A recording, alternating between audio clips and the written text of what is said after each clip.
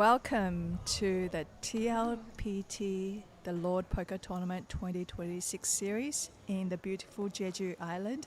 This is Selena Lin here, and next to me we have Vidal. Hello, Selena.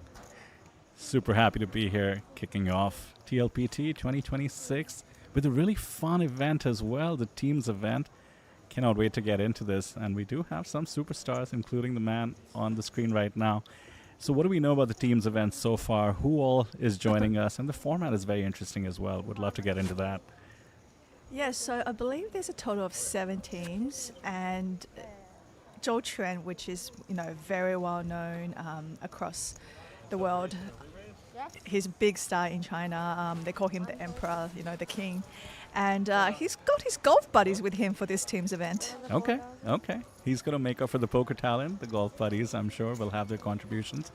So each table has one member from the team. And depending on where you finish, you get points across the table. Sort of like a sit and go. And then there's a final table with each team member as well. So it's going to be a super fun one. You just mentioned 7 teams. So there we have 7 players on our table. Now we've got some notables like Aaron Zane, who has an amazing, tournament result record. He's had some, I think there was a Triton main event that he won not long ago. That was really, really massive prize pool for that one. And Zhou Quan, definitely a very famous player in China as well. And we have Jungle Man, Daniel Cates, dressed as Captain America, I believe. Captain America himself. He always does bring some funky costume to the mix, but this time it's appropriate considering it's Team USA. By the way, we have Ace-7 getting super busy on the 7-3 deuce flop. This is going to be trouble against 2 overpairs. A bit of trouble for Jacks there, thinking they probably hold the best hand here. I mean, with the action, I don't think there was a re-raise pre-flop because the Ace-7 being in the hand. Yeah, it's actually a bit of a trap from the Pocket Kings. And looks like the trap continues on the super dry, pure board, 7-3 deuce. It's pretty much what you want with Kings. No surprise, Jack's not going anywhere. We have a huge spot here on hand 1. Oh, what a card. Now we see Ace-7 really pulling ahead here. What a bink. Has no idea how lucky he just got. Action killer as well for the Kings. Joe with his now signature white suit looks disappointingly at how the trap has kind of failed with the ace on the board now. Yeah, he'll have to read that against 2 opponents on this turn card. Someone's holding an ace. Let's go of his Pocket Kings, very disciplined. Now Daniel Cates is going to stick around for one more street. Yeah, Daniel just not a believer, not yet anyway. The difference is he is closing the action. The Kings felt a little more precarious, as you said. Joe knew somebody could have an ace behind. Jungle Man thinking he's under-repped his hand the whole way. Too early to release, and the Queen is pretty comfortable to go for one last street of value.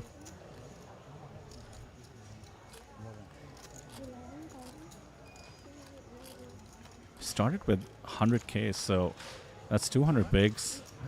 This is a huge spot. Just 11k being asked. What a value bet. It's almost like you can see Jungle's exact hand. Asking for very little. Look at the odds Jungle's getting. Because we did see that the flop bet was already 7,000, wasn't it? So yeah, it's a very, very small price for him to call. He's taken a hand that pretty much feels like the effective nuts. Oh. And turned it into a blocker, and Jungle Man attacks the blocker. This is hand 1. I mean, this has worked out to perfection. The Ace-7 has induced the Pocket Jacks to go all in. Now we see... I mean, you just call it, right? Yeah, you just, But what is Jungle Man here repping? Like, if you're holding Ace-7, I don't know if you're that excited about calling here. Yeah, Jungle Man's repping a set, I suppose. A set of sevens would make the most sense considering the cutoff call, and when you have a seven, Because think- I think if any other two pair like ace deuce, ace three, I don't see Jungle Man raising here. Right after the guy's betting three streets. But he makes a call. and this is going to be GG to Captain America. Oh my goodness, what a start to the table, to the series, to our coverage. Selena, is this what TLPT is like? I had no idea. TLPT, in my opinion, is one of the more high EV tournament series out there. I have seen some, really creative plays, and that is also why I believe last year Stevenson skipped some of other events he could have otherwise gone to, came down here, played the high roller, and won both high rollers, the 15K and the 25K. And it was a great, start to his WSOP grind. Well, what happens now? We finish the massage, or? This is actually quite interesting because I realized that with this event, because it's a teams event, they're pretty relaxed on the table, and I see the players allowed to use their phones, which, if it was like any of the other tournaments in the series, you're not actually allowed to do that.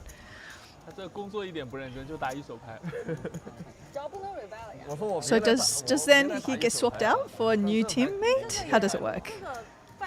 I think his other teammates would be playing on the other tables. On the other tables, okay. And given that this is the team's event, I think he just sits there and finishes his massage. So it's kind of like a shootout then, right? Would that be how? So I remember from the early days of Zynga Poker, which is maybe the last time I played a shootout, that in a shootout you have to win your table. Yep. Which is not the case here. We actually have essentially, points ladders. So starting out at 0, going all the way up to 25 points on each table. And Jungleman does get up now. He's going to walk away as the last place finisher.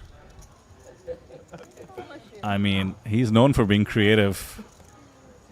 Maybe the most famous creative poker player in the world, but taking pocket jacks to the streets does not work out. So, yeah, we're going to play down to the winner on each table and then have a final table.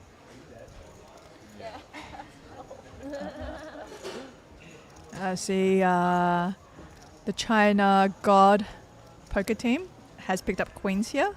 There is Pikachu with the Queen 6 suited, and the ultimate poker China poker team, I believe. So yeah, this is as creative as it gets. We had a limp on the button, and now we have a mystery hand that turns out to be aces. Are we watching the highlights here? I have no idea. It's This just is so much incredible. action. It's like, just a lot of big pairs already. So we had a limp on the button. The small blind comes along. The big blind wakes up with aces and obviously raises things up. I guess you would call that an ISO against a button limp. And then the queens decide to make their presence known. 3-bet to 13K, and the aces, loving life, 4-bet. And now after the limp on the button, I mean, you have to think that queens is still somehow super strong. And we're going to take a flop. I see a jack. If the queens remain an overpair, this could be trouble. And the dealer with the T is Jack 9-8. The queens do have some additional hope in the form of the straight draw, but this is, set up for stacks to go in. 69.7K effective, 61K in the middle. We just get this in, right? Overpair versus overpair. Yeah, especially with queens on that board with extra outs. I don't think he's going anywhere. There it is. Yet another superstar in trouble. Aaron Zane is holding the pocket queens here. Oh, we've lost some of the most notable players at this table very quickly. So hopefully he's looking for a queen or a 10.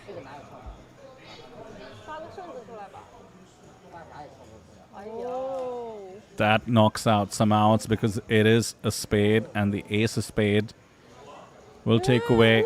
But it is the 10, the offsuit 10. Oh my goodness. Oh, that is a huge bad beat. So that's how they do it, Selena, the superstars. Wow. I think it was 4 outs left, maybe, with a folded queen on that turn. So yeah, it's that's poker for you. He looks a bit sheepish, but it was basically a setup, especially on that flop. Money going in. Aaron's probably thinking, why in a team's event? You want to save the run good for, the main event or the super high roller. 哦，第一名有2万美金啊！啊，我赢了就都捐给你慈善啊！我如果赢的话啊，但是我会很认真。 So yeah, just a reminder of the format. First place, good for 25 points. The structure was made all the way down to 9th place for 0. So we will get back on whether 7th place gets 0 or 6 points. It's all the same, really, considering that is going to be the minimum payout and everybody else will be relatives. So we do have 2 eliminations within the first orbit with 200 big blinds effective. I mean, that is some serious setups. So Kings versus jacks, and the ace-7 takes it all. And then aces versus queens, back to back. So then does the winner of each table play again? In the final table. In the final table, right? Okay. So it's kind of a sit and go, kind of a shootout. Mm-hmm.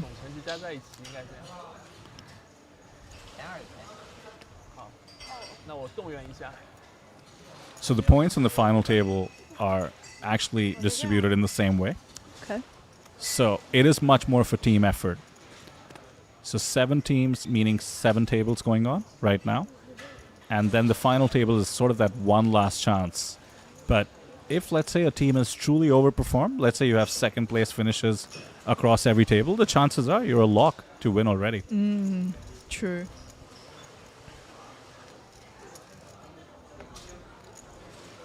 So some of the players on the table will just be like, oh, I'll just wait for one player to bust out every other person on the table and I'll just come second. Yeah, it's honestly a decent strategy. If you look around, you're surrounded by Jungle Man, Aaron Zhang, Zhou Quan. That being said, we did lose Jungle Man already.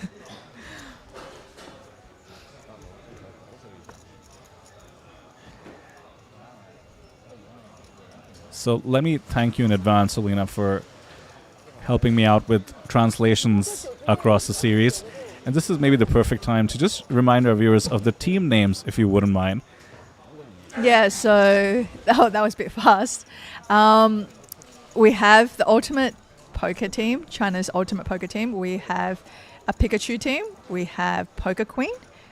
And we have the China Poker Gods.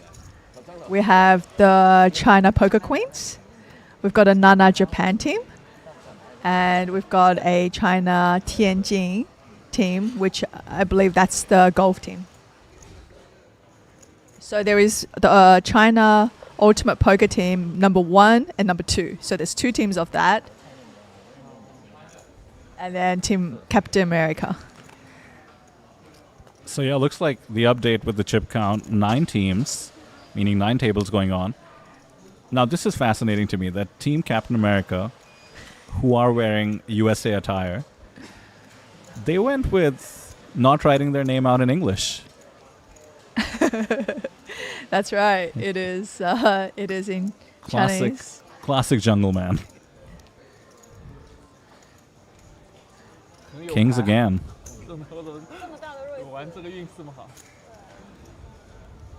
To get respect this time, King Jack does not engage.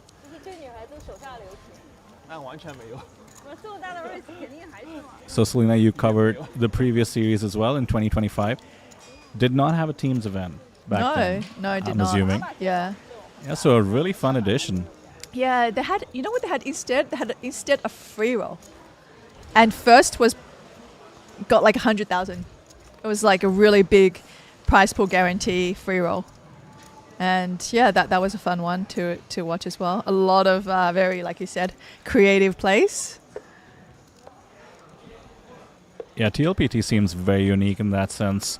Sponsored by AA Poker, and if you go on the schedule on the website, you can just see how many ways there were to qualify, including free rolls into the main event. That's a 1.5 million guarantee, of course. About 1,000 USD buy-in.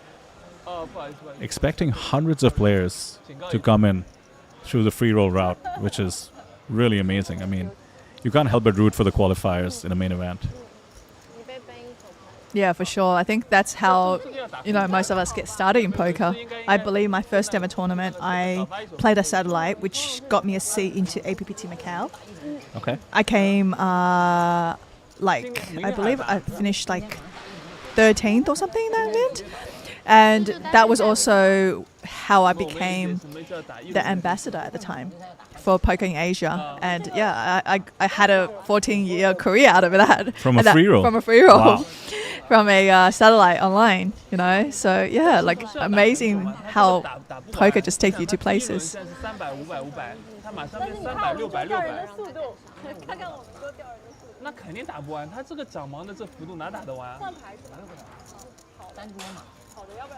Do you see some support in chat for Team Japan in particular?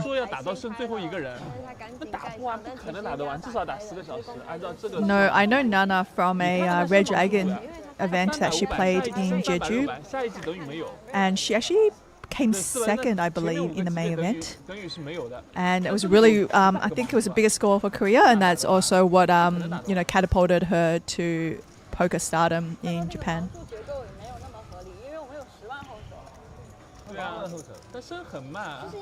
Really do find the Japanese cohort the most exciting to watch on most poker tables. I love how different countries maybe develop in terms of the styles of poker, and Japan is just so aggressive all the time, and also having the most fun. Just my experience covering a lot of tables across Asia, seems like they're the most relaxed while they're bluffing. I actually do see a lot of passion for the game from them. Very exciting. They get excited for the game. I've seen them, always traveling as a team, always supporting each other, and then they will just be on the rails just kind of shouting for the card. Yeah. Yeah, very, very passionate. Yeah, fun poker rails players. as well, you're right.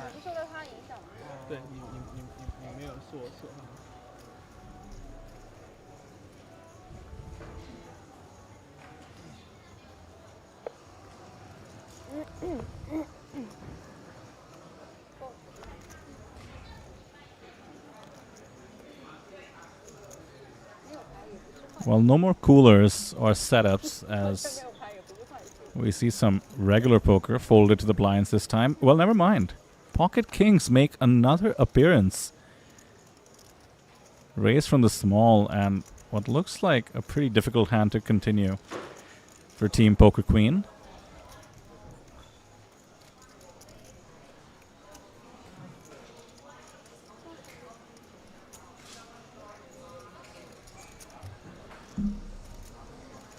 Oh my. Oh wow, what is happening here? Oh my. I thought the hand was just going to be over. You do love this. Were we just talking about getting creative? Yeah, looks like Team Poker Queen has come in with a plan, especially blind versus blind strategy.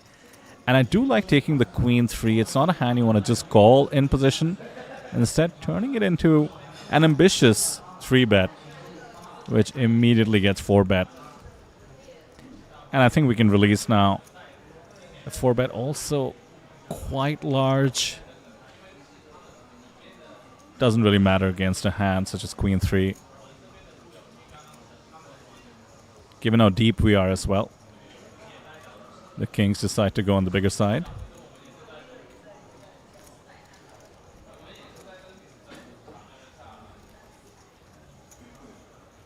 Huge shake-up in stacks this early on. Must say, did not see that coming, which means we have 2 stacks over 400 bigs.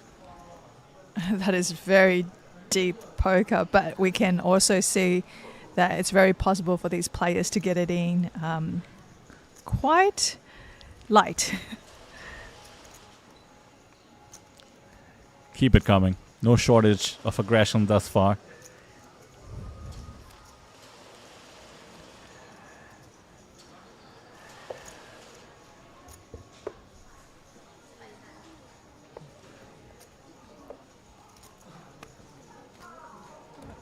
I do sometimes wonder if the feature table has something to do with it as well. You know, you're on the feature table under the lights. Maybe have some fans watching. Might as well make some moves.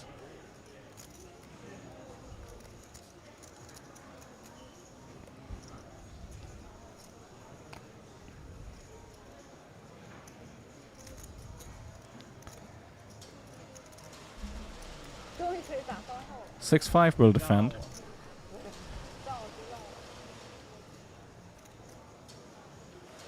The open was pretty big, 3x from under the gun. 6-5 a hand, you can let it go sometimes, but now you flopped 8-7-6, and that is a dangerous card because it gives a straight to the under the gun opener, and bottom two will lead out after the check on the flop.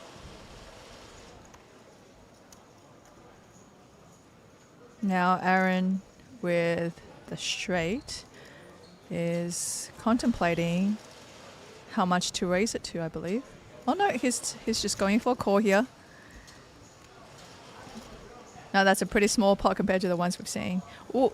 Oh, that's not help for her, is it? Yeah, a bit of a lucky card, I suppose. Although she has let out, her two pairs have been essentially counterfeited. She has a pair of sixes at this point. So this bet is basically kind of a blocker and looks like it's about to get raised, and she already seemed to have signaled the disappointment.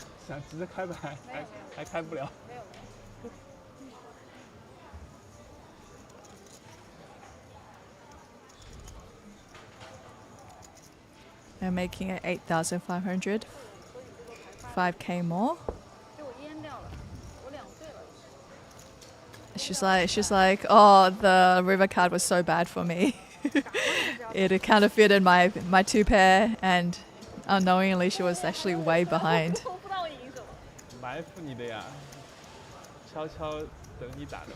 And he's like, I was trying to trap you, waiting for you to bet. She still thought she was ahead until that river card. Okay. She's super convinced. She's like, yeah. I don't blame her. Against Aaron, you have to think.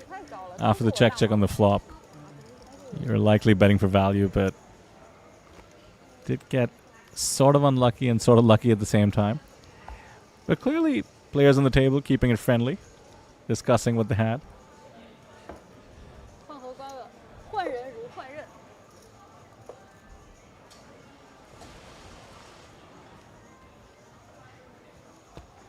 So the buy-in was approximately 4.7k USD per team, I believe. We'll be finding out payouts shortly, I suppose.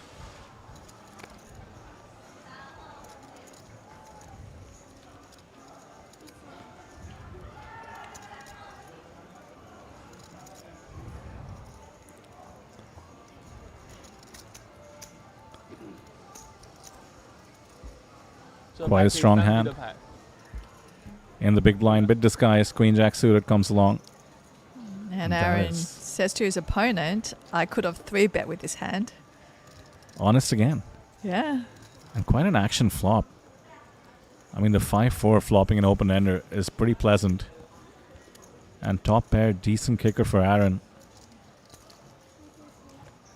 And looks like he's going to live up to his statement pre-flop and immediately check raise. Now with up-down, straight draw, Zhou Quan isn't going anywhere.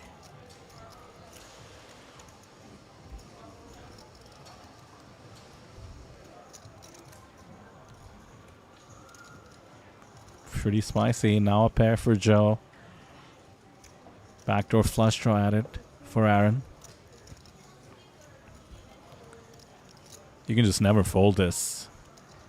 Not much to do. but just call in position. There's a couple of super dangerous cards. Ace of Spades comes to mind. 9, though, just means check mark for Aaron. Joe left with just a pair of 5s.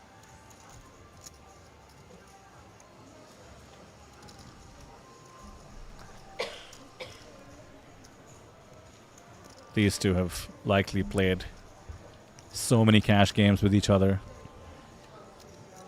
Likely met on a lot of MTT streets as well. Aaron just checks. 20k pot will go his way. 真的可以3B， 最后不敢打了。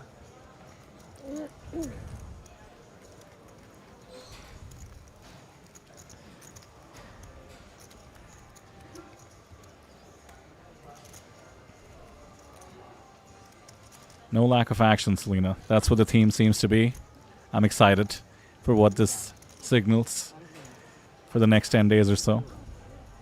Well, I think with the teams, it's also a little bit more like you have everybody else's like results on your shoulders a little bit, right? So, I mean, I don't know about how Daniel Cates felt playing that poker jacks, but you kind of want to, do good for your team, right? Like it's almost like, it's not just about you, right? Right. But when you're playing like a normal tournament, everybody's for themselves, right? This is, you're carrying the weight of the entire team, like everybody feeling that on their shoulders. So if they can, finish like top 3, it's actually really, really good for the team. Yeah, poker is such an individual sport that it can actually throw people off to be part of a team. Exactly, yeah. It's quite different because, in poker, it's, unless I guess maybe tag team for WSOP, you don't ever work as a team. It's very rare. That's why I think that with these teams event of nations and cities, they've started introducing a lot in Asia. I think I've seen them run it in Japan. I've seen them run it in Taiwan. It's actually quite popular.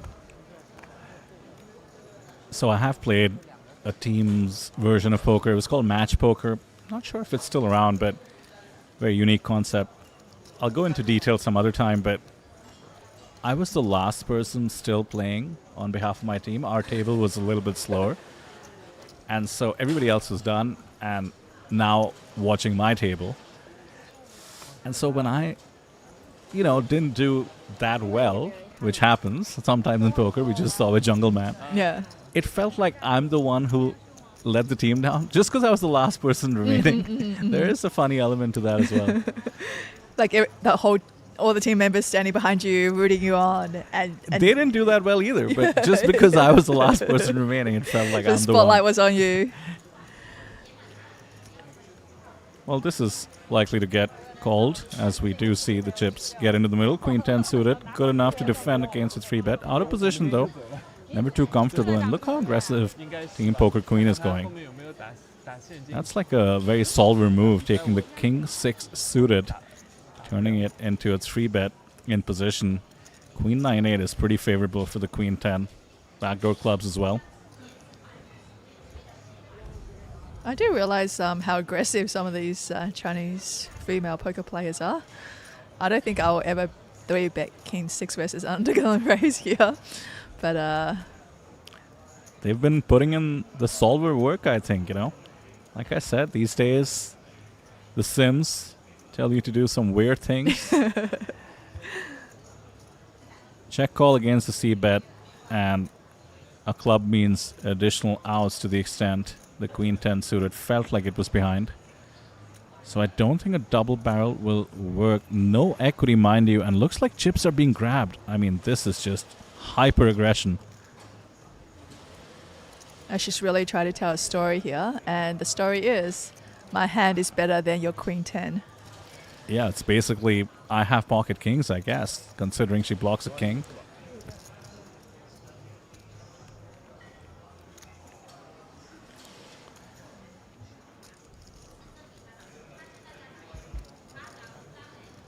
No surprise that the Queen 10 check calls, and the king catches. And check, and this is going to be a funny showdown. Oof. I think that Queen 10 thought he would be winning the pot here and didn't realize that river card 扔错了，来的错的。 was actually very bad for him. I mean, King Jack, you'd still understand the double barrel catches the king, but the no equity bluff somehow becomes top pair. 主要是他刚要弃牌前，他让他看了牌，对，粉哥翻出来了。因为我也弃牌了，所以我们两个人知道。对，粉哥翻出来了呀。主要这个是因为在直播上的，所以没关系，你随便想看都可以看，一点无所谓的。不是公平性的问题，对，就绝对不是因为是没关系，刻意的。我们那个很愿意分享的。他打得很好了，很纪律了，一圈没有。张老师谁呀？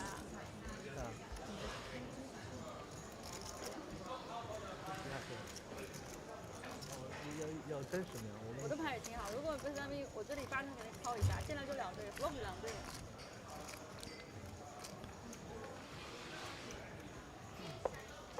Looks understandably disappointed, but taking it in stride. Not too big a pot ultimately. Team Poker Queen up to 116k.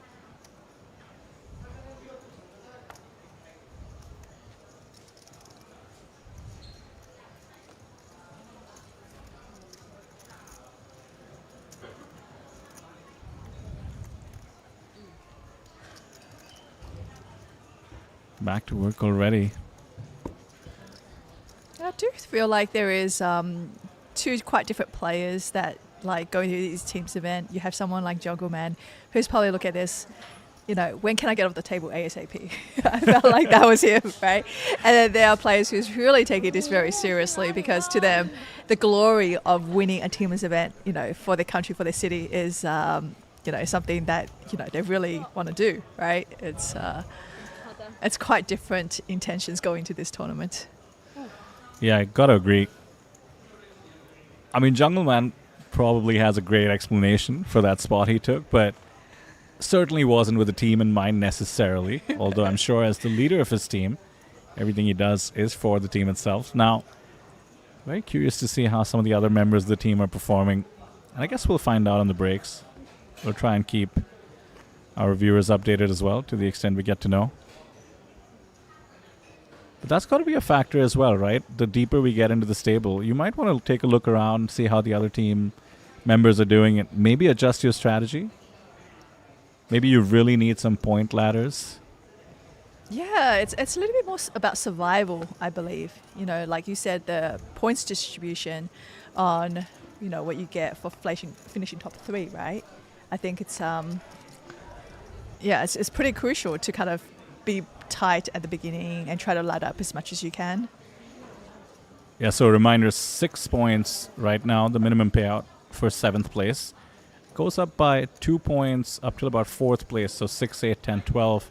And then we're talking about 15, 18, and 25 for podium finishes. Yeah, I see Nana Japan under the gun raising with ace deuce suited, and we see Aaron Zane making a 3-bet with the jack 6 of clubs. Work with the king 6. Why not? Jack, ace, 3, 2 clubs. Once again, action flop.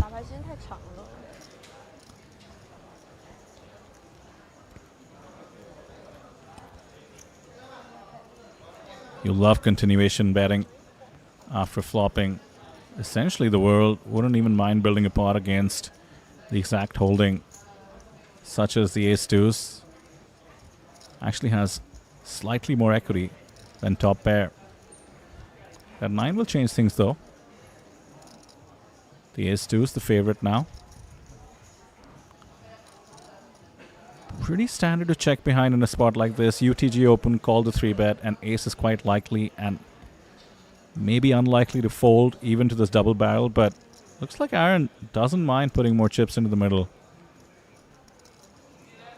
Kind of setting his own price as well, can check behind the river in case he doesn't connect further. But if he does, he wants to build a pot.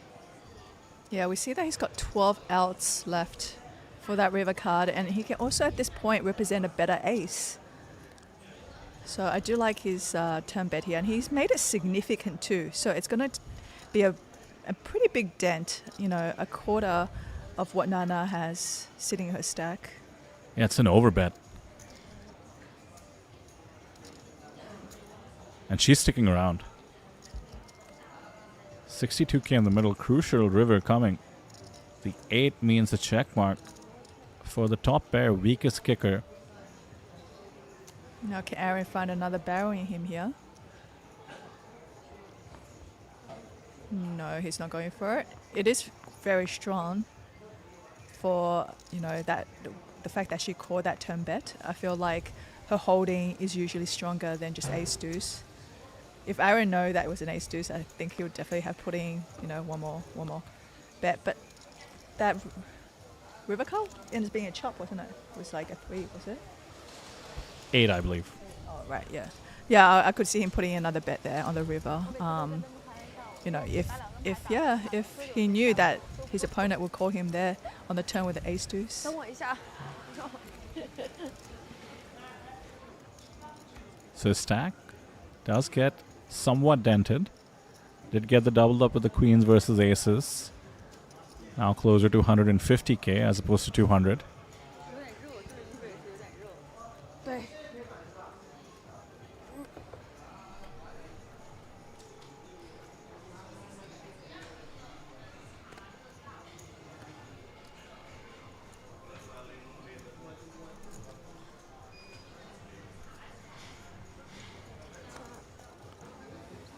We're getting pretty loose here. Ace 5 off under the gun. We're 7-handed. This technically is considered sort of a bluff open, sort of a long range steal with the ace blocker. So far, so good. Long range steal activated.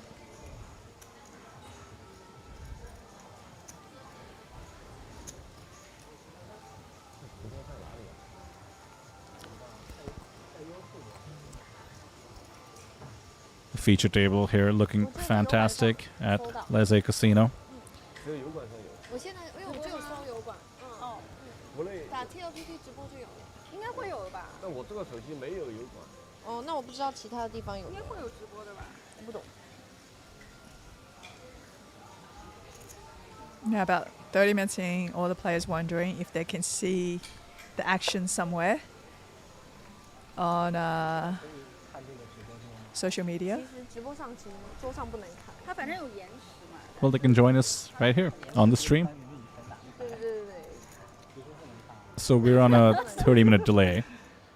So hello to all the players watching us now, 30 minutes later in the future. 都是零件。红死我了。哎嘿。 That is a chip leader open right there, 7-5 off from the cutoff.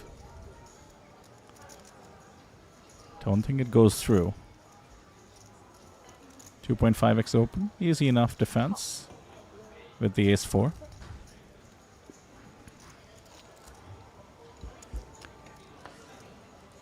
This is such a fun event already. It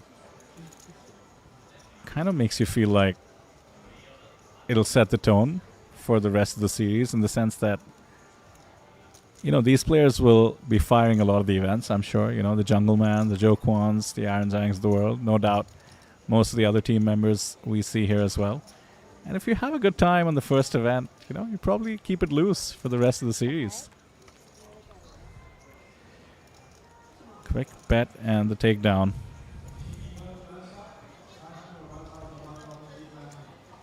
Yeah, because sometimes, poker is about having fun. And I think sometimes, after you're playing for too many years, you forget that. Going back to the basics, just having fun.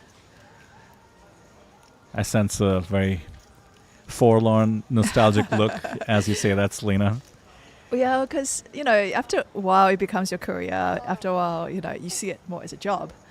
And then, you kind of step away from it for a bit and you come back and then it becomes fun again, So you do have this almost love-hate relationship with poker at times. And For me, I've loved games. I still do love games. As of recent, I've transitioned more into, like physical sport, pickleball. I love it.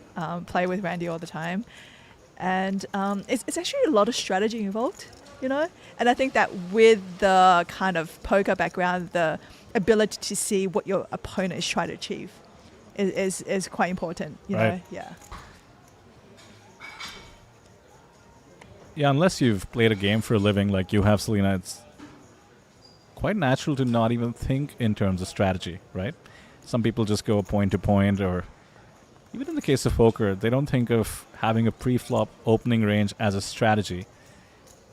So yeah, I can see you're using all the edge you've accumulated over the years in your pickleball game. We do see a raise here, and we see now a 3-bet out of the big blind by the poker queen team, and she's choosing the holding of ace-9 and getting a stare down from Zhou Quan here. Now he's not going anywhere with these pocket jacks, and also playing position here. He makes a call.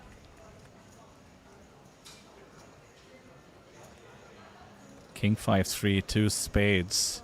Not the most pleasant flop for jacks, but quite a quick check, and I must say, a live tell in a way. The way she just seemed quite happy to quickly check and not interested in continuation betting. Her hand looks a bit face up. For sure. And I think Georgia here is starting to realize he's definitely ahead, and she has lost interest in, trying to win this pot. And looks like for the river, he's going to go with a value bet.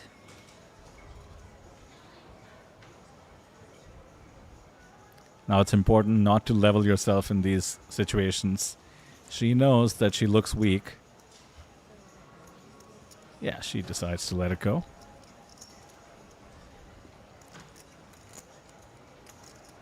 Nice attempt pre-flop. Take the aggressive option, take the ace-9. 3-bet. Actually gets slightly unlucky. Joe relatively top of range with the jacks. No further damage though. So the China Ultimate Team is number 2, is ranked in the first place. Did look up Joe Kwan's, or is it Chuan? You'll have to educate me. Oh yes. So Chuan, right? yeah. So have you heard of like qi, like Yeah. the yin and the qi? Yeah. So in Chinese, the Q is always Yeah, pronounced sure. in that way, rather than you going with that Q sound. Right. Yeah. Something to keep in mind. So as I was saying, I did look up Joe Chuan's hand and mob, and astounding. Is there a guess, by the way, if you don't know this already? Oh, like a cumulative lifetime earnings? Yeah. Oh god, that's a good one. Let me think. What would his be around? Let's see if I can give you a Okay, hint. I'm gonna go with I'm just gonna throw something out there. All right, I'm gonna go with 10 mil USD. Not a bad guess, and ballpark is correct. He's number 4 on China all-time money list, in case that helps. Is Aaron above him? I can check that momentarily, but just to answer, it's Number 4. almost 18 million. 18. Okay, so almost double what I guessed. That's very impressive. Yeah, followed by Tony Lin, Biao Ding, and Aaron actually leading the list Yep. with near 22 million. I see. So we've got some of China's best minds here on this Definitely table. too. Yeah. Do spot somebody on the list as well. It's Zhou Yinyan, number 8 out there. That's the as well. WSOP Paradise winner, isn't it? That's right. Yeah. He's probably on one of our outer tables. He is in the same team as Aaron Zane for this tournament.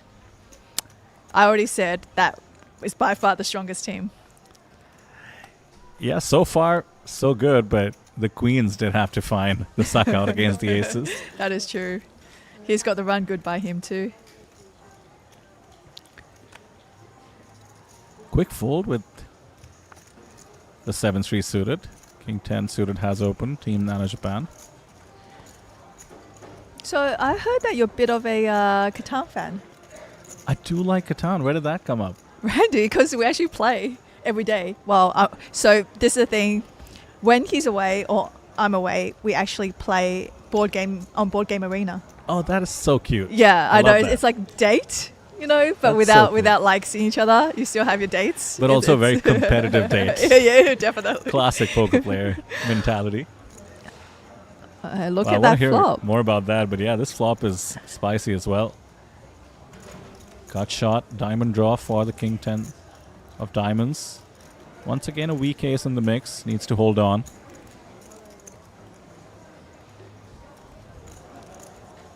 Check raise wow, with the he's ace. Going for a raise there. Nana's not going anywhere with the number of outs we see. Yeah, that is very pleasant. After check raising a weak ace, you get pretty uncomfortable when called. Probably worried about future streets, but not only is that an offsuit card, it gives him aces up. Now wouldn't mind bloating the pot further for value. Quick call once again.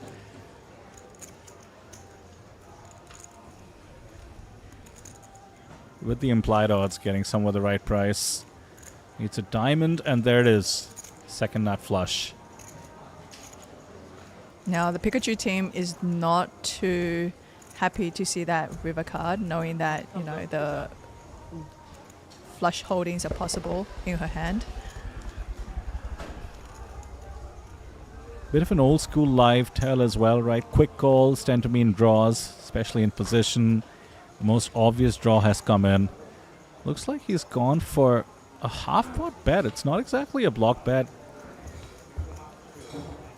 He actually feels like his hand is strong enough to try and extract from non-flushes. And now should be getting the bad news. Yeah, he's probably looking at like an, you know, ace X holding paying him off there. But she's putting a raise of 35,000, which is 25 roughly for him to call there. And he can't be thrilled about that.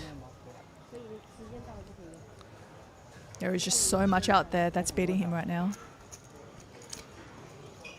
Just as a bluff catcher now, and you'd at least want to have a diamond, if not the ace of diamond, to be bluff catching in this spot. One of the advantages of going slightly bigger or standard on the river, he went about half pot, is that when you get raised, you can convince yourself your opponent has value. That being said, it's been paid off. Two pairs decide to get sticky. That is a huge swing in the favor of Team Japan there. Nana's currently one of our chip leaders on the table. I believe Aaron's probably around 200,000, and I think Nana's now is matching that, as well as China's ultimate team number 2. 600吗？ Yeah, a bit of a three-way situation at the top. The haves and the have-nots. It's always interesting in a sit and go. It's a format I've actually seen and commentated a decent amount over, simply because it's sort of the go-to format of a lot of televised poker that we used to do in India. And the ICM is no joke, because not only do you have ICM in your own table, you actually have it for the rest of your team as well. So, for instance, with Jungle Man out with 0 points as the first person out, the rest of his team actually has more ICM pressure, right? Because they need the points even more now to have a shot. Could make things pretty interesting, especially as we get deeper. We hear a little bit more about eliminations on the outer tables. 对对对对对，或者长快一点。 Yeah, I actually focused a lot of my career at the beginning as a like sit and go player, because I felt like the format was really fun, but you're not as committed time-wise as a multi-table tournament. That's right. Yeah. Which actually does lead me to ask a question about your Catan prowess. Are you playing mostly heads-up Catan, which I know has become quite popular recently, versus the standard four-handed social trading aspect of Catan? Wait. Heads up?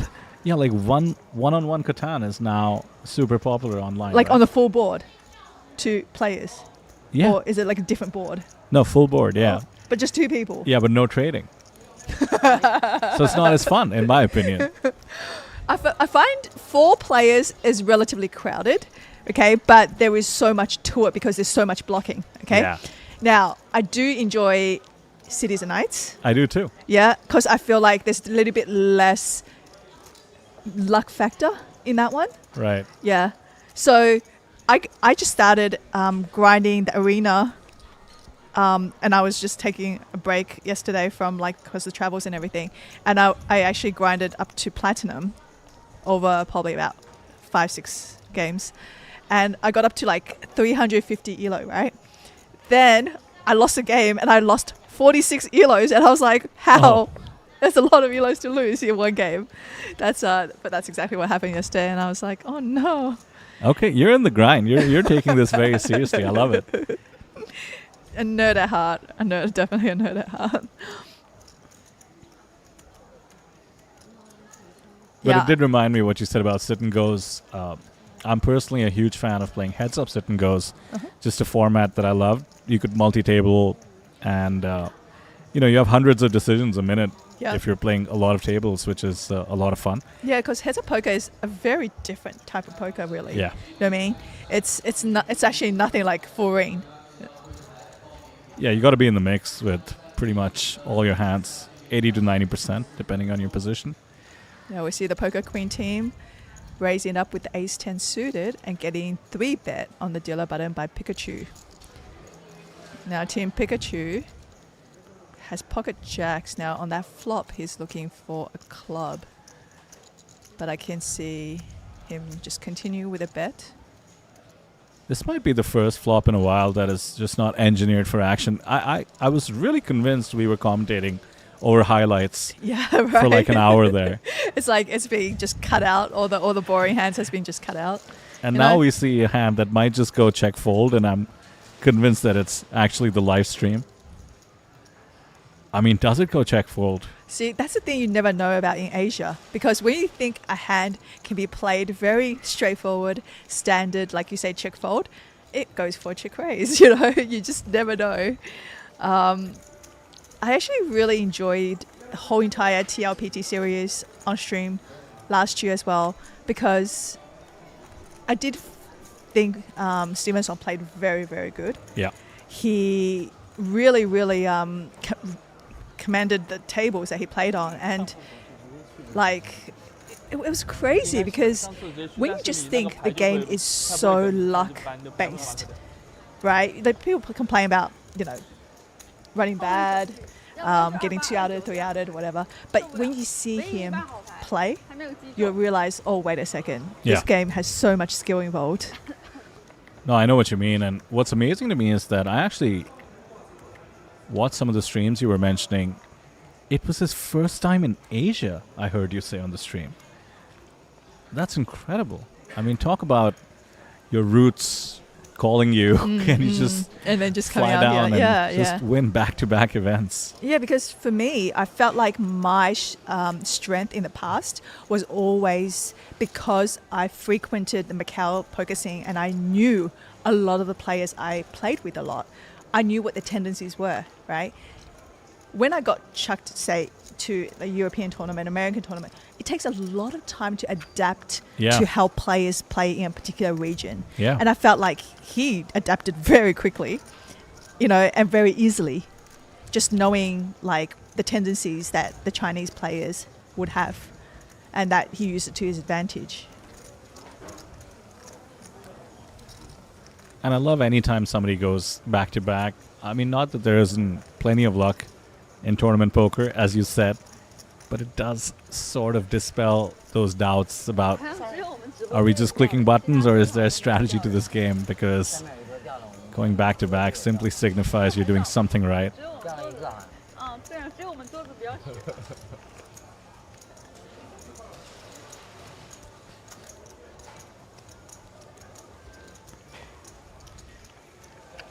Certainly having over 20 million on your hand and mob also signals you're doing something right, as we see Aaron kind of focusing up.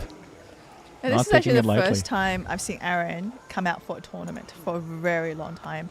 I think the last time he might have come out for a tournament might have been that Triton event he won for millions of dollars, and he just kind of like disappeared and 对啊，就有意思。 I guess went back to living and enjoy his life for a bit, and coming out now for this teams event, 这样不要选，你不要选。我已经做了，我做了。 So remind me, Selena, their team is called the Poker Gods. the Poker Gods. Yeah, but it's more like when I say the Poker Gods, they put poker at the front, but 1007嘛。 in China, when you see someone who's usually like tall or physically attractive, you just call them a god. So Right. that's kind of like where that play on words come off. So not necessarily poker god, but more like just, More like the poker hunks. yeah, exactly. Kind of like that.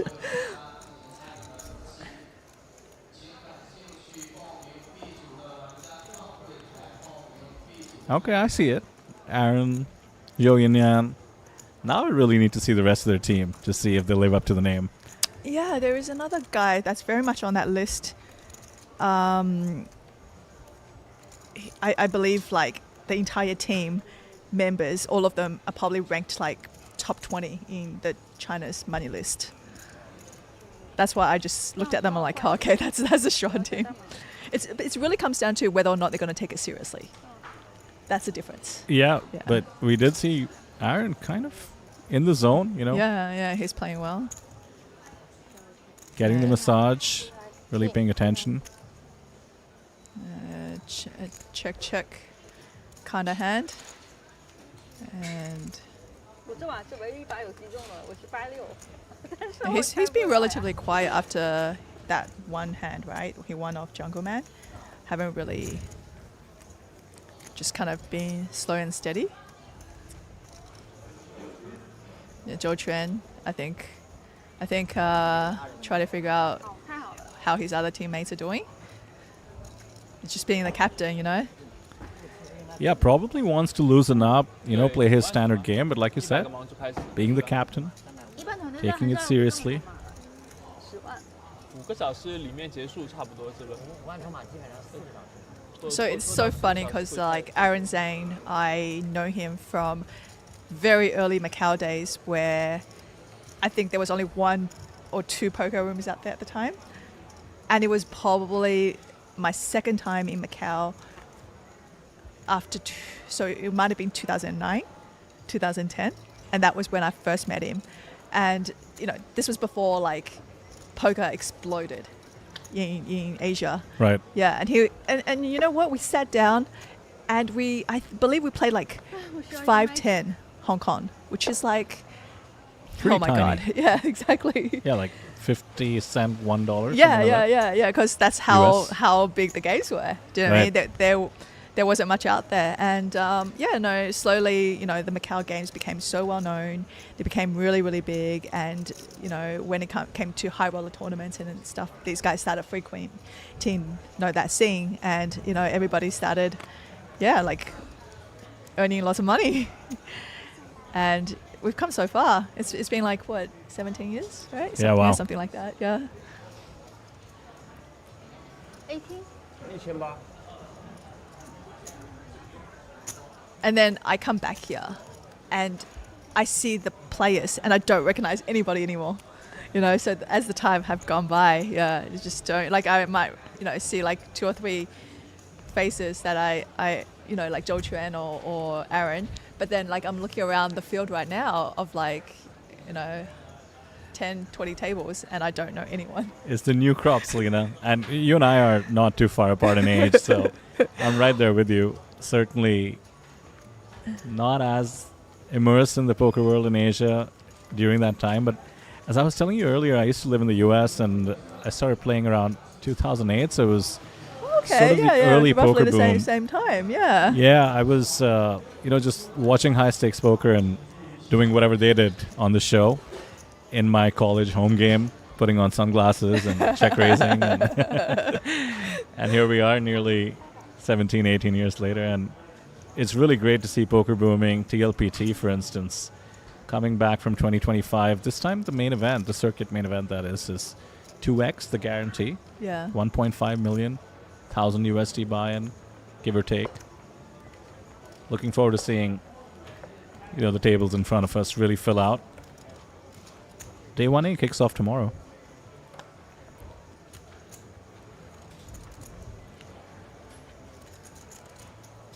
And I'm sure you look back on Macau fondly as a destination, but I really feel like Jeju in particular has really emerged as just the go-to for not only tournament stops, but cash games as well. And I completely get it. I mean, what a great venue. What a great island to play poker. Yeah, man. I traveled here from Australia, but to fly here from Shanghai was an hour. Yeah. It's closer than Melbourne, Sydney. And it's just so easy to get to.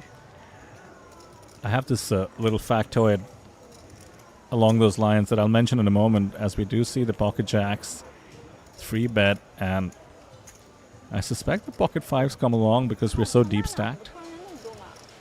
他拿了谁的？他刚刚，这是他的哦。 We did see her 3-bet king 6 suited earlier, and that hand went to showdown. It went to so showdown, yeah. if he had seen that hand and he remembers what she did there, you know.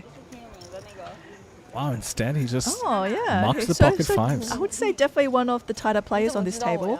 我肯定知道你啊，为什么知道 yeah. 我？Titan No, I think that small pocket pairs 在吗 is usually the hands that people are like, oh, I'm going to see a flop, and it's got to come all these overcards, and I just have to check fold, right? Yeah, which is why I really admire the discipline there. Especially with the chip leading stack on the table. 以后要没有你 Sort of goes to show, I mean, we keep using the word taking it seriously, but just goes to show how badly he's looking to win, I suppose, not investing the extra few bigs to try and peel. Very great to see. But yeah, coming back to the factoid, Selena, apparently Seoul to Jeju is one of the most frequented flight routes in the world. Yeah, I think there's a flight leaving like almost every hour, if not It's like more. a bus.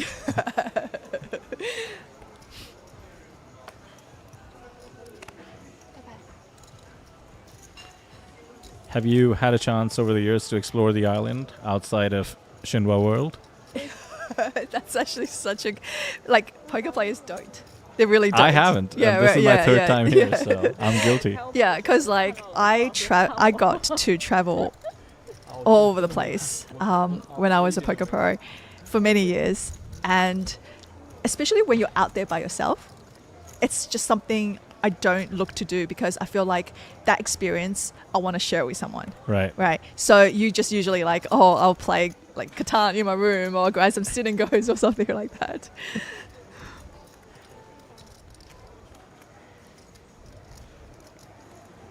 The jack is giving two pairs, as well as just a pair of jacks with the jack six of diamonds. Pocket sixes with the only heart, but doubt they can withstand the 6K ask. No way to know that your heart is good. Does come along though. Color me surprised. No heart.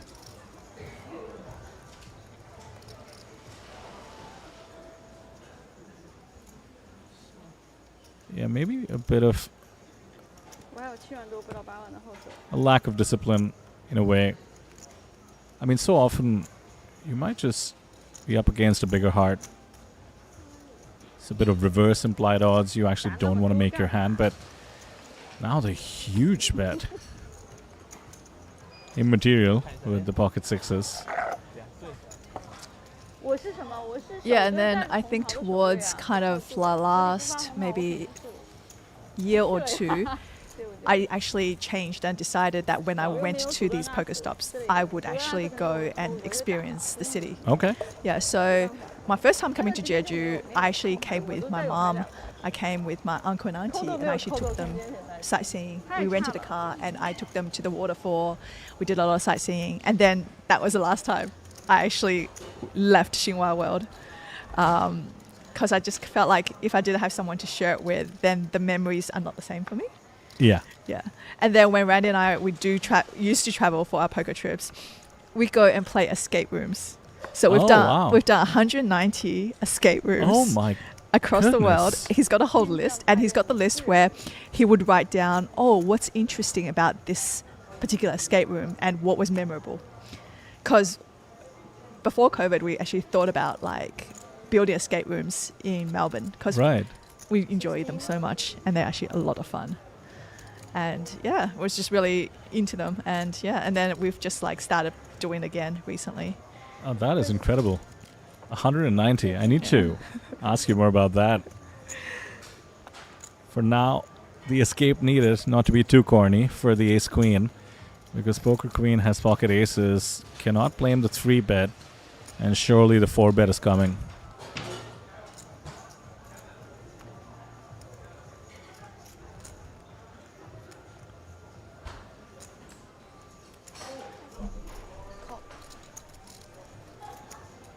Love this. Looks like the trap has been set with aces.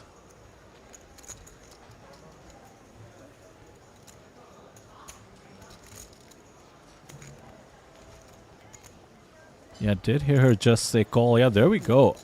I mean, perfect play so far, as though she can see her opponent's hand. King, Jack, 3, just enough to keep the ace queen interested. Especially being the pre-flop aggressor. Now she keeps telling that story of hers and checking it to the pre-flop aggressor.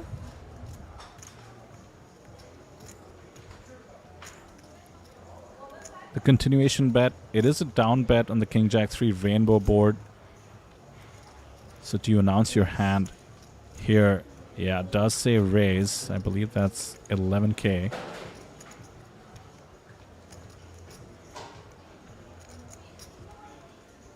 Wants to start building a pot against hands such as ace king would be ideal, I suppose. King queen. Even ace jack might peel a card. And ace queen would be tempted, but 7.5 seems quite a lot to call just to try and hit a 10. In position though. Good thing an ace is good as well. But yeah, good time for discipline. Yeah, not getting stubborn. Try to look for a gut shot 没有靠老 or 师 an ace rolling off, because even if an ace roll off, you just can't possibly think it's going to be good at this point. So 190 escape rooms. I'm still processing that. That's a lot of hours. And you know what is so funny?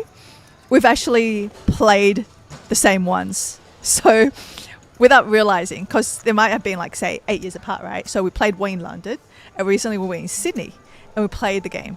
And then only until maybe, like, it was like an 80-minute game, about 45 minutes into the game, Right. Randy suddenly realized, oh, we've been here before. So what a lot of the places do is that they can buy a escape room kit online, Right. right? It's From, like say, a white label yeah, service. yeah, like from like Sweden or one of those countries where they like put it in a container and they have all the panels and all the gadgets and everything you need to just put escape room together. And we played it, and it was funny because it was 8 years apart. It wasn't like, oh, we knew exactly what to do. We still actually worked through the puzzle. It's like a movie, right? Sometimes you watch a movie and you're like, oh, I haven't seen this movie, and then all of a sudden Yeah. you get to a point where, you know, it's revealed and you're like, oh, I have seen this movie, right? It was just the same feeling there. I mean, you should be making your own kits for sure at this point. Especially someone like you and Randy, no doubt. I can imagine you've really figured out the inner workings of what makes a good escape room. Time to monetize. Or maybe you never monetize, you know? Because that's a hobby and a passion. A that- hobby and a passion, yeah.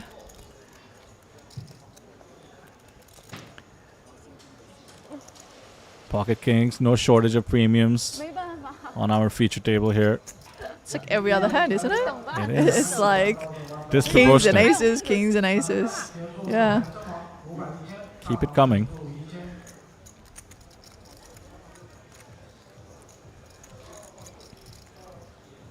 So the poker gods will come along with the queen jack off. This is trouble. Quite a weak holding up against pocket kings. And a jack on the flop. How costly does this get?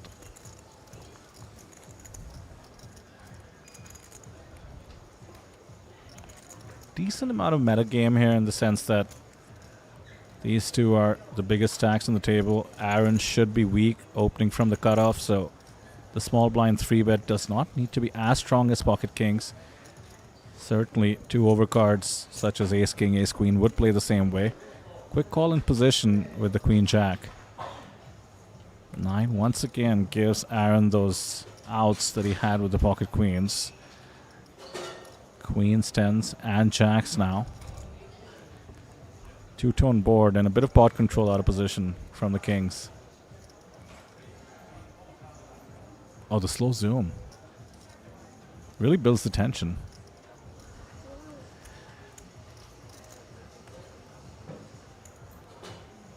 So Aaron's... Yeah, he's taken the betting lead. We saw this when he actually checked back the river. And a jack on the river. Now what is this? Just running so pure.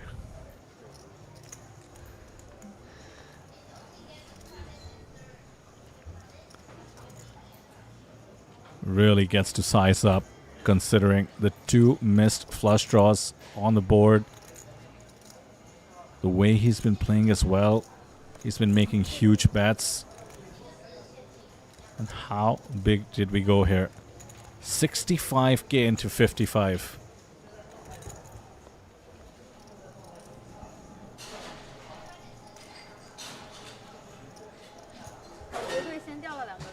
I mean, this is just so difficult to get away from. After you continuation bet on the flop, when you check the turn, you're massively under-repping the fact that you have pocket kings. You might do the same with ace queen, ace king if it has a flush draw, even hands as weak as ace 10, ace 7 suited. So you do feel you're high enough in your range, and looks like he's going to pay it off and see the bad news. We have a massive stack now in the form of Aaron Zheng. 291k, that's 3 starting stacks.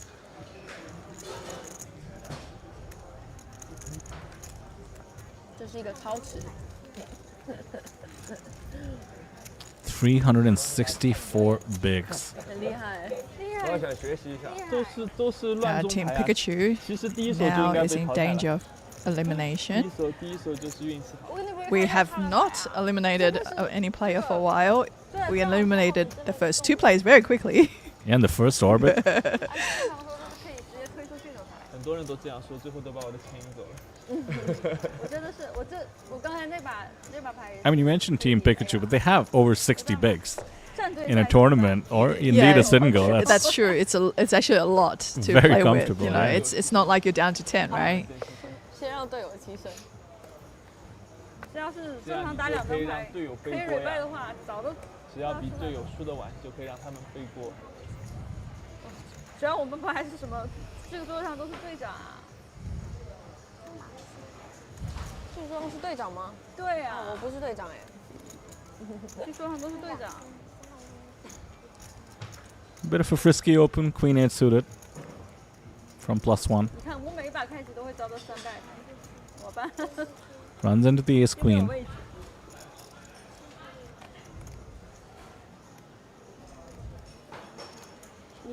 你的后手只有，你没有橘色的了哈。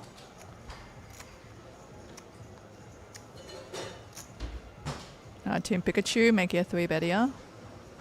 She's one of the tighter players on this table. I'm probably not seeing a flop with that hand. 我还是可以很怂的。 Yeah, good laydown. 坐一会儿。 Doesn't put good chips after bad, after the lose open. 刚才我们俩你猜我大毛那把牌是什么？他们 Is she 觉得 rocking some TLPT 想 merch? 要自己发出来是 I believe so. 啊，就是5、6、7、8。 That should entitle you to some run good. 5、6、7、8、7是什么，牌？ A9。我顺着呀，我已经顺着了。我没有看。 I love taking a quick look at the fashion on the table just because I'm so 我们尽管不 unfashionable. 看直播也会有人发 It's 现。 mostly out of jealousy, and gotta say, nothing can compete with Zhou Chuan's now signature white suit. 闪牌就是胜。All my life, I've wanted to pull off a white suit and just never had. I think for the WSOP, the year he bubbled, he was wearing a full-on tuxedo, Oh, wow. like black and white, you know, like that full-on like formal wear. Yeah, I think there's a famous photo out there of where he busted on the bubble unnecessarily. It was so unnecessary, the hand, if you read it. And he was just dressed to the T. It was just like he prepared himself that day and he got up, he got dressed. It's like, I'm going to be the bubble boy today. Okay, yeah. Yeah. If you're going to punt, you might as well do it looking good.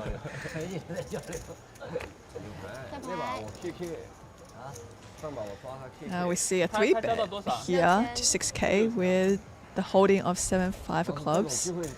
And then Aaron came to play with the Queen Jack of clubs. That's quite mischievous to take on Aaron with 300K, 1/3 of the chips in play, with 7-5 of clubs. But it did work for him opening from the cutoff, if I remember correctly. Quick c-bet took it down this time. It's not going to be as lucky. And the guy's probably just fuming from his kings getting rivered. That's right. Looking for a little bit of a clawback.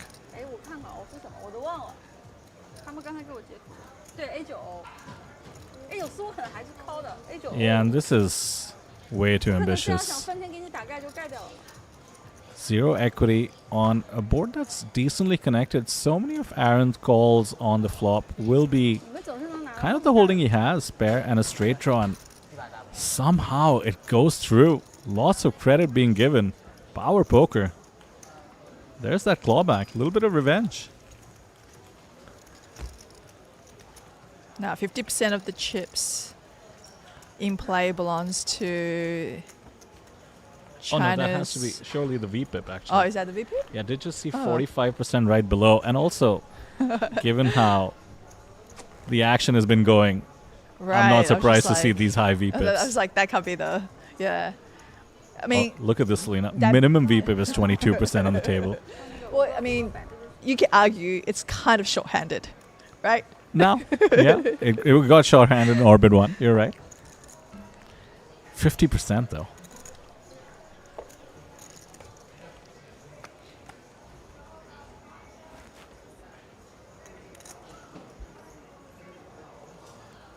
So sometimes, like, as you're playing and, you know, when your kings get rivered like that, you try so hard to just win that pot to make yourself feel a little bit better, to Right. just not tilt anymore, right? You know, everybody has some kind of tilt in them, and you do see this happen quite often, is where they lost a big hand and just like, oh, just let me win some chips back. And then it just helps them just feel much better, and they could go back to playing their normal game again.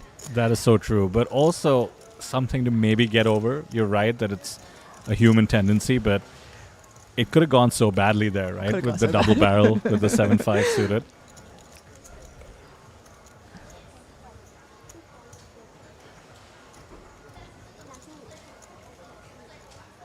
Jack 3 open from the button works out with the Jack high board.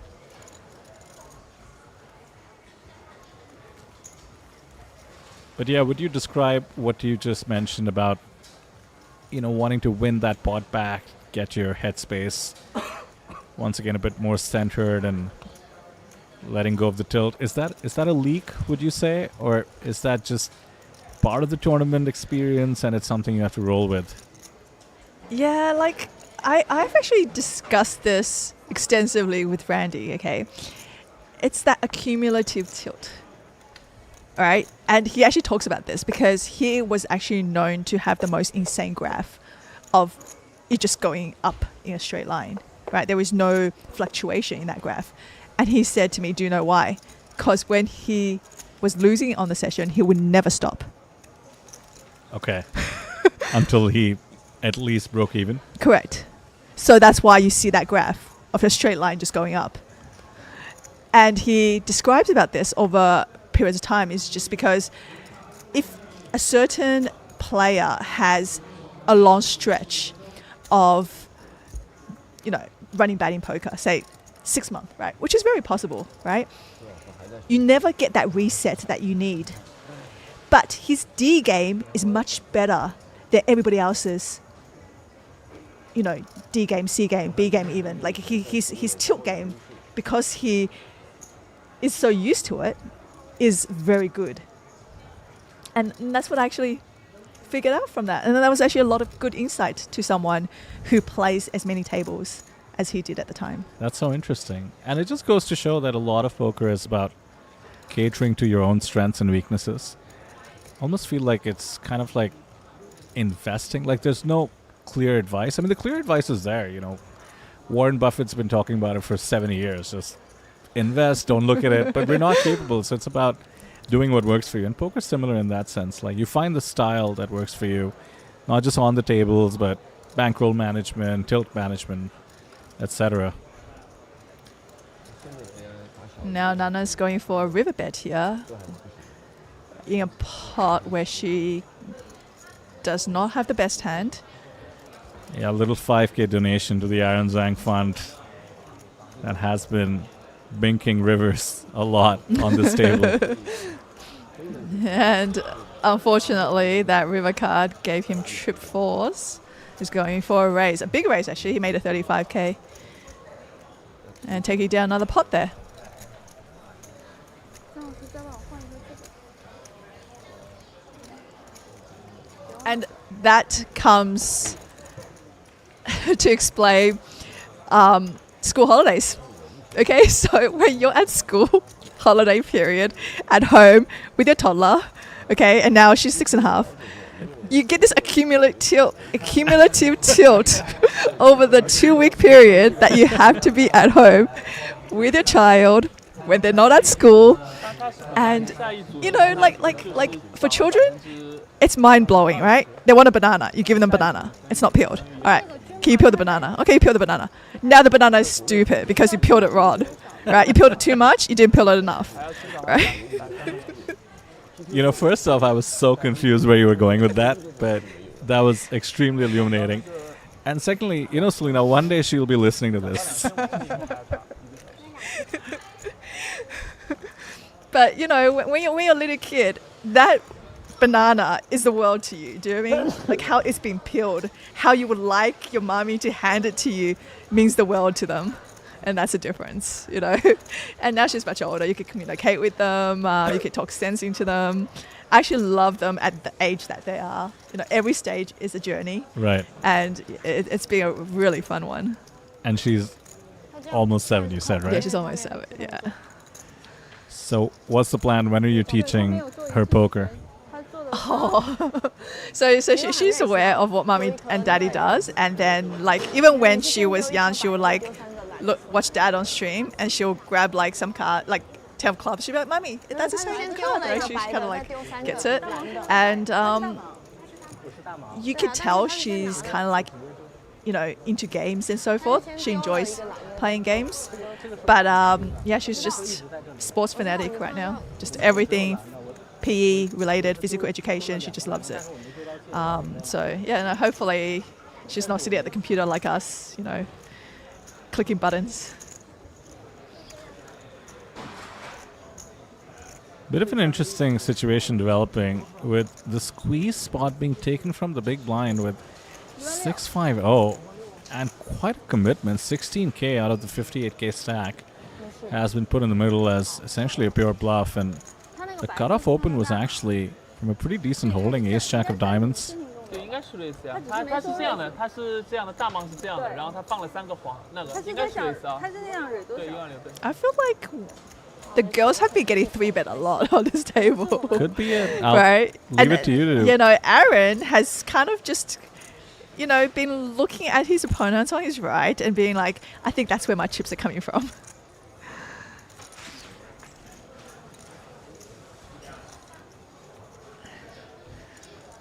Now it's a bit annoying spot here for the ace jack of diamonds. And looks like we're re-popping it. This is just awesome. Totally in tune with what might be going on. She's made a 4-bet to 42,000. Yeah, she's played some really aggressive poker on this table. I like it. Absolutely. Living up to the team name for sure. Gets rid of the riffraff. Collects the 16K in the form of the squeeze bluff. Slowly chipping up.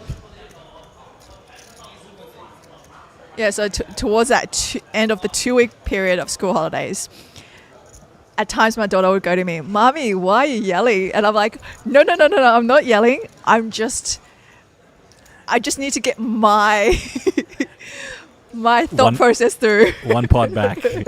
You need to win one pot. Yeah, exactly. Do you know what I mean? Like you're just giving so much, and then the kids, they're so intuitive, and they're so smart about like how to maneuver between the parents and everything. Yeah.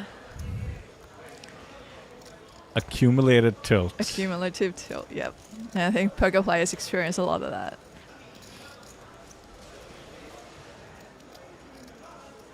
So as somebody who played professionally for as long as you did, do you have a poker analogy for most aspects of your life, you think? Poker teaches you so much. Like, I'm so glad I found the game. Just critical thinking. Like, I don't know where I would be if I didn't find games. It's just games in general. I play I love Dota. I play Dota. I play all sorts of board games. I play like Avalon, the social deduction game. I play Blood on the Clock Tower. So pretty hardcore games. And then the Euro games like the Great Western Trail, all those games. Yeah, like not the ones that you find at the Walmart, Kmart, those places. You have to go to the actual board game store. Do you know what I mean? They're really, the stuff that people have never heard of. Yeah, really into those. You need to really have nerd credentials. 100%. Like, you can really tell if somebody knows their board games or not, because somebody would talk to you about Monopoly and you're like, cool. Even Catan is very much a beginner's board game. Yeah, pretty mainstream. Yeah. Poker is so great is that you don't get bored of the game because it's not repetitive in the sense where, say you play any other board game, you might have like an opening strategy, you might have a particular strategy that's your go-to, so forth. But with poker, like, it depends on your opponent, depends on where you're sitting, it depends on your chip stack at any point in time. The game's always frequently changing. And the game itself, in terms of strategy, is always changing, right? There's things that are yin for a little while. And then, like, for example, like, there was a time where under the gun was raising really loose. So everybody starts 3-betting under the gun raises and so forth, right? So there was just like an evolving way of playing the game, that players do. And on the table, after a while, it's all about that dynamic that you have with a particular poker player, right? Sometimes you're like, oh, why did this hand happen? But the problem is you're watching a hand, but they've been sitting at this table now for maybe 6 hours, 10 hours, right? So the amount of history and the amount of metagame they have going into it, there's so much to it. So by us as a viewer watching a hand, you really can't begin to decipher exactly what's going on, right?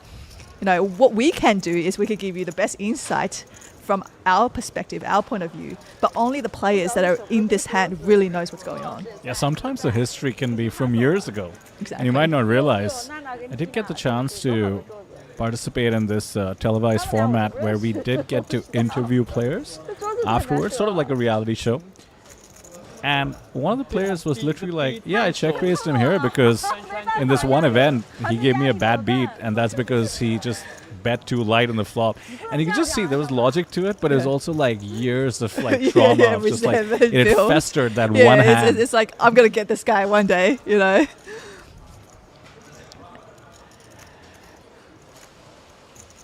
The aggression continues, this time with the best of it, but Queen 10 now has the open-ender in position. Just 37K in the stack. 2-2 on board. Quick call, it seems like. Just 28K behind. Very curious how a brick is approached as we head to the river. It is a king. There it is. That river card, huh? They're haunting a few players today. Pikachu's ahead with a straight.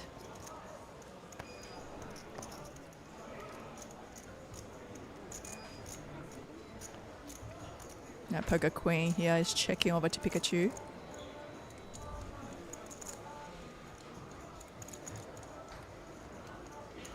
Can just comfortably bet this.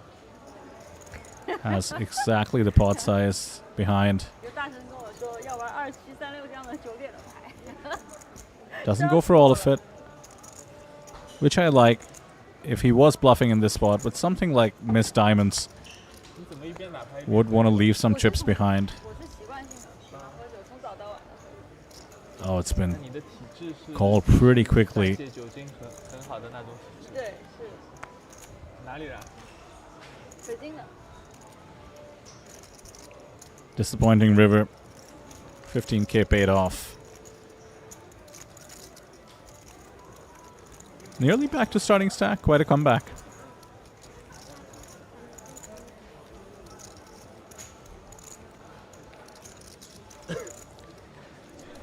They started them off really deep, huh? I was actually surprised to see how many big blinds they still have. 200 Before. bigs, you know? Yeah. And I think the blind level doesn't go up as quickly as you would expect. Yeah, we have 25-minute levels. Yeah. So it's quite decent for a team's event. With good increments. Nice and slow.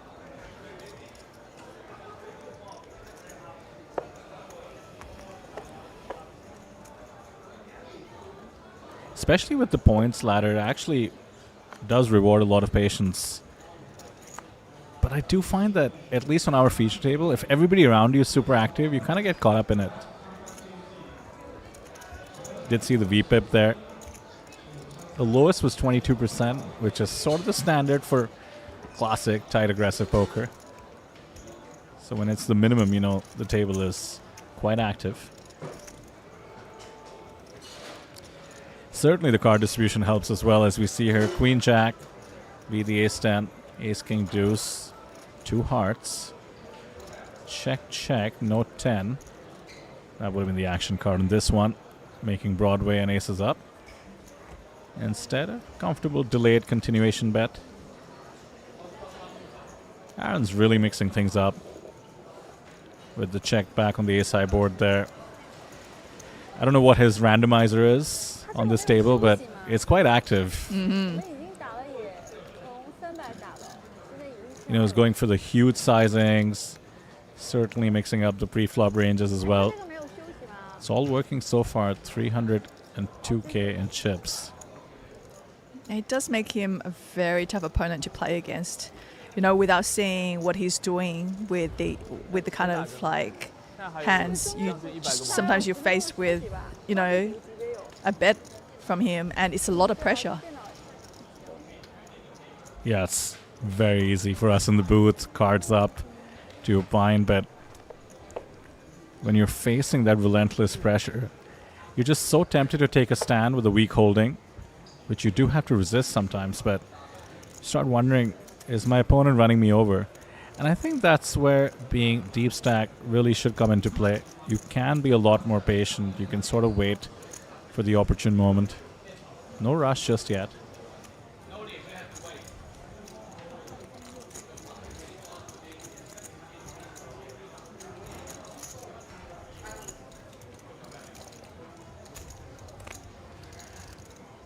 You were talking about how poker, in particular tournament poker, is just different in every spot, every situation is something new.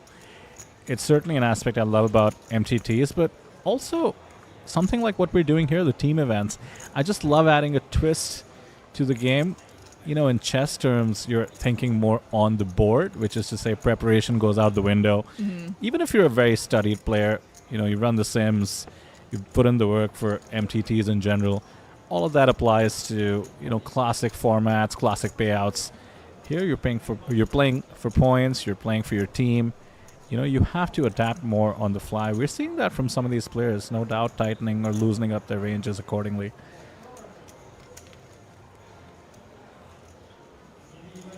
Also, I'm a bit of a convertee to mixed games. Sort of recently discovered them, and still quite an amateur, but now I know But all it's of them. fun, right? Oh, yeah, it's so much yeah, fun. it's so much fun.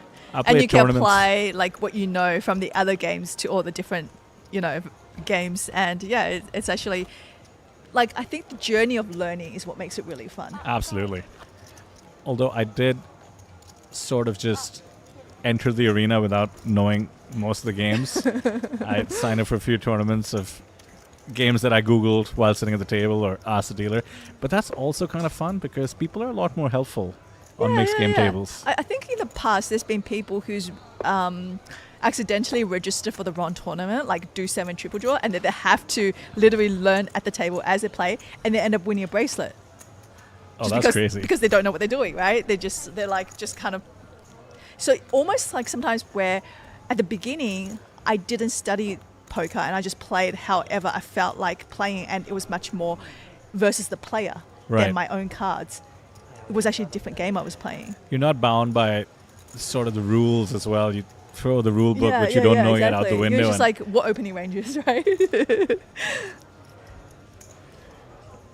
There's definitely something to that. And on the flip side as well, I feel like the more different variants of poker you play, you actually might get better at Hold'em too. You know, for instance, you were talking about the metas in poker, and certainly for about 10 years, I feel like the biggest meta in poker was blockers. And so much of, stud, for instance, or any mixed game where you can see a lot more community cards is blocker-oriented. So, stud players actually became better Hold'em players as a result. Yeah, definitely. I think that, like, everybody says that when you learn mixed games, it helps your Hold'em game a lot. And you start to realize different things as well. A more in-depth look at the game.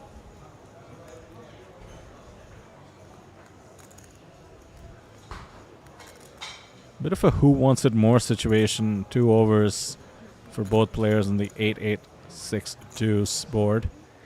45? Yeah, no doubt. Poker Queen has been the most aggressive team on the table, whether they have it or not. She fires 4.5. Oh, Pikachu here just lets it go. I thought he might stick around for one more street, but I guess versus the small blind, that board is very much in her range. So you were quick to pick up on the ladies at the table maybe being targeted, especially with Aaron on their left and him having a big stack. It's a lot more natural in terms of game flow as well. But I'm guessing you're quite in tune with when you feel like maybe there's that little bit of extra factor of going after the women. They are perceived to be less aggressive. Do you think that's still as prevalent? Look, you always target the players to your right, right? Because you're in position. That's just kind of like how poker is. Yeah, I think it was game flow in this case, for sure. Exactly. But I believe that the women perceive themselves as being targeted a lot more than men. Okay. So it will get into your head because you are usually the only girl, the only woman sitting at the table. Everything's a little bit more magnified. Mm-hmm. So you don't know what they're holding in the whole cards, but they could just possibly have it. But at the same time, because you're the only woman at the table, you do see when you get 3-bet and everything, it stays with you a little bit longer, right? Like you might see the other men 3-bet each other, but you're just like, oh, well, they're just playing their game. But then when you get 3-bet, women tend to react a little bit more personal and emotionally to something like that. It's almost like borderline feeling attacked. Right. And then you respond in a particular way. That's very interesting, I have to say. So what do you think the adjustment would be? A, to not take it personally, certainly, but does it actually happen as well, I guess, is the question. And I'm sure to some extent, maybe. To some extent, yeah. I mean, so much of, especially live poker is, as you said, taking a call on your opponents. You're mentioning Stephen Song, managing to do so very quickly. So yeah, you got to pick a spot, right? And wouldn't be surprised if it is often actually the case, as we do see a spot being taken by the ace-jack suited. Good timing for it. Perfect squeeze. I think this is a great play by pocket 3 on the dealer button, raising a group of limpers to 6.5, and Pikachu here recognizes that's possibly what she's going for. and decides to jam with ace jack suited.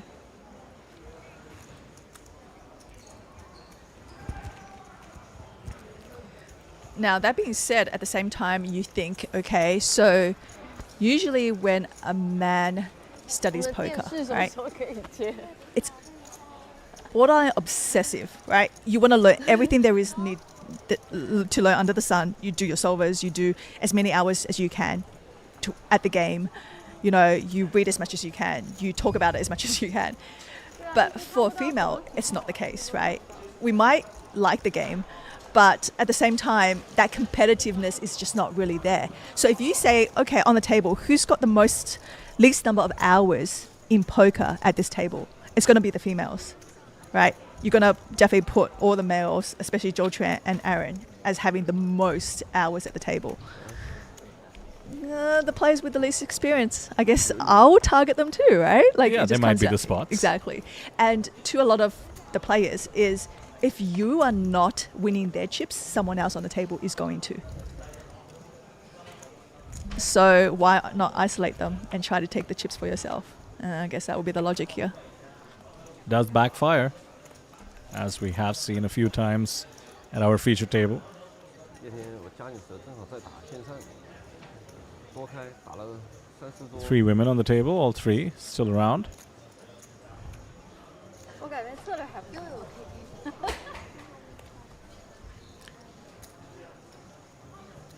So I did catch you at the opening ceremony, Selena, which was really fun, especially as we're opening with the team events. So we have at least 2 all-female teams, or at least 1, 有时候想提升一下 which would be 2 all-female teams. 2 all-female That's teams. right. We yeah. have the Poker Queen Poker Queen, and yeah. we have Poker Goddess translation. Yeah. So is there the same element of god and goddess? So Yeah. Kind of. So, exactly. so I said poker hunks for the male. Yeah. So it'd be poker divas, poker queens part 2. 策略不错，这个进攻力都几乎是零。 That's why I think Pikachu is a pretty good team name. You're just like, oh, you know, it's a good one to remember. It's easy. Well, Pikachu has flopped a joint here, and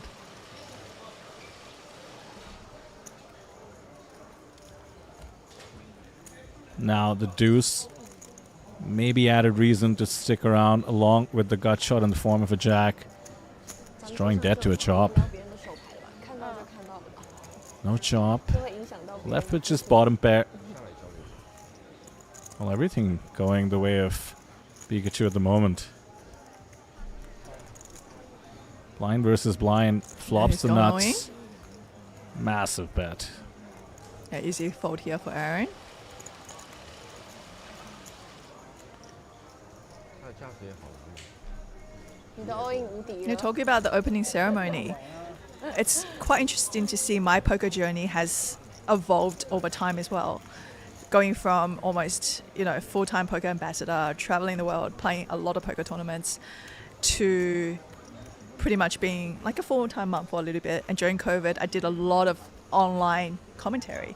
And then that led me to do live commentary for a few stops in Asia. And then this time around, I'm doing a lot of emceeing, presenting work as well. And I studied public speaking for 2 hours this morning. Did you? I did. Well, it paid dividends, I will say that. How did you study that? What's the last minute public speaking crash course like? Right, so I've been really, really into the podcast series called Diary of a CEO. Yeah, I'm familiar with You're that. familiar with that. And he actually had a fellow Aussie come on. His name is Ving Gan, and he is actually a public speaking guru kind of thing. He's got, I think, I looked him up just now. He's got like 5.6 million followers on Oh, social wow. media. And he teaches how to use your voice as an instrument. And it's quite interesting because he actually went through the process of explaining how he used to be a very shy kid 75. and using magic and magician to kind of come out of his shell. And then he started becoming a public speaking, like everywhere he would go, and he would just be teaching CEOs how to communicate better. That's really cool. Well, you did a great job. Thank you. And I suppose some credit should go to, what did you say his name was again? Ving Gan. Very impressive. Yeah, How to use your voice like an instrument. correct. I really should look that up. Yeah, you know, it's actually a very good podcast. Oh my, that is quite a flop we have Another here. action one here. This is the dream scenario with pocket nines to flop a set and your opponent has top pair, top kicker. 2 hearts on the board as well, and this is extreme pot control by Poker Queen at the right time. The absolute brick, though, doesn't help the case. Underrepresented his hand there on the flop. Zhou Quan is gonna have to start building a pot here.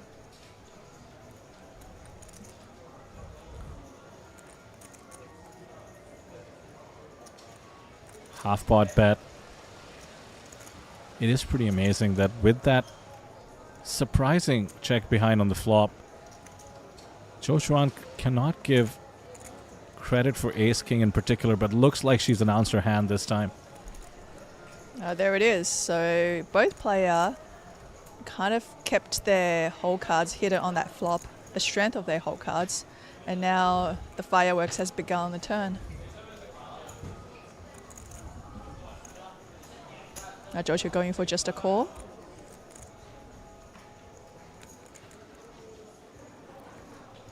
Full house. And the ace king looks quite strong. Joe does find the check, and this feels like it's a mandatory bet for value. No, she's going, has she? Oh, Yep, she's ripped it. I Three. can't see Zhou Quan coming up with a better hand than he's here. Oh my goodness, this is a bit of a neutral because he's putting her on aces. But that's the only one hand, wouldn't it? Yeah, but Yeah. with the check back on the flop and the raise on the turn, frankly, she could have pocket eights as well. So yeah, that's, I would it's a expect him to possibility. have called by Yes, now. Yeah, you can read that into pocket eights very easily. Would ace 3 possibly be in the mix? There's possibility. This is quite extreme from Chuan. On some level, he knows he's calling.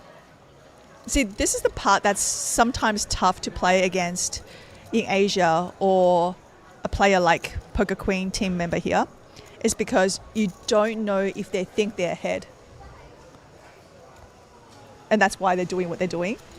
Yeah, she's going to show what she suspects is the winner, only to be shown, I suppose, the third nuts, technically.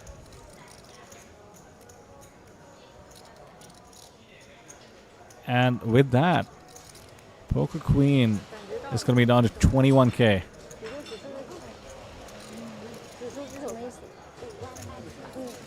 She takes it pretty well, Selena. I might have had a few words for Mr. Chuan there. Again, it obviously comes from the fact that he's actually putting her on aces. Considering the way the action has gone, I don't blame him. Yeah. But, I mean, like, he's pretty much like, all I did in that hand was call. It was just like, you know, all the chips went in, and it wasn't because, like, he was being overly aggressive. He was just calling. But, yeah, I mean, usually, like here, in this particular situation, a lot of men do give the girls credit for having the goods. Yeah. You know, I think that he wouldn't be, you know, totally surprised if Shota showed up with pocket aces there. He definitely had to think about it. You know, it's not a snap call for him.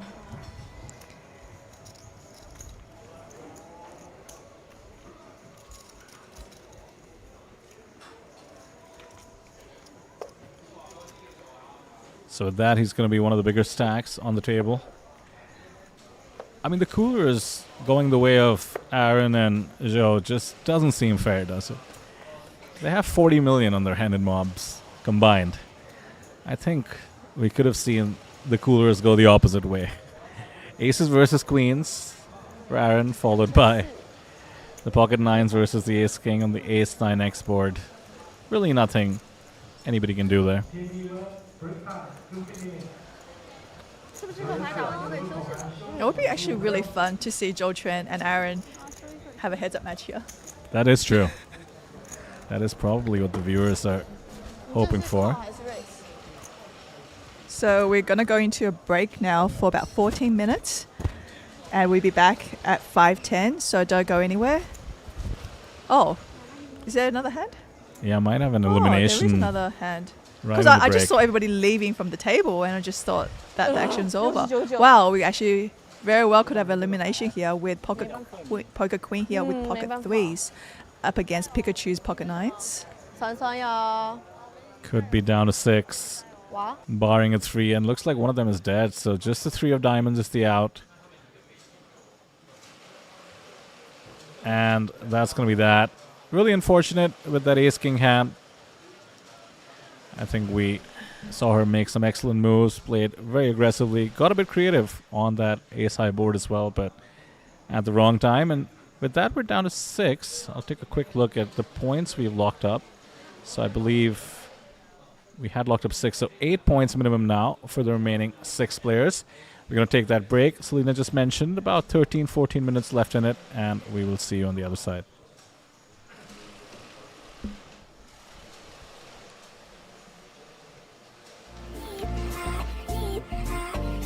This is for the high rollers. Be a star. Yeah. This is for the real players. From Sydney nights to Vegas lights.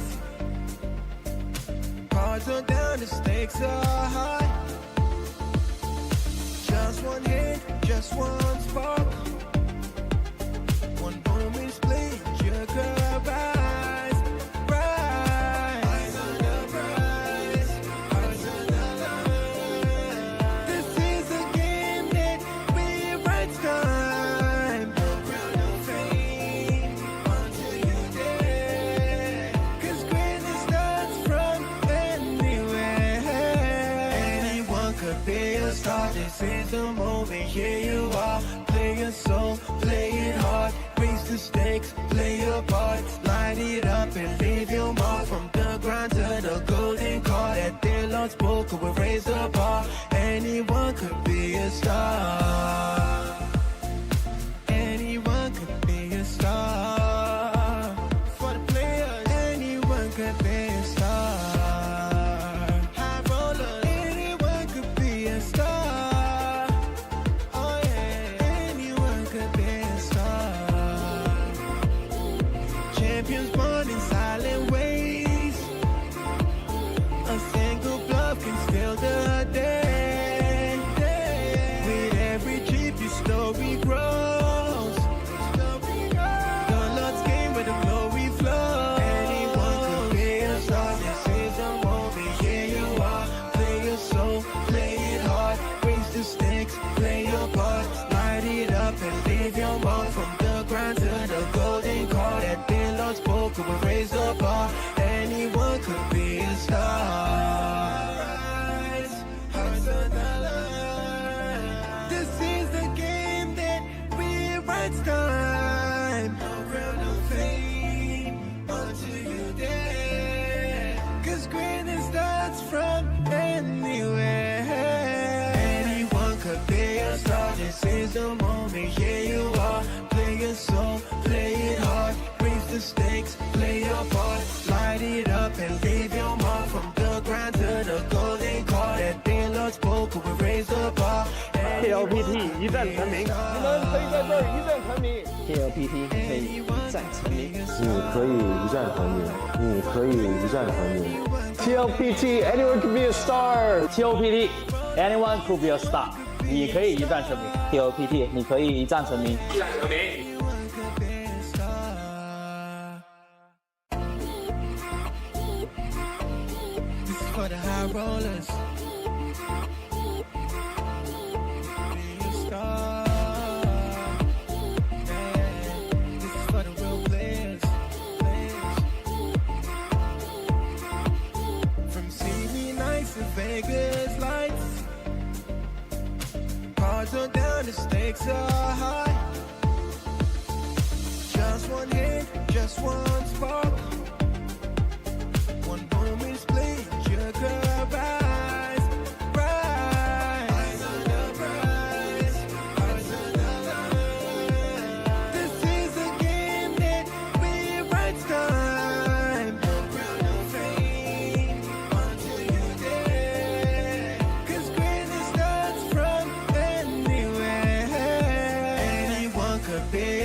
start. This is the moment. Here you are. Play your soul, play it hard. Raise the stakes, play your part. Light it up and leave your mark. From the ground to the golden card. At their Lord's poker, we raise the bar. Anyone could be a star.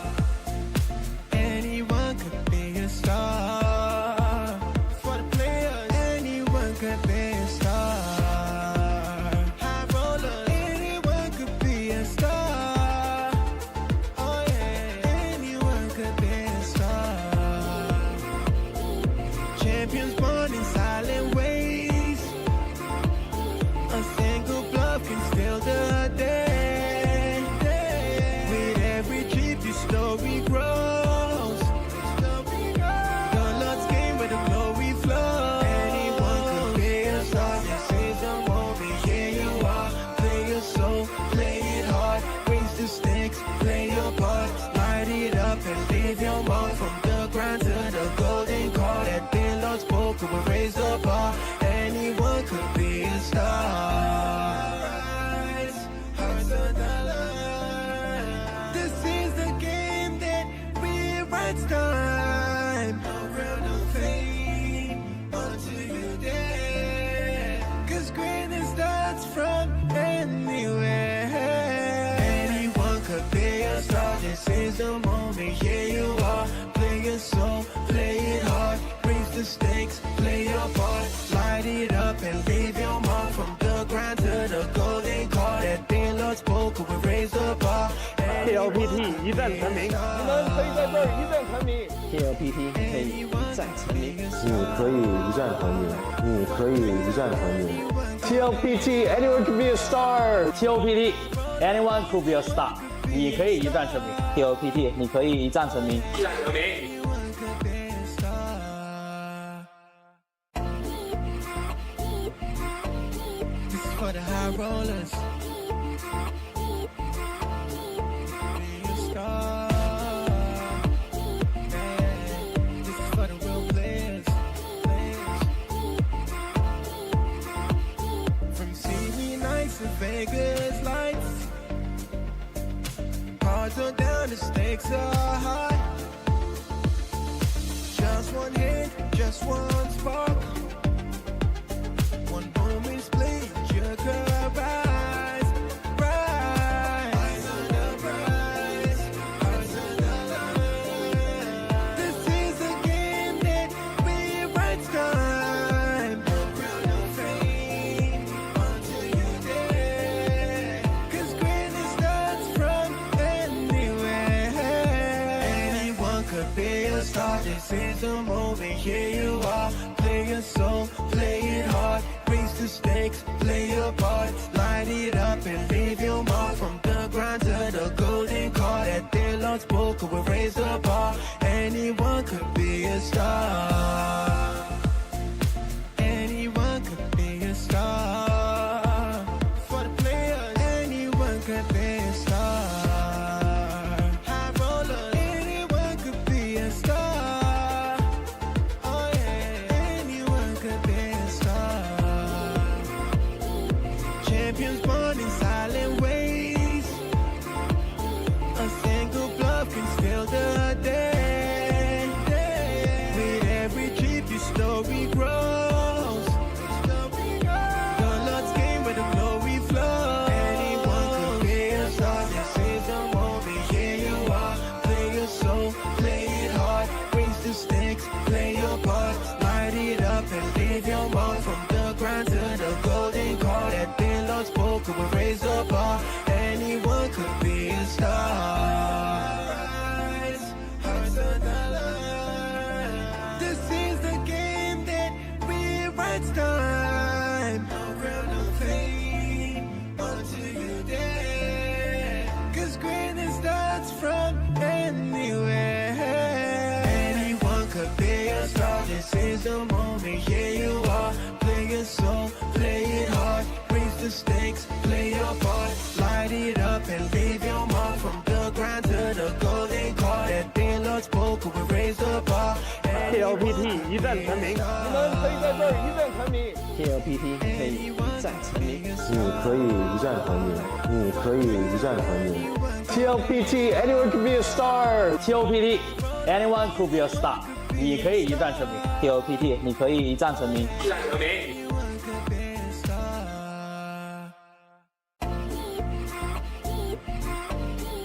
For the high rollers, be a star. Yeah, this is for the real players. From CD nights to Vegas lights, cards are down, the stakes are high. Just one hit, just one spark. One moment split, you could rise, rise. Eyes on the prize, eyes on the line. This is a game that rewrites time. No crown, no fame, until you dare. 'Cause greatness starts from anywhere. Anyone could be a star. This is the moment. Here you are. Play your soul, play it hard. Raise the stakes, play your part. Light it up and leave your mark. From the grind to the golden card. At their Lord's poker, we raise the bar. Anyone could be a star. Anyone could be a star. For the players, anyone could be a star. High rollers, anyone could be a star. Oh yeah, anyone could be a star. Champions born in silent ways. A single bluff can steal the day. With every trip, your story grows.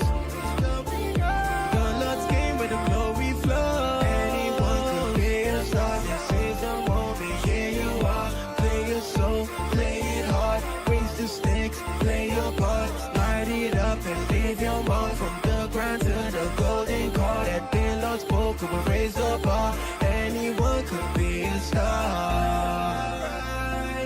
Hearts on the line.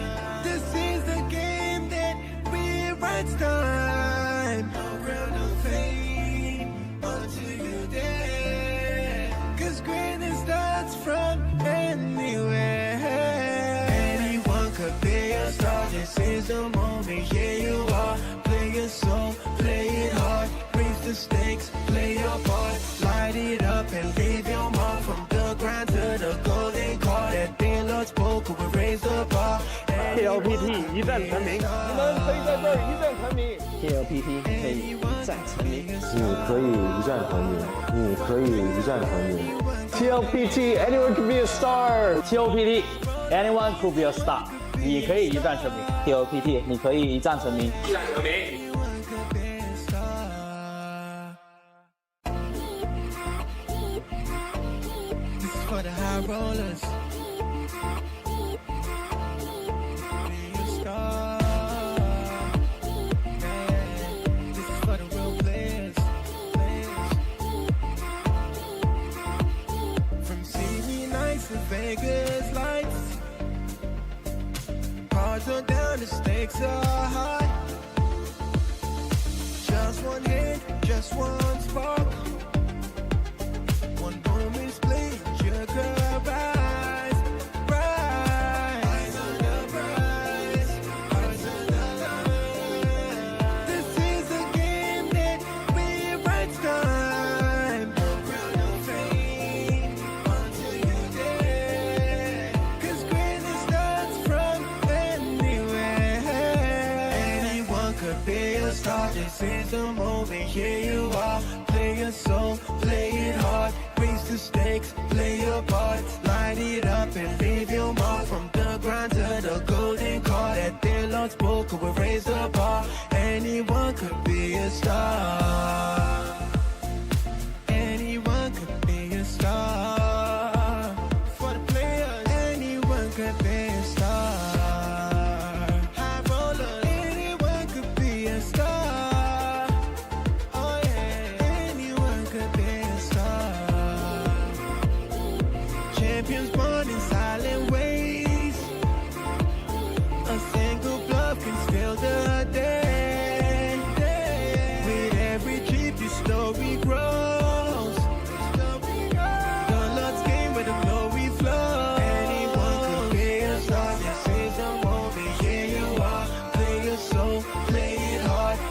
the stakes, play your part, light it up and leave your mark. From the grind to the golden card, at the Lord's poker, we raise the bar. Anyone could be a star.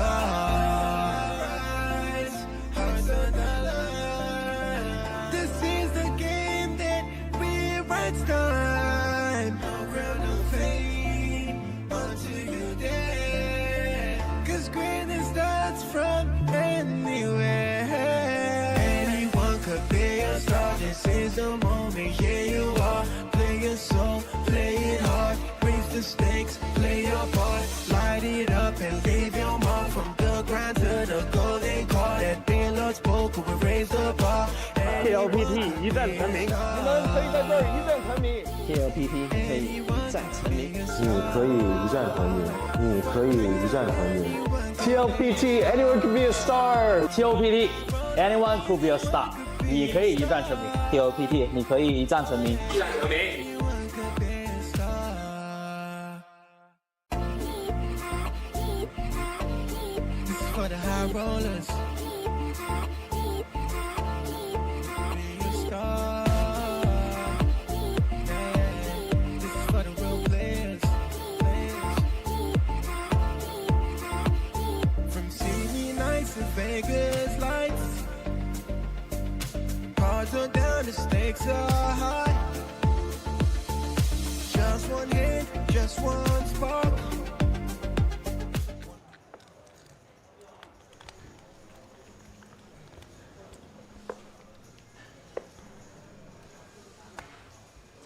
Welcome back to the Lord Poker Tour, coming to you live from Jeju. Day one of coverage in case you're just joining us. And this is the fun event, the teams event. Down to 6 on our feature table from 9. Which means a minimum of 8 points locked up for their team, for everyone still left on the table. But could be a whole different story out there on the outer tables. Did get a few updates on the break. Looks like Team Captain America or Team USA had a pretty rough go of it. We lost Jungle Man on our table. Pretty much hand number 1. It turns out at least 2 other members of their team were the first ones out on their table as well. So could be that we have a bunch of 0 points out there for the team, which does mean their team members now need to play more aggressively on the tables they're still alive on. And this is the fun part of the team dynamic. First place good for 25 points, so you can still recover if some of your team members end up shipping it. Not to mention you get that extra chance to get more points at the final table if you do ship it. So that's one of the stories of the outer tables. The story of our table is the man on the screen, Aaron Sang, well in the chip lead on the table, about a third of the chips in play. Selena, did you hear anything from the outer tables apart from the timid performance by Team USA thus far? No, but this is one of the best tables to have on stream with 2 very notable players still left. And you know what? George and Aaron Zhang are both taking this tournament very seriously. Yeah, I have noticed this with the sickos. Sometimes they just cannot help but play proper poker, aggressive poker. They're just so competitive, so used to winning. And they also have each other on the table to sort of motivate themselves. Trying to best each other, no doubt. You did mention would be pretty fun to see them heads up. Me, I'm sort of always rooting for one of the wild cards, certainly one of the women, to show them up.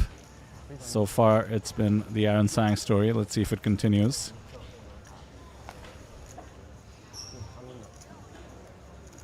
Especially, I think, if you're an Aaron or a George fan, the fact that it's streamed with whole cards Yeah, that's true. keeps you in check. Can't muck about. Although with the cash game players, you never know. They're always looking to advertise. Just how loose they are to get that extra bit of action.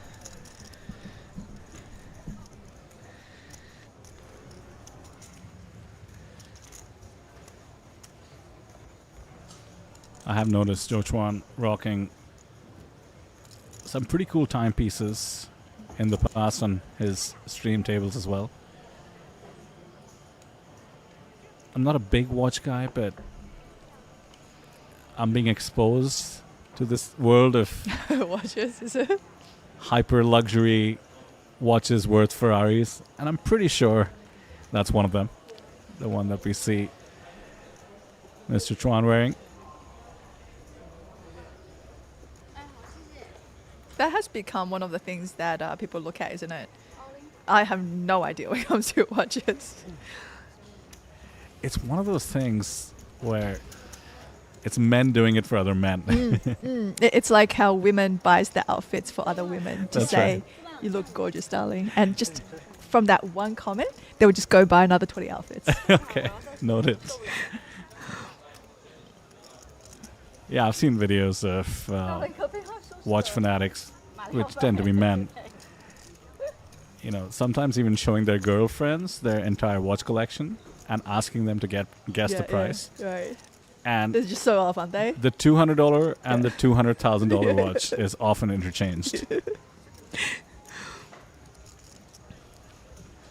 You have to be in the know, right? Like you just have to know to be able to, appreciate it.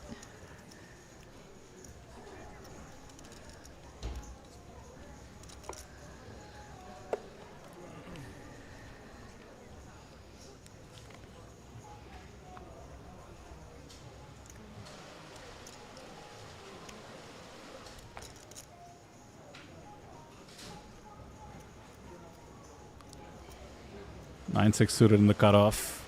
She continues to be disciplined. You did mention she was one of the tighter players on the table. Good timing as well. Pocket nines on the button. This just seems unfair. Aaron getting hit by the deck.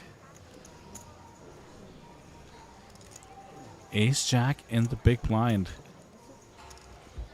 No 3-bet, mind you. Would rather just take a flop. Underrepresented ace jack, now top set. Man, nines being so strong. I see why players can't fold in pocket nines. Like, it's just, they play like it's aces. It just seems to always do very well. Quick check call, 2 overs. Ace of spades working as well. No longer queen of clubs. No connection should help the ace jack get away. The bet is absolutely coming. Got to keep building that pot in position. Make it 10K this time.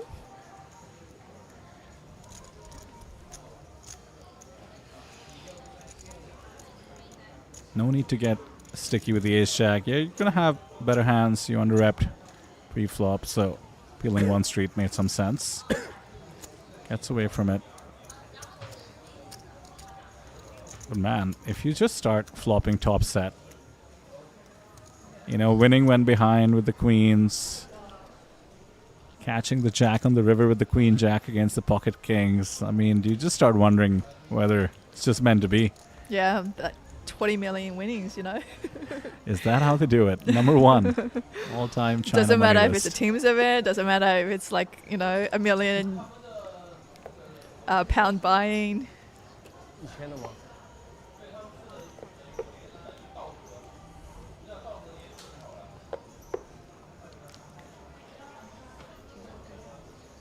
So I called it sort of a fun event to kick off the coverage, and you mentioned how phones are allowed, at least for this event, on the feature table for the moment. So I can only imagine they've gone back and looked up a few of the hands on the stream. They have a better sense of how some of the players have been approaching the game.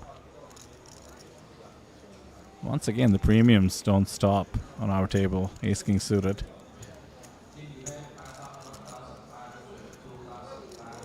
Pretty standard to defend suited hands on the big blind. This one's dangerous. Clubs versus clubs. 6-6-4. An absolute whiff for Zhou.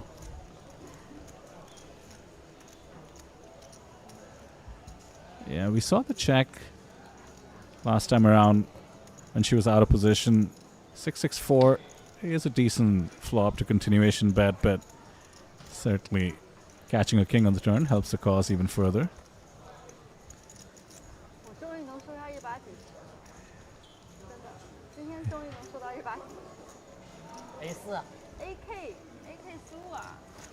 你看 flow 红那机枪我都不敢打了，团队赛怎么办？为什么怂一点啦？ Table remains super friendly. 有点舍不得，太大了。 Still showing down hands.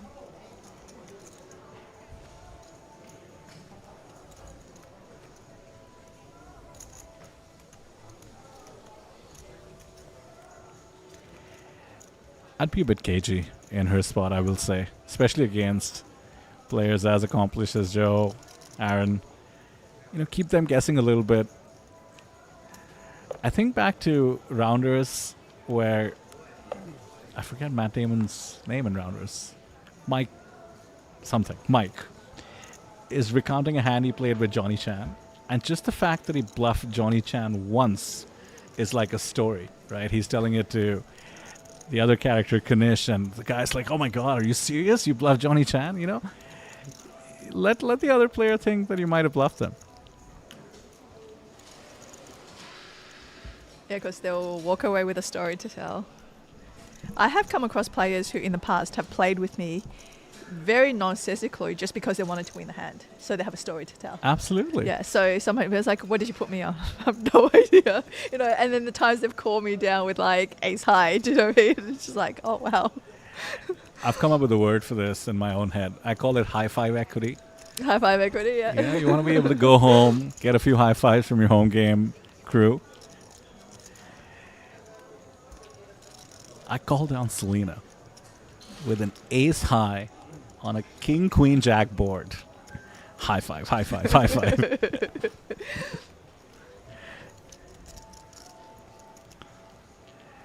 But would you say it's worked to your advantage as well for people to be coming after you a little bit more than usual? Or is it mostly making things unpredictable?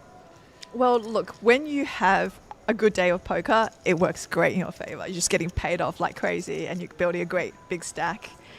And on the days that, you know, you can't make hands, you can't connect, you can't even, you know, flop a draw, right? And then it goes horribly because they just don't like to fold, you know. I think you have a lot less fold equity versus an average standard, you know, play on the table if people know you. Yeah. So you have to adjust your You own kind of have to reputation, adjust, yeah. own image.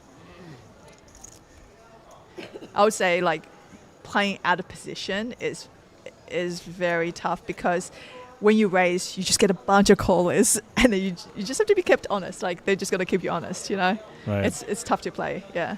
So you got to just pick your spots, you know, pick like heads up pots, playing position. It's very important. And we see Poker Goddess team here getting it in now with 51,000 behind, and Nana from Japan makes a call. Team Nana with about 150k in her stack. Slight cooler, I suppose, for hands this strong in the blinds. Yeah. Although the jam was pretty big against the open, which I also like, taking the king jack and just jamming the 30 bigs or so. Ace queen snap called, and now a jack on the flop. 4 outs live. 2 tries at it. The deuce of spades doesn't cut it. Nor does the 8 of diamonds double up.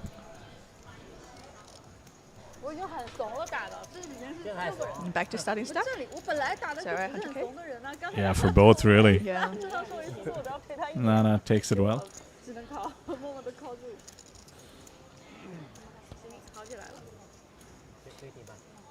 Every time I see Nana, she looks so different. Every time. It's crazy. Last time I saw her, she had like long blonde hair. Okay. Yeah. Like it's actually amazing how much, especially the Japanese girls, they change up their look.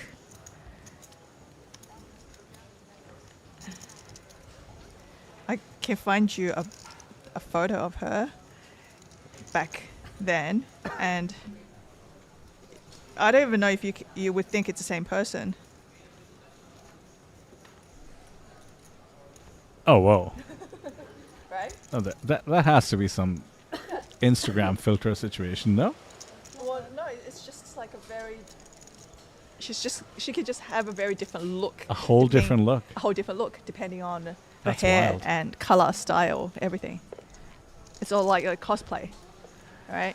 I'm glad you set me up to be able to say it doesn't look like the same person. Otherwise, Yeah, right?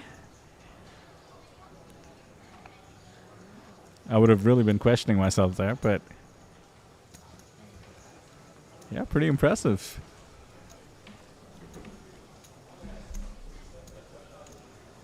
Wonder if her playing style changes with her look. There has to be some meta there as well, right? If you're coming in blonde, maybe you adjust accordingly. Oh, blondes have more fun, right? That's what they say. Yeah, a little bit wider ranges, perhaps. Pretty reasonable thus far in terms of blind versus blind action. A limp call from the ace-8. Good timing to not get too frisky considering the ace-10, which once again I think is a bit unfair. Blind versus blind. Aaron has enough chips, doesn't need to have the best ace as well. Queen check, queen is comfortable. No, I think she's got prescription sunnies because I don't think she can see the flop without putting them on. She put them on upside down. What kind of a prescription is that?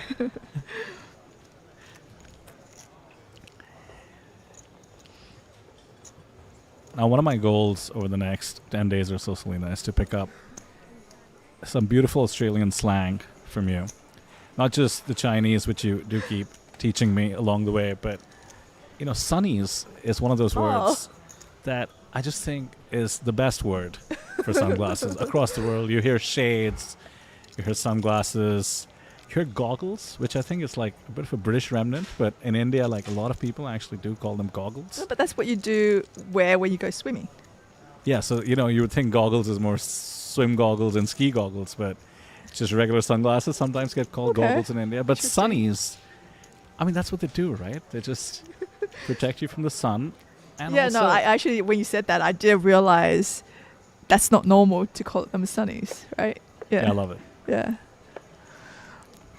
I'll throw in some Indian slang here and there to make things fair. If I just said goggles all of a sudden, imagine, I'm just you would have been like pretty weirded out.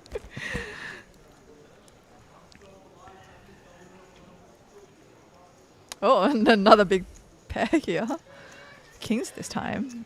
Hopefully should get more action to gain a few chips.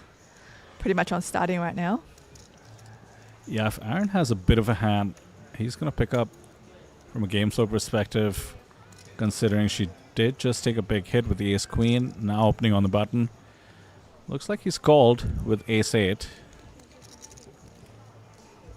There's a world where he could have 3-betted, but gave her some credit. 9-5 suited comes along with the big blind discount, an ace and a 5 pocket kings. The aces magnets do their job. Oh, here comes the sunnies again. Yeah, let's take a look with the prescription sunnies. And see that there's an ace on the board and check behind, and a 5 means the big Here's blind. one for ya. So this turn card might bring some chocker blockers. Okay, wait. In context, that means action? Yeah, kind of. Okay. Yeah. It's like some madness or something, right? Some madness. That was like a quiz.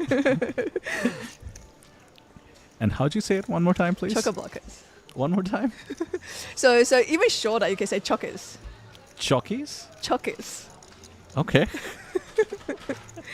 Love it. Have you heard of it's like pissing cats and dogs outside? Oh, okay. Yeah, okay, then you gotta get that. Yeah, I think that's just regular non-Aussie English as well. Oh, yeah? Well, actually, you'd say raining cats and dogs, to be fair. Oh, okay, yeah. Mind you, the 5s are best, and they've gone for the tiny value bet. The kings did come along on the turn. I think we can release now. Nicely done. Have you heard of probably one of the more famous ones, fair dinkum? No. No. Fair dinkum? Yeah. Like fair play? No, Fair it's all kind of almost like, oh my gosh, kind of thing. Fair dinkum. Oh, wow. That sounds like something out of the Lord of the Rings. Well, that is filmed in New Zealand. That is true. Quite close neighbor of ours. Yeah, no surprise that we do see the call with the ace there. Interesting sizing. I mean, doesn't go for a big bet in a spot that you would see a lot of players trying to extract the maximum because he's up against two players, knows it's going to be perceived as strong, and the ace has to call thinking they might be up against the same hand. I did learn this one Aussie slang phrase that is just stuck in my head.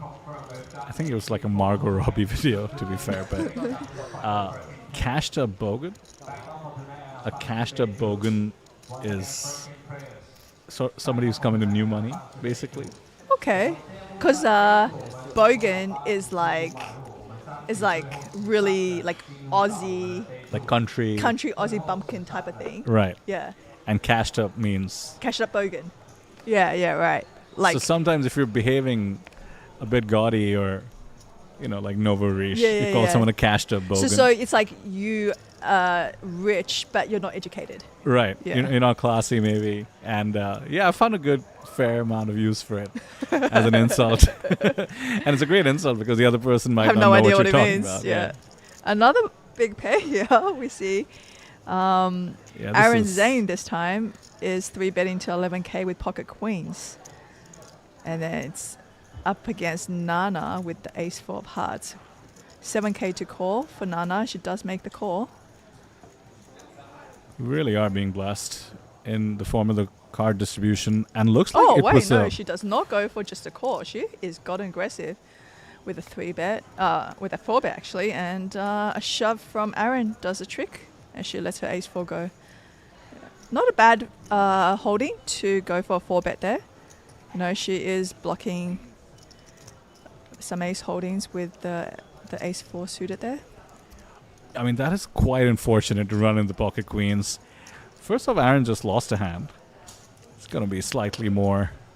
Yeah, more inclined to you know, go for a play. Yeah, I like her read there, you know. Is in position, wants to put his stack to work.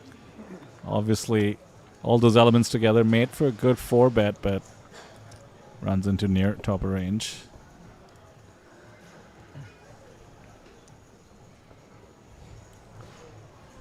Discipline continues. 10-9 hits the muck. So this is Zhou Quan's normal uniform, the white suit, or is it the different color suits? I wouldn't say uniform, but Yeah. it's just such a distinct look that I've seen it Yeah. a couple of times. Right. The very And- formal. Yeah, I've just been Yeah. blown away. And, you know, the all white is, it's like my, I mean, no pun intended, but it's like my white whale. Like, I just know I can just never think pull of this Backstreet off. Boys, Okay, yeah, I see that. right? Is it All My Life, that music video? Is it? Yeah, it is one of the... You are Quit- my fire. That one. Yeah, that's right. Yeah, at like some aeroplane hangar place, right? And then the all decked out in white.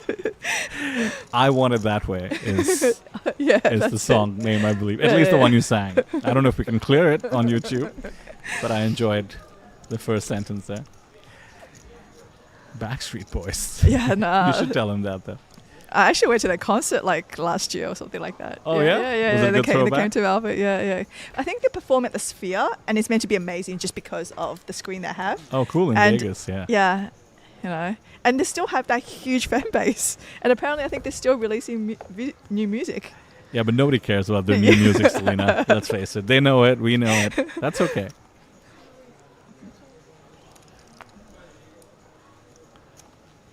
But no, that being said though, their fans are cashed up now. That's right. Yeah, the cashed bogans. All millennials on some level are cashed up bogans.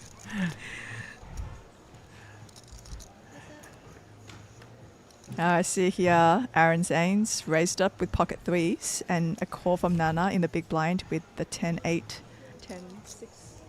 10-6 suited. No pocket kings, no pocket queens. I feel like I'm being cheated. What's going on?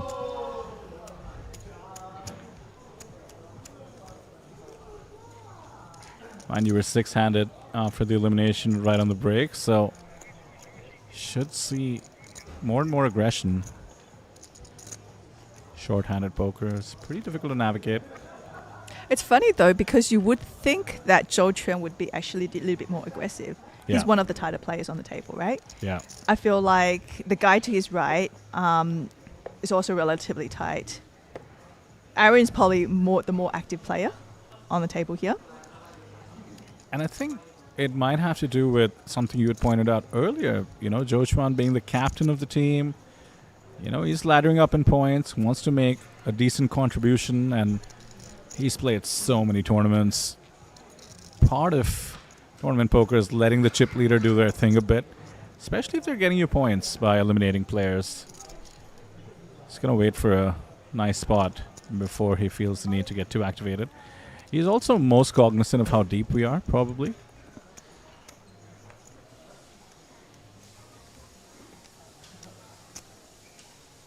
Now we see here the Poker Goddess team have gone all in with the pocket tens. And easy takedown for her here. It is a big shove.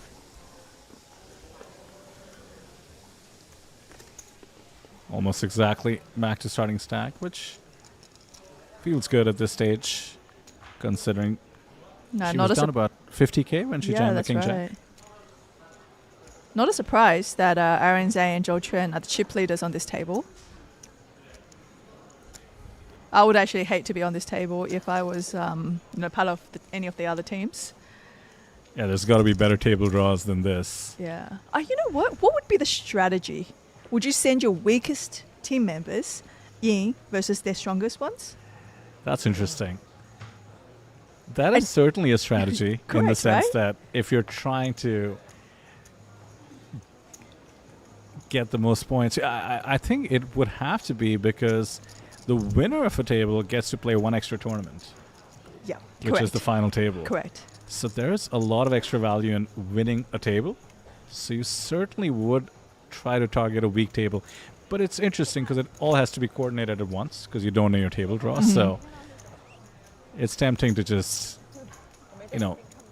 fight strongest with strongest and hope for the best. Love this team dynamic, though. That's a great question there.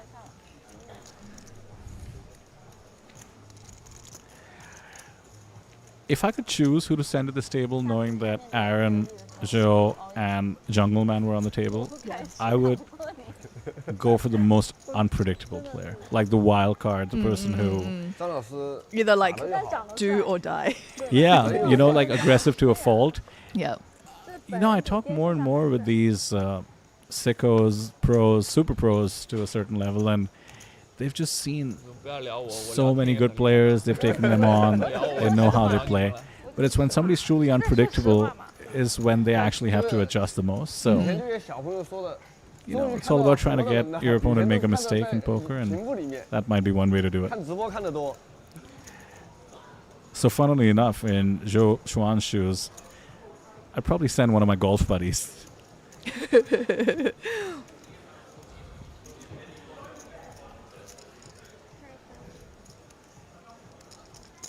Yeah, by the looks of it, right, I would imagine the team captains being at this table.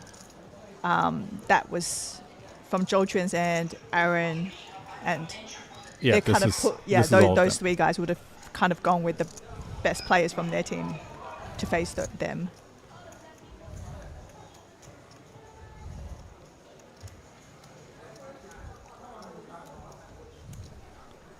I think Aaron, with his decades of experience, has to know how hot he's running with the pre-flop holdings, if nothing else. Ace Queen gets the job done there.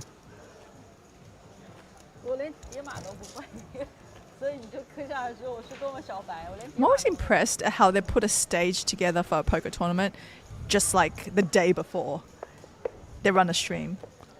Because it looks good, right? Looks great. Yeah, like the ability to just build a filming studio almost, right? I love film production and stuff. I've never been involved in a film. I have been part of a few TV shows.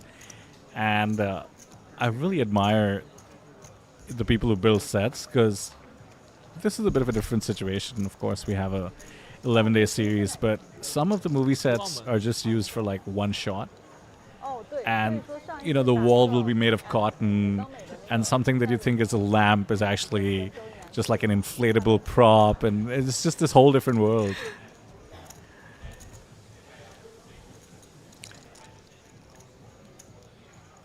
Both players here were interested in the flop. Goes check, check.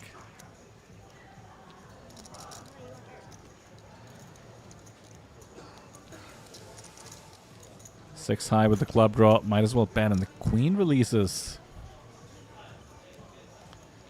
We're getting a bit snug here considering maybe the points ladder. 31 bigs is the shortest stack. This is still plenty of blinds, even six-handed. Not much to worry about. Actually, Do you find players in Asia, they have more aggression betting on the come rather than actual made hands? yeah, although I guess it would depend from which country, but you are right. First off, I love the usage of that expression because it's a bit of an old school expression. You know, betting on the come. And I do get laughed at sometimes when I whip it out. As somebody who read Super System, and Doyle Brunson used to love to say it. They do say semi-bluffing equally, I suppose. But yeah, you are right in the form of the aggression. I do find that Asia is sort of the newer market of poker. Obviously, it's all relative, but you know, the game here developed, and I'm including India in this as well, where I'm from. The game here developed by the time we had a better understanding of what good poker was, which included aggression. And I think, you know, betting with equity is certainly the starting point for aggression. Yeah. Has that been your experience, though? Definitely. Because I feel like when players do it and they win the pot, the idea of winning the pot when you're just holding 8 high Yeah. feels great, okay? But it's also that hope of what's to come. So when you hit it, it feels great. So over and over, it just feels really good. It's a win-win. Right? Yeah, exactly. for sure. Right? Now we see here, I actually really like this hand, King Queen suited, under the gun. She goes for a raise. So strategy-wise, do you see it as a value open under the gun? Yeah, I see it as she thinks this is a good holding, strong holding, and she's going for a raise. You know, obviously not good enough to... I mean, she probably knows at this point it's probably not good to shove this hand. With 50 bigs, it's a lot of chips in front of you still. Well, how about if you just great. flop the joint? Take a look. Take a look. Take a Fall close off your look. chair. You know? I mean, this is almost comical, where you literally pair at the flop with your prescription sunnies, as you call them. And mind you, King 9 cannot go anywhere. Pair and the gut shot. Backdoor hearts as well. 7 of diamonds. It's an amazing card for the King Queen suited, not just because it's a diamond. What you really are hoping is your opponent having an 8 and you having the super nuts in the form of the King Queen. Looks like a quick release, though, from the King 9. Oh, she bet 35K. She bet 35,000. into It's a real 25. significant bet there on the turn. Basically asking for all of it. Now, Nana has fallen further down the ladder with 27 bigs now. And Aaron Zhang still holding that top spot.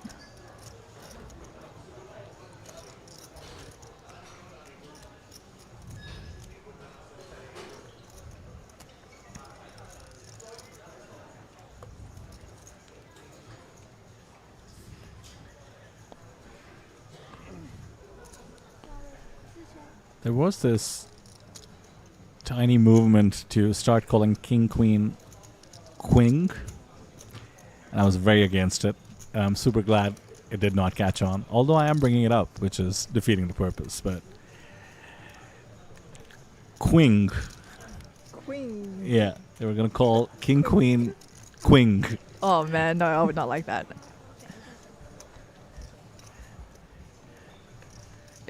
Should be something like the old married couple, right? Okay, I like that. The Royals. I mean, Quing is just taking it too far. Why stop there? 9-5 suited, knife. King 10 suited, good 10. Mystery hand is the one betting, mind you, under the gun. 7K fired, about half pot. It's always tricky to play boards multi-way. And the king 10 suited raises, getting the 5 to fold. Oh, we have a real mystery hand here, Selena. What do we think? He's called the raise, so That's draw at the always minimum. fun, right? To guess they're holding. He's also the under the gun player too, isn't he? And I mean, Pikachu really going after it. King 10 of diamonds and 5-4-3, no diamond. Okay, so with this turn card, Aaron Sim all of a sudden more interested and betting 25K here. His read on the situation is just so good. Like, Absolutely. It almost feels like he doesn't need to have a holding, but to my Yeah. amazement, Team Pikachu is grabbing chips and is throwing in a time bank. I don't know if this is for posturing or not, but if it is just to posture, throwing in a time bank is quite a commitment. it's really tough, right? What does Pikachu do here, right? Like, I'm actually really curious to see what Aaron's holding here is. So there's 4 to a straight on the board, but that should be irrelevant considering it's a deuce needed. All right, come on, can we see it? Can we see it? Can we see it? Oh no, we don't get to see his whole cards. It's almost like we're at the table now. This is what players have to experience every time. We're just so spoiled in the booths, but yeah, the A-star was technically good for Aaron's range against somebody who raised the flop on 5-4-3, but it just goes to show he's not afraid to put his opponents to the test for all of it. Yeah, that comes from experience, you know. Once you've played so many hands, you just kind of know what to do. There is just a formula to, oh, you know, this is what I do if this comes on the turn, or so forth, right? Like, you know, like, amazingly enough, Randy's math is terrible. Amazingly enough, right? You wouldn't think so. You would think, oh my, everybody's like, oh, he must be really good at math. He's actually like one of the only Chinese people, Asian people who's not good at math, okay? But he's really good at exploiting the players. So he can recognize their tendencies very quickly and very well. Right. And that's actually how he plays pickleball at the same time as well. Really amazing. He's just transitioned. And he's never played any sports in his entire life. Like, look at his physique. You probably could tell, right? He's never touched, you know, a paddle. And when he first started, I was like, oh no, he's going to be hopeless. And after a year or something, I'm like, damn, like he got good. Right? I was actually really surprised. But he just watches these YouTube videos and learns this explorative plays and makes it work. Very fascinating. Yeah. Did not realize that there could be so much reading in pickleball. Yeah. Just knowing your player's tendencies, I think, is a big one. Yeah. So here we see Aaron getting the best of it again, building his stack up to 350K. Yeah, this just continues to be unfair in my books because this is a bit of a cooler once again. We do see the 9 of spades being pipped by the 10 of spades. Okay, now it's upside down and the wrong side. I refuse to believe that is doing anything. Right. She's like, how can I make this look even more ridiculous? And she's found a way. And so checked over to Aaron. Shouldn't the cards get smaller if she does that? And he's gone for a bet of 20,000 and she pays him off there. And it's a frustrating day of poker for her, do you know what I mean? Sitting to his right, you know, and it just always seems like he has the best of her. Yeah, she deserves to complain a bit. We see the 2 female players left on the table falling to the bottom 2 stacks. I blame Aaron. I mean, jokes aside, he has had the best of it when it matters. Thinking back to the queens against the ace-4 bet this time around, 10 of spades. Yeah, no, it's that one hand he should actually be out of the tournament. Yeah, queens versus aces. Yeah. I believe it was hand number 3, hand number 4. was a fallout on the river there too, I believe. He couldn't hit a spade or something like that, right? It was Yeah, like that's the right. flush outs were gone, everything. Blessed. That's what we call blessed. Hashtag blessed.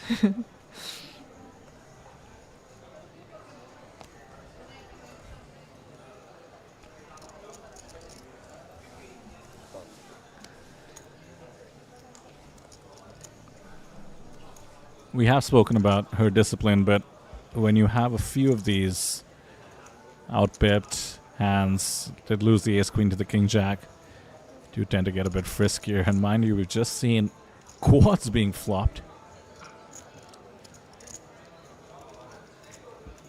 And snap bet. The pot already built in the perfect 5. Full house now versus squads. God, I love a good c-bet with quads.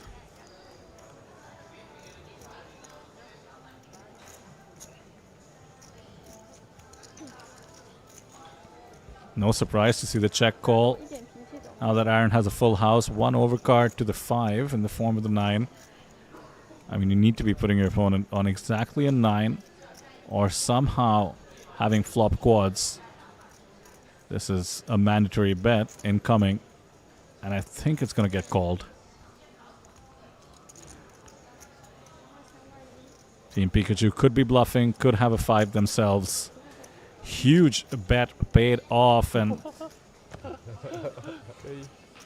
Aaron finally on the wrong side of one of these. He didn't think that he was that strong. Flopped quad 10s. I will say it's not easy to fire on the flop when you flop quads, but this is why you have to do it, because Yeah, because the opponent will be like, why would you bet if you have quads? exactly. Yeah. You're also going to be doing it with bluffs, and more importantly, over the course of 3 streets, you want the pot to keep building, the value bets to keep compounding. I mean, we saw the last bet was 31k, the second Yeah. last bet was 9k. So if you take away 1 street, you're only getting to fire 9k, not 31k. So many players were trapped in that spot, but he's rewarded, and I believe was the shortest stack for a long time now. Approaching 200k, I believe. So she's someone that has accumulated tilt. You can actually really feel it from her. You can actually see it That's from a her. It's great very point. frustrating, you know. And I think, you know, the complaint is literally the chips is flowing, you know, around the table in that way, but it's not coming to her, right? And, you know, you have one of the tighter players, Zhou Quan, sitting over there who's not giving any chips away. He looks unbothered by anything happening on the table. He was actually having a chat with me. He's got a 5-year-old, and he used to be away for half of the year, just on the road playing poker tournaments. And slowly he realizes it's important time for him to be around his child, and he's actually starting to cut back. And he said that this year might just be about 3 months, you know. So, Okay. yeah, you know, all poker players, I guess, transition in their poker career. Kind of work around it, you know. You can relate, I'm sure. You definitely can, yeah. I guess when, you know, Nova starts university, Randy and I will get back to it. We'll play the seniors event at the WSOP. Yeah, It's going to be the toughest senior event you'll ever see. that's right, because a bunch of poker players from your era maybe are now empty nesters. Do you ever wonder what you'll be like as a player when you're sort of at that age where traditionally, you know, you turn into these stereotypes? Old man coffee is one of them, where you're just like this grinder. You just, you know, come there, read your newspaper, And play grumpy. premiums. Oh, you know what? You get that when you play pickleball. So a lot of times you go play pickleball, you play with 70, 80-year-olds, Right. right? And then they just give you the death stare if you like drop shot the ball, if you lob the ball, because Yeah. they can't move, right? And they're just like, kind of like, you're not supposed to use their disability against them. I've heard back in the day check raising was frowned upon. Check raising was fun. Yeah. It's like, what do you mean? You already checked. You can't raise now. Yeah, because that was when the C bet worked really well. Oh yeah. Yeah. 100% C-bet. Extremely winning strategy. You were talking about the different metas, you were talking about how the game evolves. I remember seeing this tweet which just listed some of the evolutions across different eras, and it was something like, 2011 was like 4 bets came in. Yeah. 2012, suddenly 5 bets. The Vanessa Selbst era was like 6 bets, and then suddenly blockers. 2015 is all blockers, and 2016 is like reverse blockers, and then 2017 was just Ethereum.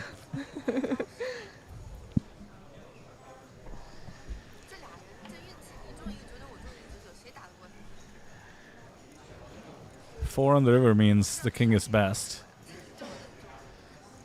A lot of checking on this in this pot, and we see the ultimate team China's number 2 taking down this pot. They can't come up with a different name, Why is it the ultimate China poker team number 1 and number 2? Yeah, it's like online screen names. When one is taken, you just add a different number. No, but you could have picked Charizard, right? Yeah, we only had 9 teams, to be fair, not 900,000 like online.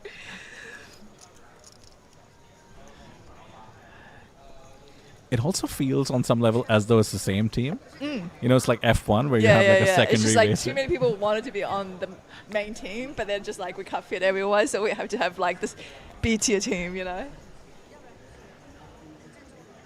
All right, pocket jacks here. She's been patient. She has some accumulative tilt. Pardon me. Want to get that right?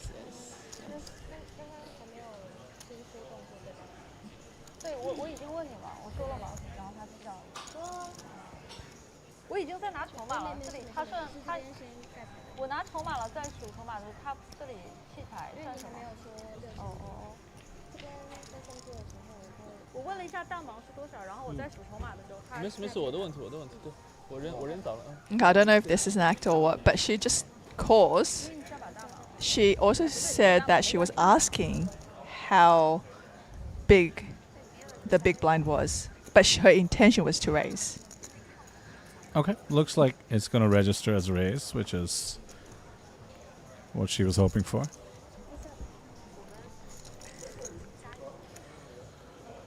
Jack on the flop. King 10 has enough of a piece in the form of the gut shot to Broadway. Blinds at 2.5k means each pot now seeming pretty crucial. Once again, good discipline to c-bet on the ace-jack 4 rainbow board, but this time around it gets King 10 to fold. So she's like, I can only hit flops against Nana, but she won't pay me off. But then every time I'm against the other two, all I do is just lose and have the worst of it. Now this is why I completely agree with the accumulative tilt part, because, if things are going well for you, you pick up jacks, you flop a set, you see it as a positive outcome. But when you're just trying to get back into it, you see this as your big opportunity. Picking up a pot can add to the tilt somehow. Yeah, because on this table, do you think Aaron Zhang has any tilt? No, he's already sucked out so many people on those rivers that he's like, yeah, I'm definitely on the good run end of this. Yeah, he's just free rolling since Orbit 1. He's probably free rolling every poker table he's on, considering his poker career. It's all gravy. Because the most dangerous is when you have the run good as a great play on the table.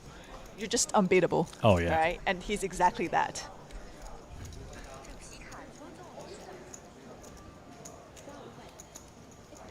I can't remember who I was watching in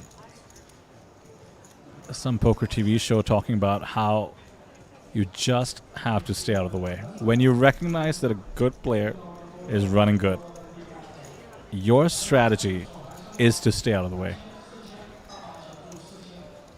Yeah, don't be the collateral damage, Don't stand in the way of them trying to isolate, the fish on the table.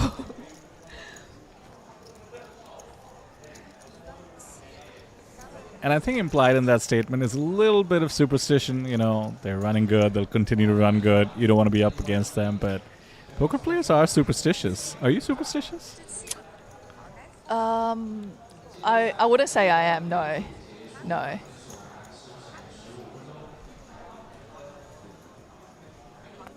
I try to be super rational as well, and I'm certainly not superstitious in life, but, you know, I lose with ace jack twice. I might just limp it the next time. We're all human. Pikachu here. Under the gun, calling with the ace queen. And we have Zhou Quan here with the ace king on the cutter, raising it to 8k. I can see some fireworks here from Pikachu when the action's back on him. So we saw something funky like this from Team Pikachu earlier with, I think it was ace jack suited. Oh, and there it is. He did jam then, and this time it's a much bigger jam, and this is a huge misstep. Look at the stack he's got in there, Selena. 175k, so that's good for, I want to say like 70 bigs? And he's actually got Zhou Quan covered here. Like, he would have change left, even if he doubles up Zhou Quan. And Zhou Quan has to remember that he did do this, and if he saw the stream with a hand like ace jack. So he really has to, you know, think that his ace king is well ahead. Puts it in. Now let's go. Yeah, this is quite a misstep. Turns out 60 bigs or so effective is Schwann's stack, and after coming back from about half a starting stack to 176k, I think he knows he's overplayed his hand here. Got a bit cute with the limping. King on the flop. 3% now. Never easy. Oh, a little bit more now. Oh my goodness, he's gone runner. Whoa. The 3%. 3%, huh? Wow. Oh, what a 周 hand. 老师怎么可能比他少呢？ That is how we lose. 对对对， The legend himself, Ho Chuan, 哦，你打 gets it in. Well, that heads-up match between him and Aaron Zane, especially if he had won that pot. 这个转盘这样给我翻了就不太，我就心里 And a near tie up top now 真的是，因为之前你在 between 外面也是卡死卡出来 the 的， two players seated next to each other.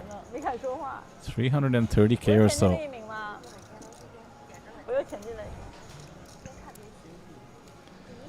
我们桌是掉人最快的。 I mean, you see a flop like King Deuce 3. You just think No, the you rest got of the cards are... locked up, right? You know how there's these people who start celebrating?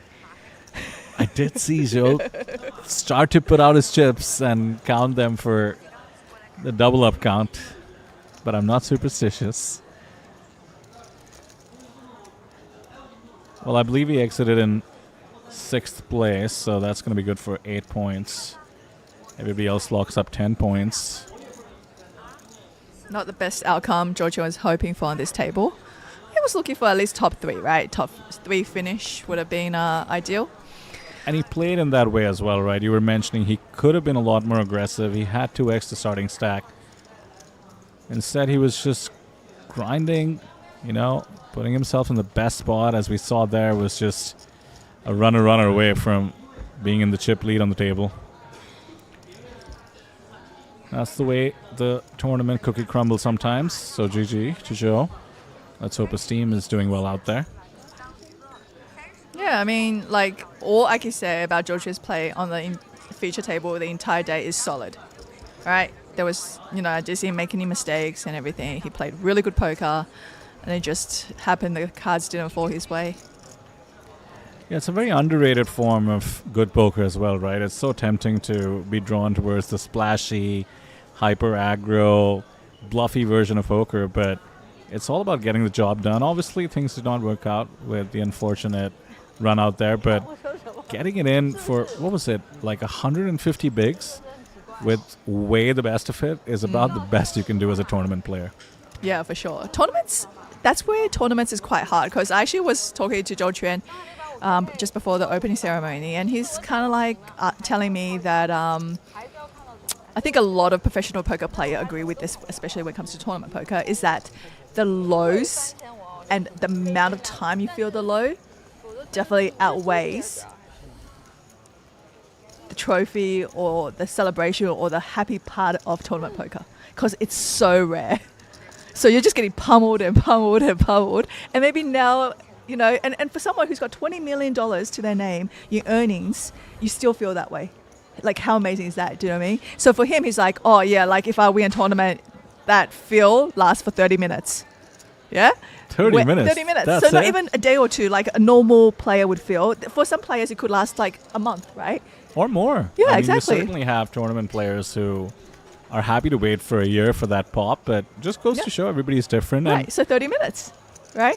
But if he makes a mistake or he busts out a tournament, it lasts for about 2 hours, right? Ouch. So that's short as well, but it's not as short as his, you know, triumphant, you know, wins, right? So to him, he definitely feels that he's like, over time, you know, it is very unpleasant to kind of go long stretches in tournaments feeling terrible. And maybe now and then, you know, you feel good for 30 minutes.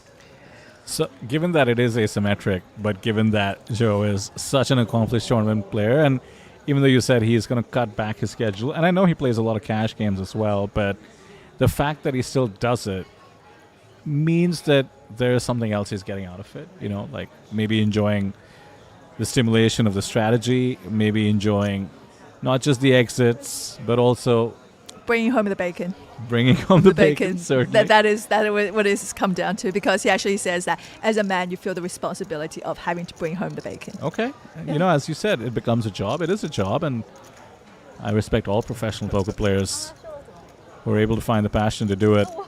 Yeah. And then the thing about like poker is that, like, you know, at times it can be really a lot of fun, right? So if you could just put the results, and it's hard to do. It's very hard to do. But enjoy the game for what it is. It's great. It's a little bit like pickleball, right? Once you have that DUPA, which is like a ranking system come into play, the game actually doesn't feel as fun as when you first started, right? And as you get better and better, you realize that your pool of players starts getting smaller and smaller. And you become a bit of a snob because you're like, well, no, I don't want to play with a 3.0 now that I'm a 3.5, right? So it actually changes so much, where sometimes the best part of your poker career might have been the first 2-3 years where you just learn the game, and it's just so fun, right? And because I see so many new faces at the TLPT, you actually see the passion and how much these players come to enjoy the game because they've just started. You know, I've met a guy who's fresh out of like high school. He had no idea who I was, and he was just so happy to be on the table to play. I've seen that as well with the new crop, and it's kind of inspiring or sometimes nostalgic. It reminds you of why you first got into this beautiful game. And it's like you said, sometimes you just need to take a step back and realize you are playing a game, sometimes for a living, and what a privilege that is. And you would know that more than anyone else. You know, doing something that is fun and you can call it your job and your career is a blessing, really, you know. I mean, the gold standard for a dream job is that you do it for free, right? And it's funny because poker is a game. Oh, no, poker's even worse. You do it for negative income. Exactly. I do that all the time. And then you got your flights, right? You have your hotels, and you could walk away from a poker tournament down $20,000, which is very common, right? So it's not very common for you to go out to work and come home minus 30K. Yeah, months at a time sometimes. Oh, we might just get action here with the pocket aces against the ace 4 of diamonds on the big blind.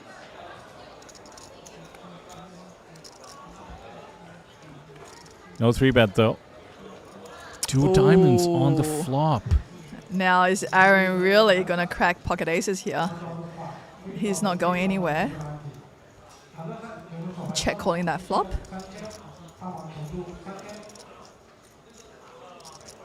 But there it my is. Goodness. Did not even have to wait for the river. Too easy. Oh, it's not just because I can see the cards, but would love a check back here for pot control. That being said, cannot blame the barrel here. It's one of those bets where you're setting your own price for a check back on the river. But this is also why it's dangerous. This is also why it's dangerous to learn about blockers. Because if Aaron has just purely the ace of diamond in his hand, now the player's going to think, would he do the same thing here? He's raised it to 33,000. Yeah, this is one of those reverse blocker situation. I don't have the ace of diamonds, so my opponent could be bluffing with it. And what a great fold with the aces. Talk about losing the minimum. I mean, part of the reason you maybe do pot control is because you think you cannot get away if you get check raised. But if you can get away, I mean, in a way, you've lost the minimum. Very impressive. Very, very impressive. Because I can see a lot of players sticking around to see that river card. Yeah. And maybe if it's not a diamond, they might still pay off that final street of value. But you could see him. He didn't think twice. He's like, no, yeah, aces. You know, dusted. Especially against a player like Aaron, who's obviously very capable of bluffing. That is quite a read. It might not appear so, considering the wetness of the board, but yeah, you're so right, Selena. You also start convincing yourself an ace might be good on the river, a 10 might be good on the river, and the lower card pairing might be good against potential two pairs, but he just decides to treat the aces like any other hand. Yeah.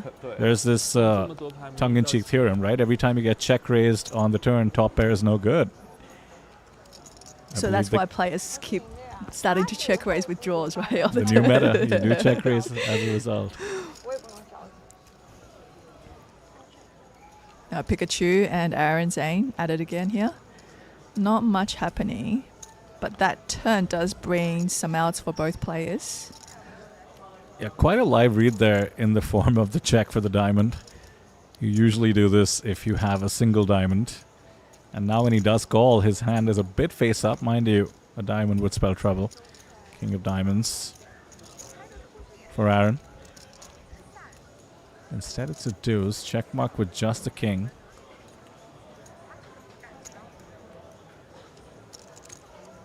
Check, check.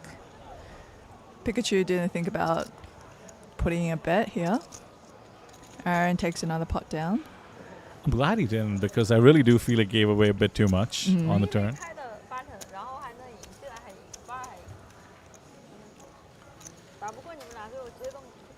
Two big stacks now on the table is Team Pikachu and Team Poker Gods.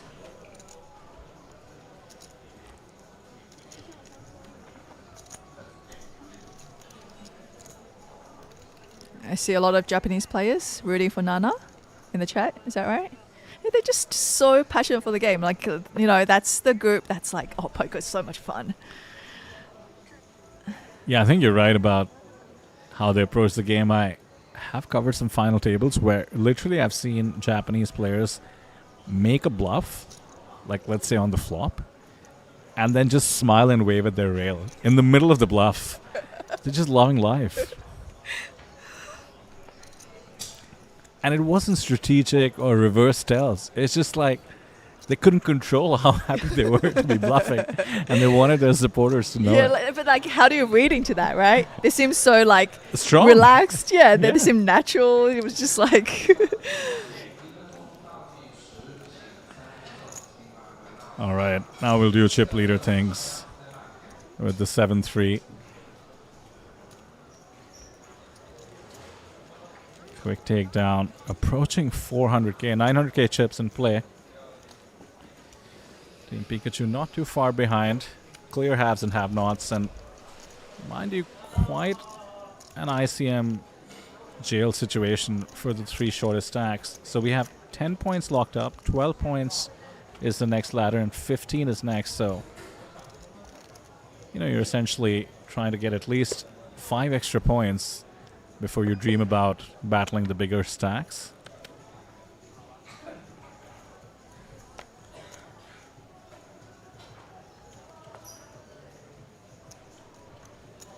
Her spot is just so tough. For instance here, King 9, 5-handed, fair enough open, but she has the two biggest stacks behind. And Aaron once again wakes up with a hand. It's quite common to just call pocket sixes here, which is what he does.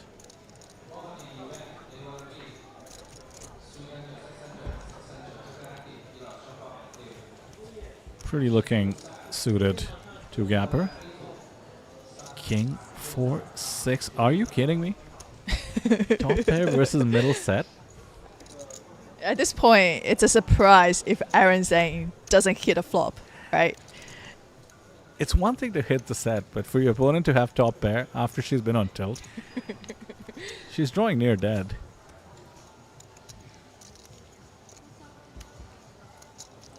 She looks disappointed, and there's the boat. 2 outs in the form of 2 kings. And she's not gonna think that she's behind at this point. Yeah, looks like a pretty favorable card to me on the turn in case. Going for a check here. And Wow. Aaron checks behind. She checks again. Checked once again. Wow. That is surprising. Like she had like a sixth sense or something, which is That's amazing to not get stacked yeah. in this spot. Especially with how many chips she has behind, right? Well, let's watch the tilt. 很大的牌。 But she should be really proud to even be in this tournament. 真的打不过你，转发我我 K 啊， I do like Aaron's sizing here on the river too. 你有 K Like 你有 it's a K 都不 it's a 打 good 我 mount, 真 you 的 know. 好我已经打了。 He won a pretty good pot, 你也不打我还怎么打？ and 告诉我，我只能靠你啊！我打不过 she actually didn't think very long before paying it off. 那我赢少了呀，这个有 K 肯定打光的。我当你没 K 呢。我开池的，我不会开太差的牌啊。而且 flop 是彩虹面，我才。 Now the girls are really at risk. Both need a double up here. I think Aaron was a bit prepared to get a near full when he shows down the full house. Gotta know he's been running hot, but yeah, super impressive to save the 39k with the check on the 这个 turn in the river there. 你真的打得很好，这全我真的是部省 K 啊，下来的你可以。看对啊，我 K 九，打很好5。个人桌 K 九是完全可以开的嘛。那我是输我是实了，话实说的，我这牌都没打，没有没打急的，因为完。我们都能看直播的嘛。我要是 AK 这牌肯定是给你可能会打的相对也是一样的，其实行动线还是一样。 Mind you, 400k crossed for Aaron, actually approaching, having about half the chips in play, and the jam with the 10-8 of clubs. The frustration coming in, 30k to call, but it does go through. 我是10月8号的生日嘛，还是 Oh, and she's showing it. Oh, I don't know. At this point, she should be showing her holding. Oh my god. 90这把牌。 You show it if you know. Oh, like hey, I'm ahead, right? But you don't show your 10 high. Yeah, so far it was building an image, and I guess the image paid off right now, but she's undone the image. But I think see, this is the part where she's like, okay, that accumulative tilt has just subsided a little bit because You're I right. stole a pot of Aaron in that spot, right? You know, You're right. It was an absolute tilt jam. And I think picking up that pot, and mind you, Aaron is just quite upset having folded at least the best hand pre-flop. It's amazing how competitive the likes of Aaron and really everyone on the table tend to be, even in a teams event like this. You can just see his disappointment.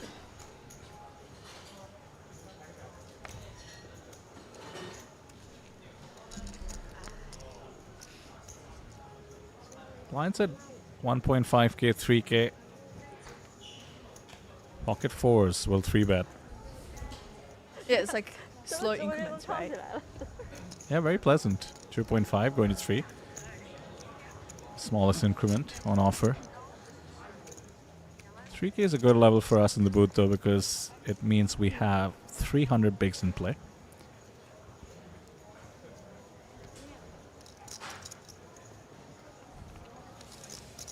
No 4-bet with the ace-5 of diamonds. Against an active player, you might be tempted, especially with the chip lead. But against a player that's been fairly snug, we see Team Pikachu give the credit.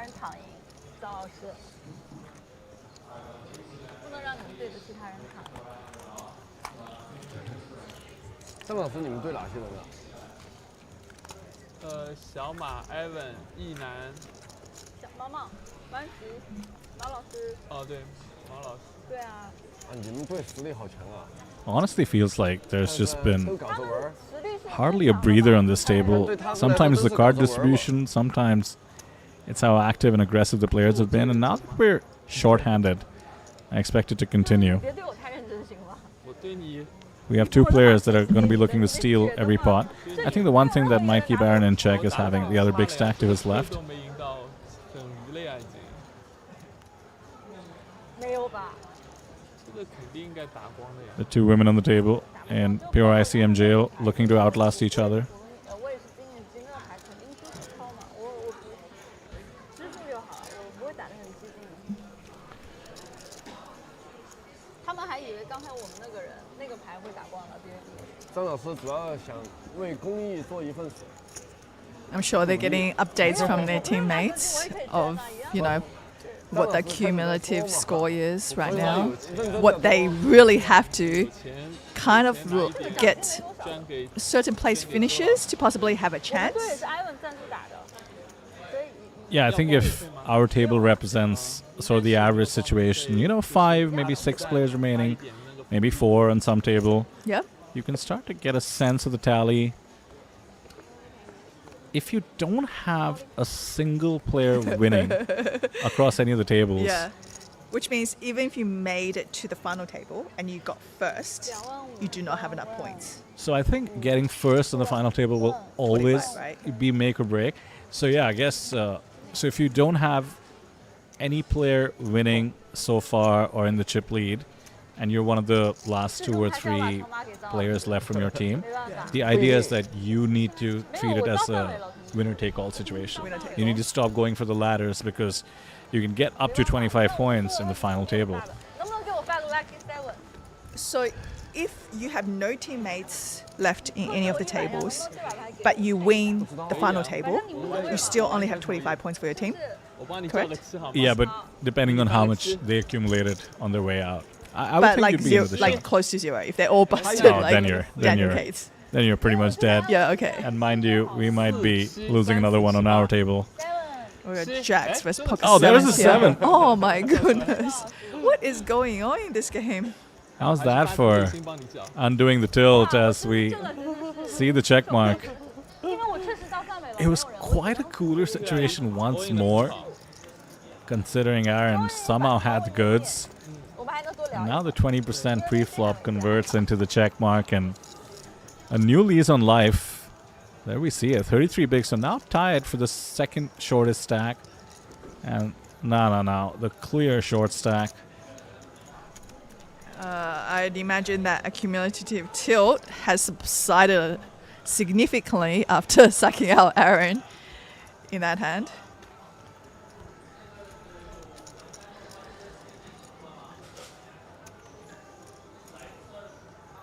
So 120 bigs, 105 bigs, 33, 33, and 11 are the stacks. Still a bit of a dream spot for Aaron and indeed Team Pikachu. The 2 biggest stacks, they can just put the middling stacks to the ultimate pressure. 我这个徐杰明真的是太夸张了，他一个人收了4个人在桌子上。谁呀？就那个徐杰明，你不知道吗？现在最新的济州岛岛主 ，PT 拿了一个5个冠军，然后红龙 Plus 拿了一个主赛冠军，拿了6个冠军，就最近这20天，真的是太厉害了。You know, as I listen to some of the banter on the table, I'm realizing that Nana also has the only language barrier on the table, right? Yeah. I can certainly empathize. Has been just super focused, trying to play her cards. That might be one of the reasons. Can't engage as much. Aaron with the goods again here, pocket queens. It just doesn't end. Jacks, ace-8 of diamonds, which even 5-handed with the chip lead is very strong. And now queens. Maybe one of the crazier runs I've seen in a long time. Hasn't always worked out as we saw with the jacks, but he was certainly owed a bad beat after the opening queens versus aces gambit.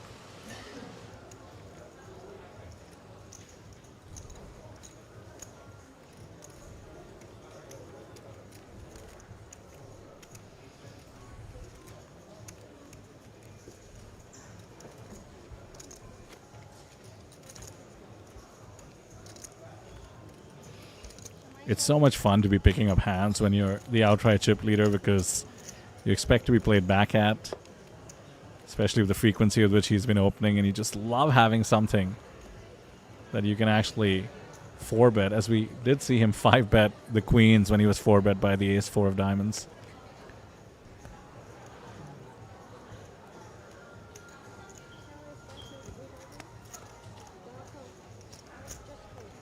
King Jack will play standard, open from the cutoff. Pretty ambitious peel there by Nana, letting maybe the frustration get the best of her. Still 2 live ones as we head to the flop. It's just 17k behind. If she connects in the slightest, she will certainly get the rest of the chips in the middle.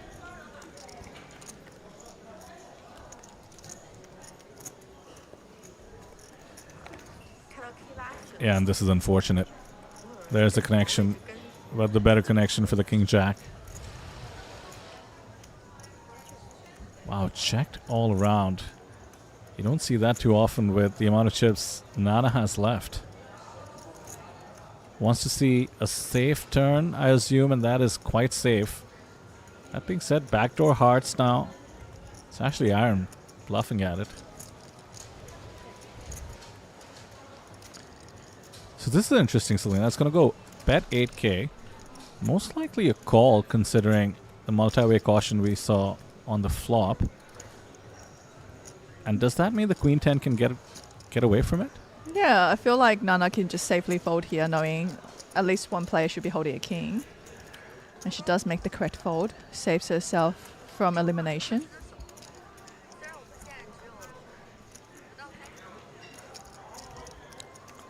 That is quite impressive to get away from it. I know I'm tempted to jam on the Jam flop on the there. flop, right? Yeah, because And usually then- with a short stack and you don't even have a pot size bet left, and both players check to you, you're like, I have to be ahead. And she'd be out of the tournament. Yeah. That's amazing.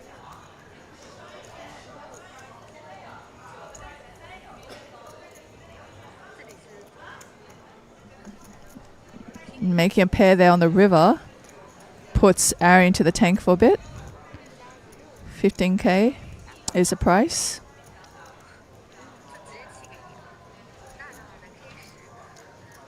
Yeah, he's putting it together. The fact that the flop was checked, he's just not giving credit for a king, and he does make the hero call. Well played by the King Jack. Can't blame him for a lot of missed draws on that board. There could be a lot of, bets on the turn with a bunch of draws that missed the river. I don't mind that call there, keeping them honest. Yeah, probably feels it's a king or nothing. Just because you're unlikely to find the middle pair, find the bet there. So that check on the flop, having a lot of ramifications. And once again, credit to Nana for still being around in this tournament. So I heard you mention a lot of board games, Selena, but is chess one of the games that you like to play? No. Not at all? No, I actually think that, I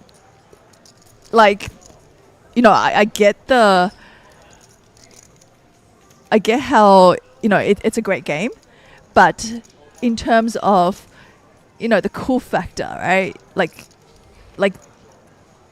I like the games that look more cutesy, or you build something, or there's Okay. just a little bit more elements to just like the pieces, right? You know you were a professional poker player, right?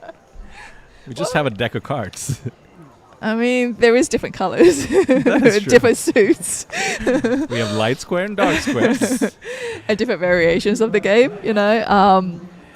That's actually one of the things where they've got a chess club, at my daughter's school, and then I kind of want her to, learn and push her to play. But then I'm thinking that if she learns to play chess, then she's going to ask me to play chess. I'm like, I don't want to play chess. So she goes, oh, nah, I don't really want to go to chess class. I'm like, that's fine. So, yeah, she does not go to chess class. Interesting.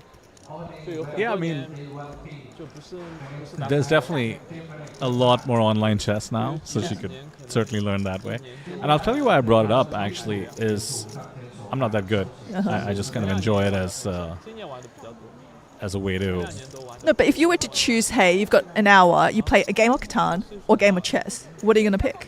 So what's interesting is that you can play 8打出的呀， 2-minute games of chess, which is why it's super fun. Oh, Yeah, because you can just play like speed chess, bullet chess, sometimes they call it.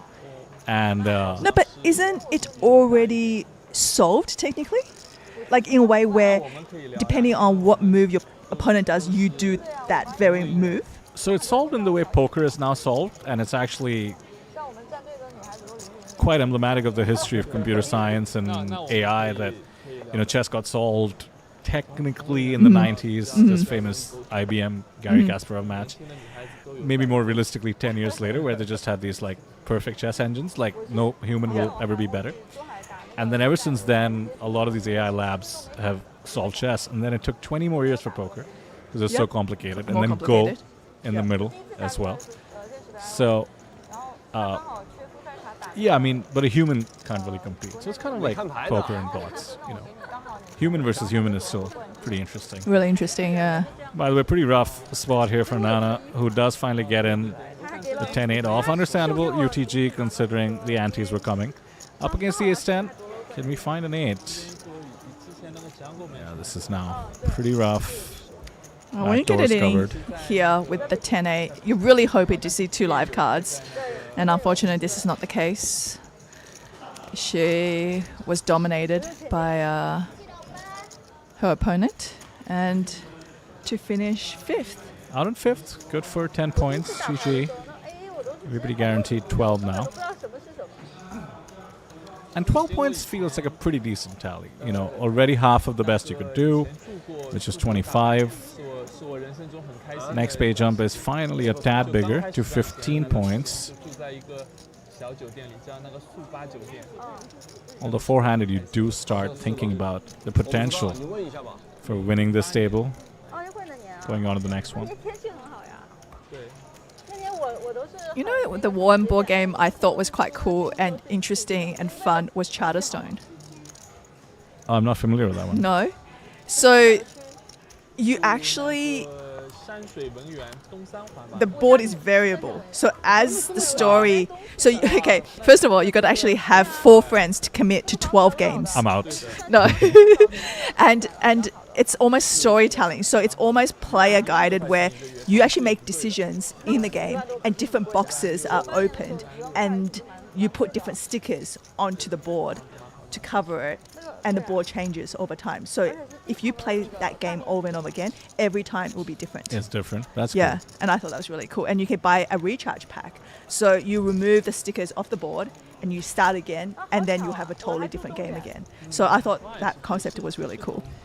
The thing with chess is it has a 1,000-year history, maybe Yeah. more. And so it's one of those, it's kind of like No Limit Hold'em where there's just infinite depth. And some people just love No Limit Hold'em, right? Right, so right. the best chess players in the world, obviously, it's just so competitive. They are absolute machines. Like the level of skill displayed by Yeah. the best chess player in the world, currently Magnus Carlsen. Oh, is it Is- still 那 him? 我最近为了孩子 Yeah, it's definitely still him. He Yeah. stopped competing for the world championship title. So Mm-hmm. currently the world champion is a 18-year-old kid from India, but he's certainly not the best player in the world because you can test that pretty easily in chess. There's a rating, there's an ELO system. But like they're just computers. Like the most impressive poker player in the world does not impress me in the way the best chess player does because they're just inhuman Yeah. at pattern recognition, Yeah. at thinking over the board. And I mean, if a 2800, which is about the best you can play in chess, Yep. plays a 2700, Yep. they will absolutely whoop them. Oh, wow. Meanwhile, a 2700 is maybe like 0.01% of the world. Like they would absolutely whoop everybody in the world ever. But Right. the best guys in the world are so much better. So somehow. how many players can be in the 2800 ranking? I mean, realistically, it's been like maybe 10 ever. Okay. And you usually get there and slip back. It's like the ultimate pinnacle. And yeah, like, a 2800 will probably beat a grandmaster, which is a different category blindfolded. So you can be that good, which I really enjoy.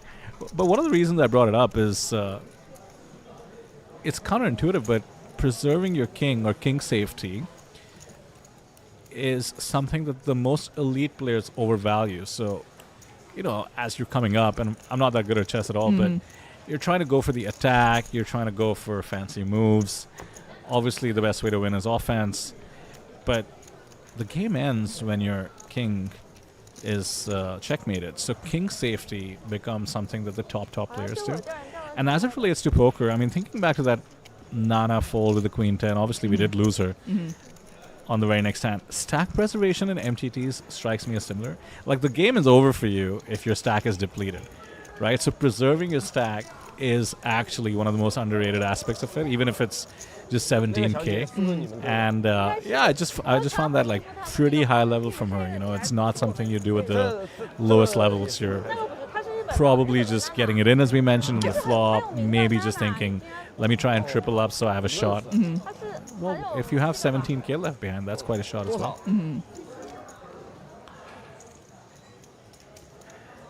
So embarrassingly, I've played 30,000 games of chess over the last 5 years without improving my rating. Because it's just like a fun thing for me to do, like, play 10, 20 games every day. And it just goes to show, unless you're trying to get better, including in poker or any strategy game, you don't just accidentally get better. You need to be trying.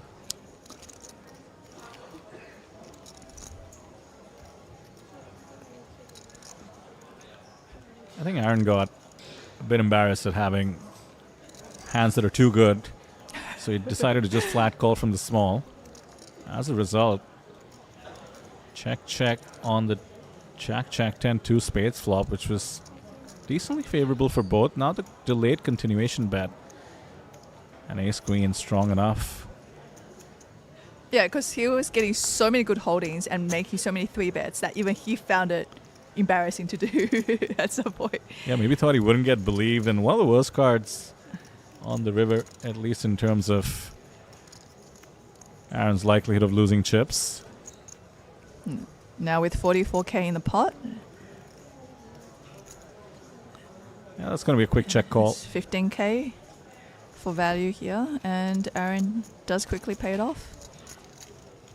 So I actually watched this documentary recently, and it's the guy that's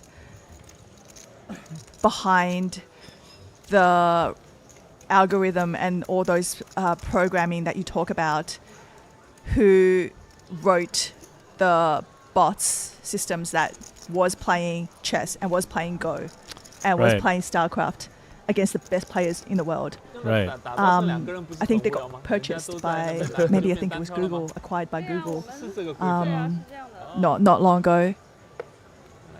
Maybe was it Deep Mind? Yeah, I think I heard about this one. Yeah, correct. I heard it was pretty good. It's good. So it's just a actually documentary. Just you can look up on YouTube, right?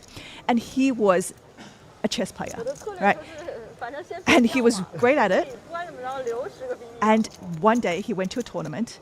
It was a room for chess players, and that was the last time he spent any time really doing chess. Was afterwards he realized to himself the amount of hours these great minds spent at a game of chess is unbelievable. But if they had put that time and effort into anything else, it would have made a change. It would have been amazing, because we're talking about some of the most brightest minds, like you're saying, like how amazing they are in the ability to play chess at the level that they do. But if they had applied that to other aspects, That's interesting. Now, do you think that's true for poker? I actually do think that there is some merit to that, because there are some absolute amazing poker players. But if they had applied that to other, I would think better humanity, like bettering the world, right? Because this is the struggle I have with poker, is that it's a relative selfish game to be playing, because you're managing yourself. It's a business that you are running, essentially. But it is a game that you're playing. But then you're like, oh, I'm putting this towards a game where I'm looking back. Am I going to be happy with the contribution that I have put towards society, right? You kind of have to think about that a little bit. Like, am I going to look back and the mark that I've made in that sense, is that something I'm happy with? Yeah, it's zero sum for one thing, often negative sum if you're playing, let's say, cash games with Rake and even tournaments for that matter. So it's always tough in a zero sum situation. Somebody has to lose for you to win. So not only is it selfish, you know, you're dealing out a bit of suffering, and some people actually are well aware that that's one of the big drivers for them. Actually, they love to deal out some pain. Yeah, you know, they love to see an old man cry because he's lost his, money for food that week. Maybe a bit extreme, but not too far from reality. So yeah, it's definitely a internal battle that I've had myself. I actually really like the content side of it for that reason, because I grew up watching poker content, loving poker content. Certainly added a lot of value to my life, and I feel that way about the game in general as well. So really like the idea of growing it in that sense. But yeah, more question I'll throw back at you actually. What side of it did you end up on, having played professionally for at least 10 years, right? Yeah, because I feel like that's always been that question I ask, and that struggle that I have is, well, like, what is the meaning of you doing it, like the end game, right? You're just like, what am I trying to get out of it? Okay, so you can go down in history as one of the best female poker players, right? But it's like, well, and then what? Like, what have you achieved in contributing to society and the world in a meaningful way? And I think that's been really hard on me as a poker player. Not to put words in your mouth, but I'm sure having a lovely child helps with the purpose aspect. It does. But it's such an easy thing to do, right? Anybody can to do what I mean. It's like procreation. Sometimes it's one of the more natural, biologically easy things that an animal could do, right? That is a negative spin, I will say, on on having a daughter, but I hear you. Yeah, so a lot of times people tend to put a lot of what you would like your offsprings to achieve because you didn't get to do it, right? That's right. I see quite a bit of hand developing here. Yeah, let me just recap the situation, because looks like this limping and then re-raising is a Team Pikachu special, and we saw that work out to his advantage with the ace-queen against Zhou Xuan's ace-king this time around. The limp works, gets the jack-8 to try and steal. Really, really loose, and the limp re-raise gets the job done. So, pretty creative. In a way, he's recognizing players on this table isolating limpers, or they're picking certain players to, 3-bet light against and so forth. So he's incorporated, that type of play, right? Where, he will limp in, he will see an isolation, and he'll just kind of jam in his hand and so forth. Yeah, so I do think that in terms of you talking about sending an unpredictable player into the field, Team Pikachu did send one of that type of player into the field to really give him a chance, because he's, at the moment, top 2 in stacks, right? He's most likely the one that's going to be playing heads up against Aaron. Yeah, that was sort of a undeserved pot that got inflated, and he picked it up. Mind you, now the 10s find the 3-bet jam, and I think you do have to consider this with the Queen-Jack suited. 20 big seems a bit too many, perhaps. Too likely to be dominated. That being said, she did show the 10-8 of clubs after 3-bet jamming. And this is perhaps why you don't do it. That being said, the pocket 10s get the job done. Doesn't show this time. And this strategy for her is not a bad one. And, just four-handed on this table, picking those spots to pick up some chips. It's keeping her alive, and hopefully Pikachu, Aaron, they start eliminating the others.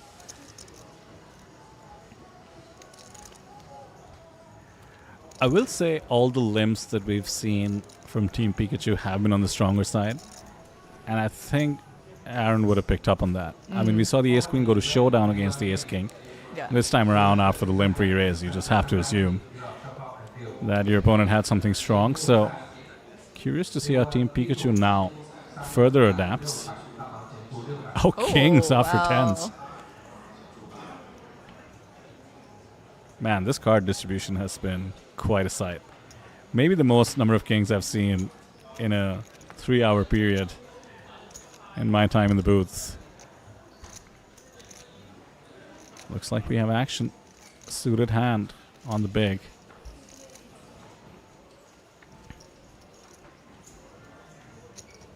Queen 9-6, no connection for the Jack 4. Should be a bet and take it situation.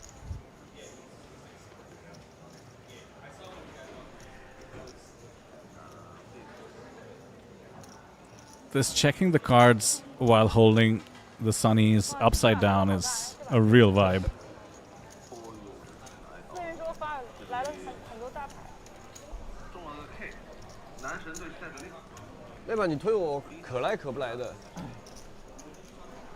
Now the stacks aren't so deep anymore, with Chip Leader holding 84 big blinds and Poker Goddess with the shortest stack, but still with 24 big blinds in play.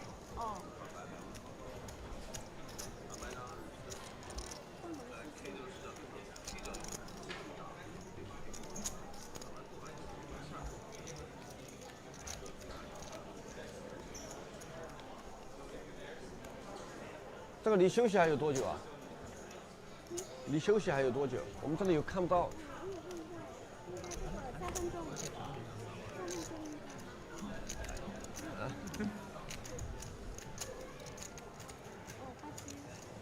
Looks like prize pool and the payouts have been announced, Selena. Did the quick conversion to the USD. Just a reminder, about a 4.7k buy-in. So the top 3 teams out of 9 will be in the money. About 8k US will be the minimum payout. That's 12.17 million Korean won. 17.84 million for second. That's about 12,000 US. And first place will be good for 26.7 million, about 18,000 USD.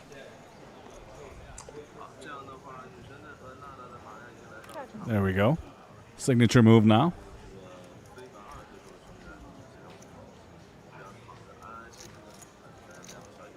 Bested by the ace. I already catch you up there on the turn. I'm trying to remember my 9th grade physics ray diagrams, I believe we used to call them. And I'm pretty sure if you hold your sunglasses upside down and the wrong way around, you're going to see a smaller and inverted flop. Inverted?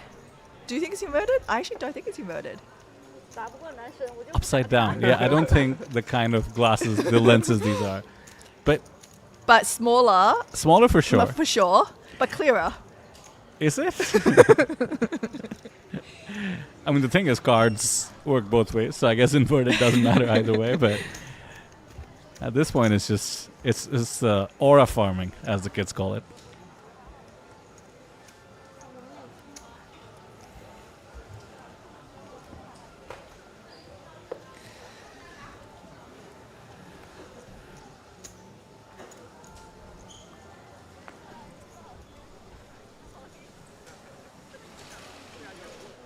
Very curious to see how the outer tables are performing. 4-handed on our table.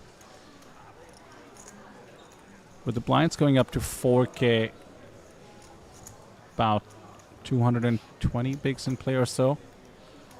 Certainly do expect a tournament to end with 50 to 100 big blinds in play in the heads-up state. So I'd say still a few levels to go. So when you used to grind sit and goes, were they 6 max or 9 max? 9. And then it was like, I felt like the double nothings at some point was quite fun too. That was 6 max? No, it was for ring. I think it was like maybe 10 players and then 5. 10 going down to 5. Yeah. Yeah, so this is a bit of a different situation as well. It's ICM from step 1 because of the pay ladder. So it's closer to a final table. Correct. In that sense. A traditional sit and go would have a money bubble going from 4 to 3. As we do see the players standing up, which signals a break. Another 15 6 minutes. levels in the books, yeah, and we will take a 15-minute break. Hopefully get some updates from the outer tables. Four-handed on our feature table here. Quick 15-minute or so break, and we will see you on the other side. Do not go anywhere.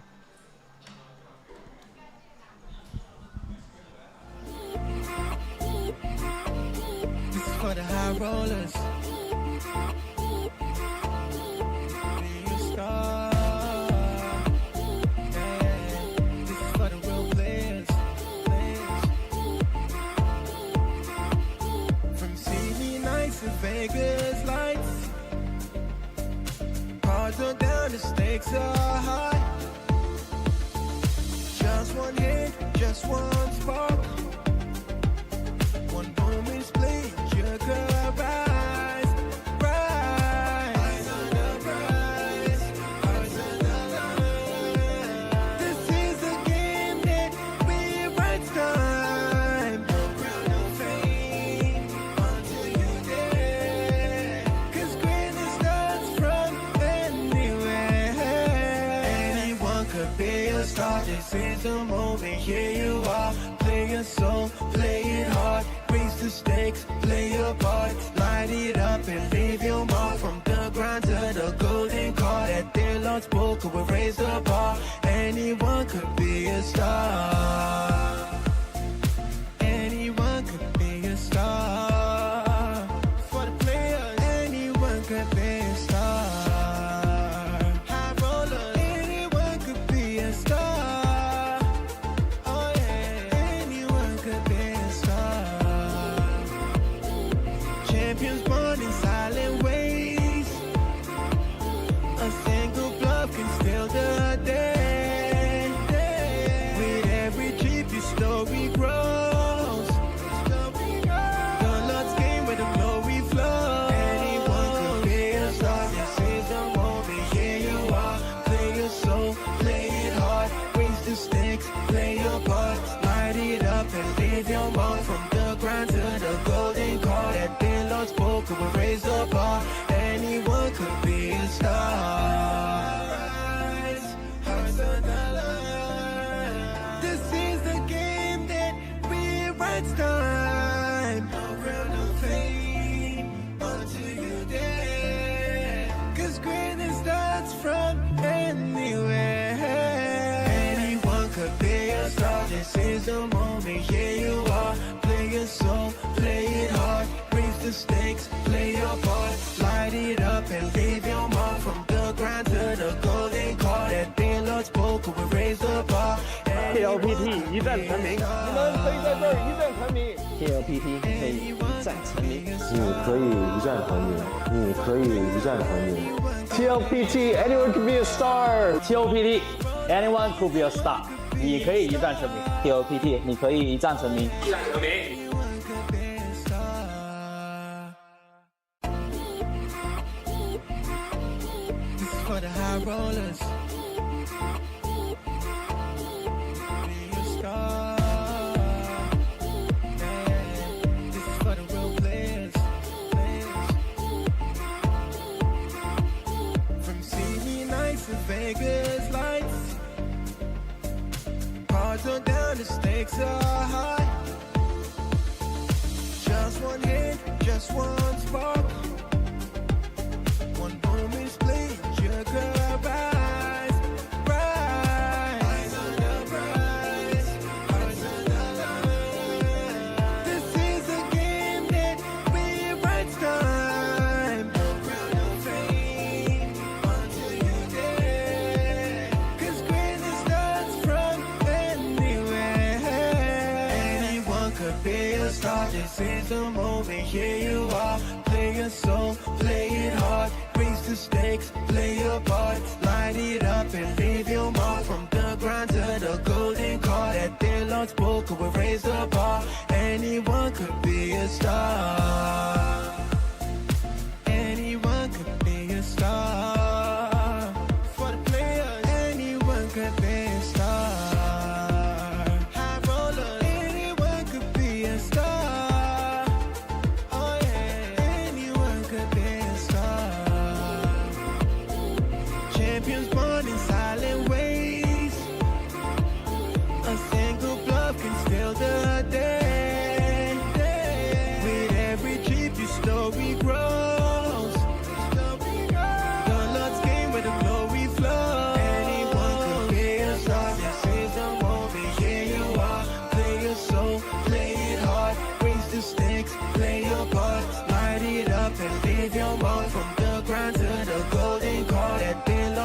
spoken, we raise the bar. Anyone could be a star. Hearts on the line. This is the game that rewrites time. No crown, no fame until you dare. 'Cause greatness starts from anywhere. Anyone could be a star. This is the moment. Here you are. Play your soul, play it hard. Raise the stakes, play your part. Light it up and leave your mark. From the grind to the golden card. At Lord's poker, we raise the bar. TLPT 一战成名，你们可以在这儿一战成名。TLPT 可以一战成名。你可以一战成名，你可以一战成名。 TLPT anyone could be a star。TLPT anyone could be a star。你可以一战成名。TLPT 你可以一战成名。一战成名。 Anyone could be a star.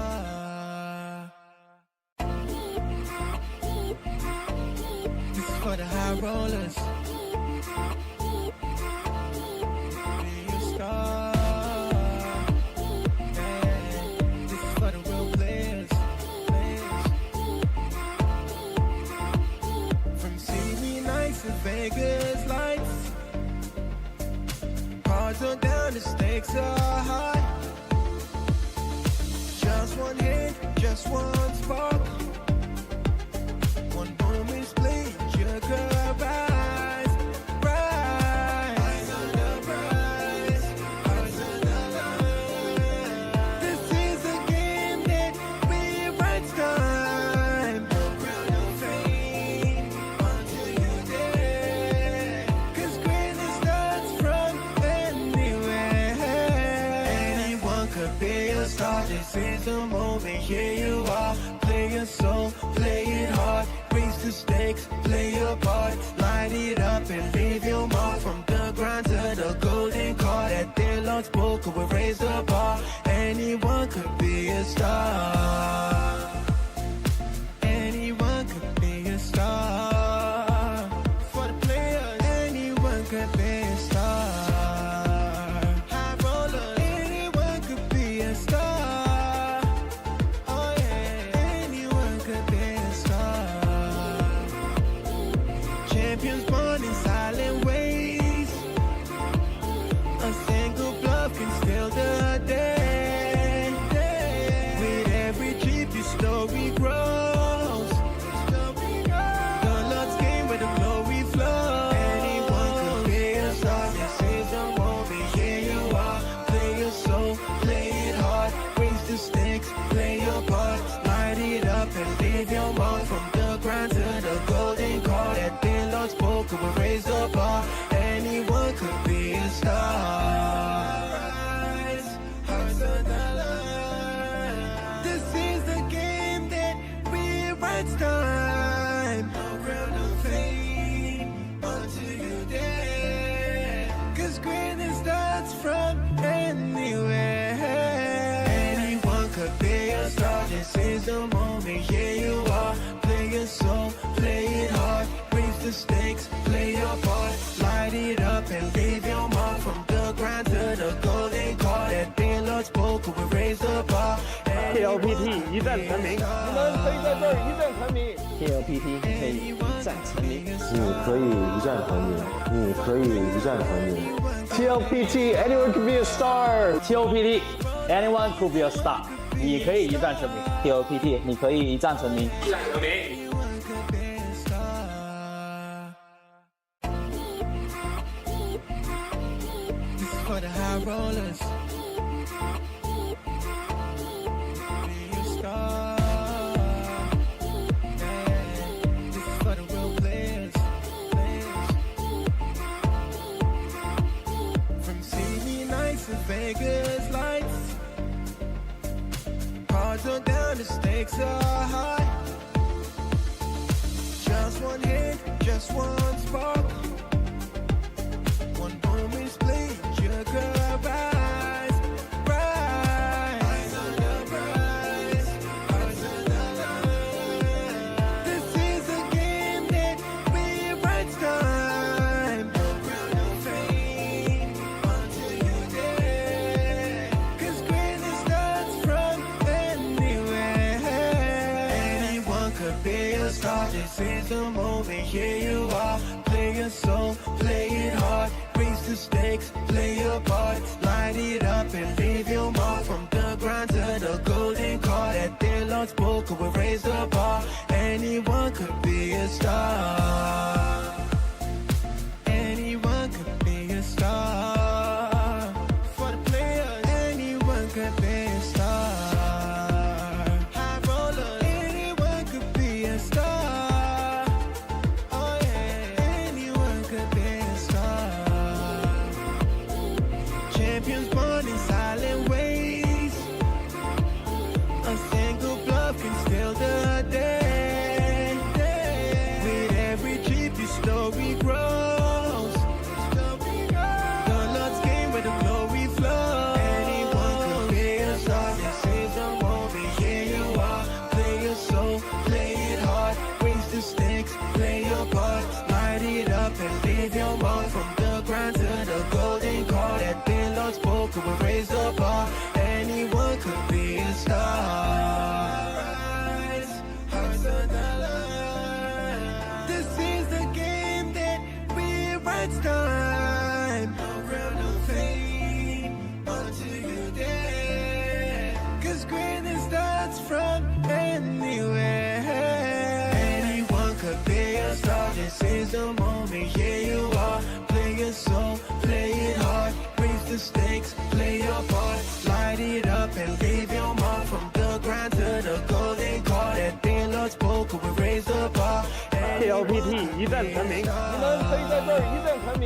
TLPT 可以一战成名。你可以一战成名，你可以一战成名。 TLPT anyone could be a star。TLPT anyone could be a star。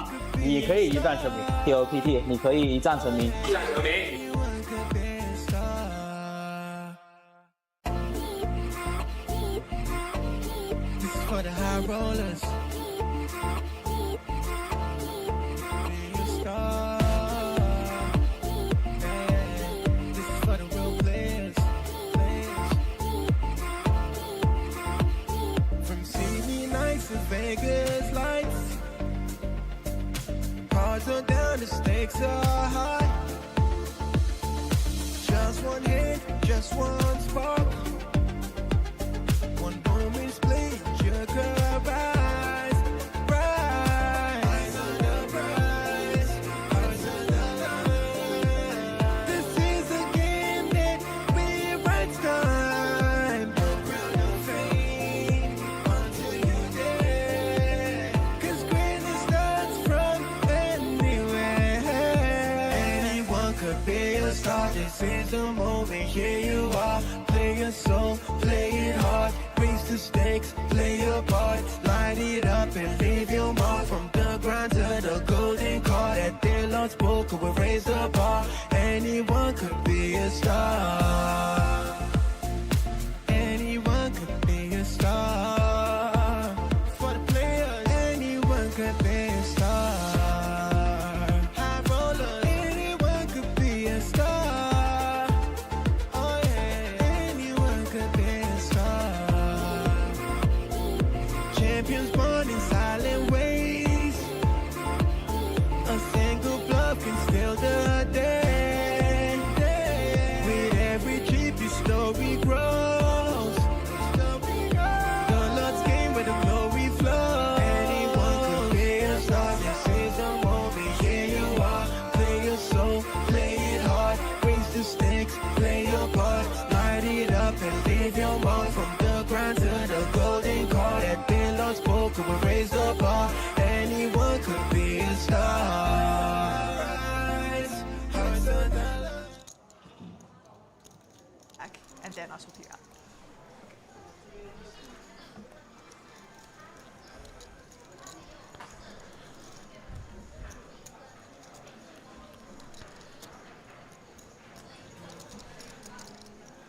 We're back, folks. Four-handed at our feature table. And there we see the stacks. New blind level, 3K, 5K.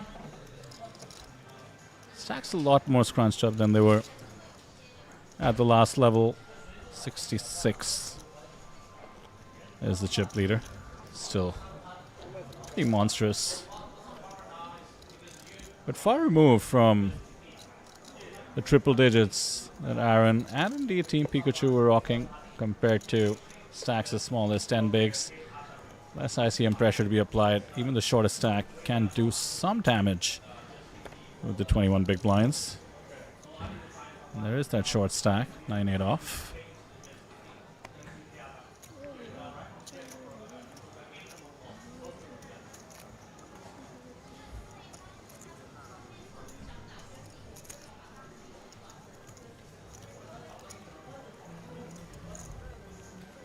Quick pickup. I think Aaron knows the zone he needs to find. Looking to close this one out. The pesky near 300k stack, Team Pikachu on his left, currently will be the biggest impediment. All 4 players have done so well to reach this stage.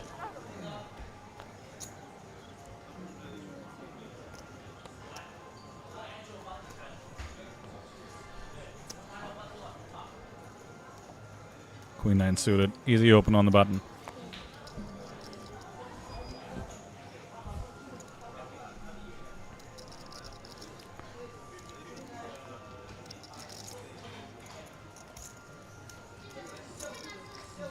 King 7 should be looking to defend.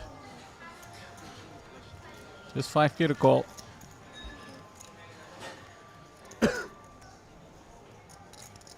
Two spades, no king. Should be fairly straightforward for Team Pikachu to pick up.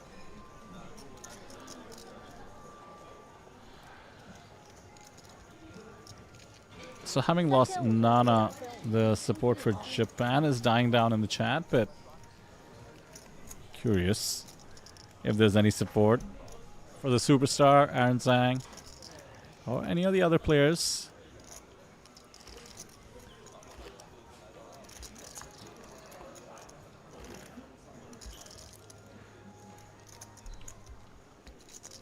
Mind you, 12 points locked up by everyone. Next page jump is 3 points, takes you up to 15. The one after that is the same, 3 points, and then a massive jump, 25 points. Not only do you get the extra 7 for shipping the tournament, but you get to participate in the final table. All that to say, I think strategy-wise, there's a bit more of a winner-take-all format here.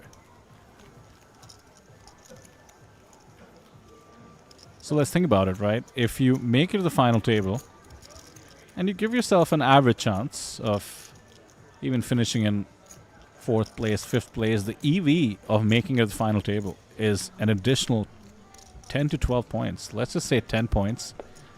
So the difference between 2nd place and 1st place is not just the 7 that you lock up, but up to 17 on average, could be an additional 25. So would really love to see the strategy match here. The aggression should be really ramping up. There's an example. Ace 5 will just rip it from the button.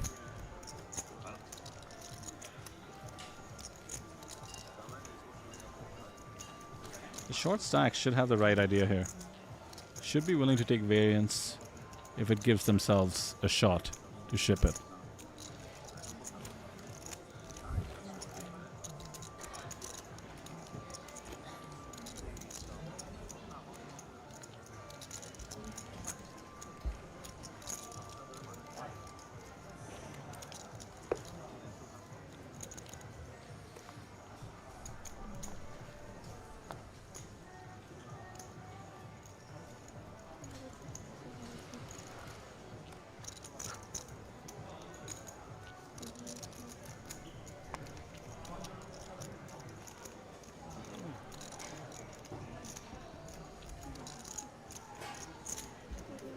Limp in the small and no additional chips committed.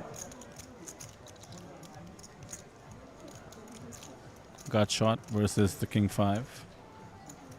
Really like this bet here. Even though king high is likely to be the best hand.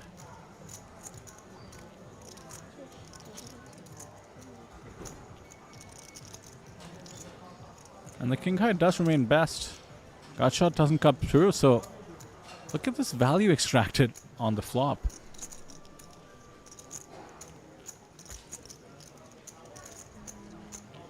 These small ones can make a huge difference, not just mathematically to the stack, momentum as well, a bit of distance between himself and last place in chips.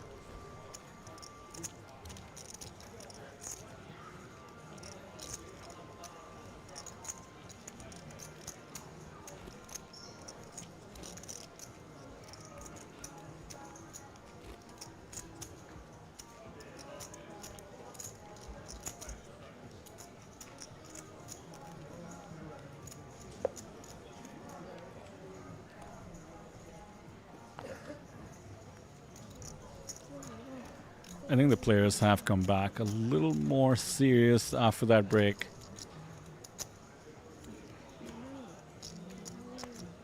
All of them want to play additional poker after this table is done, and for that they need to ship the event. Pocket tens could start helping the cause.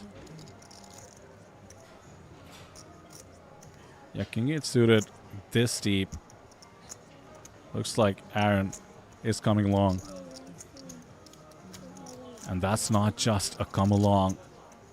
He's turned his hand into a bluff, a 4-bet to 63k. We're about 60 big blinds deep, effective. And pocket tens against an opponent like Aaron is a must continue, and the continue is in the form of a 5-bet jam. That sends a statement because Aaron doesn't know what his opponent had just yet. Pocket tens usually feels a bit weak to 5-bet jam, but in this case, it gets job done to the tune of almost doubling second place in chip stack now. For the first time in this tournament, ever since hand number 3, I believe, Aaron Zhang is on the back foot. He has the chip leader to his immediate left, and the gap is wide now.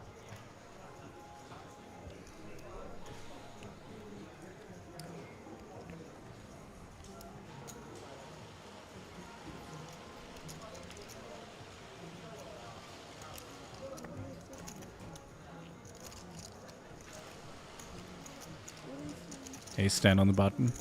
Strong holding to open.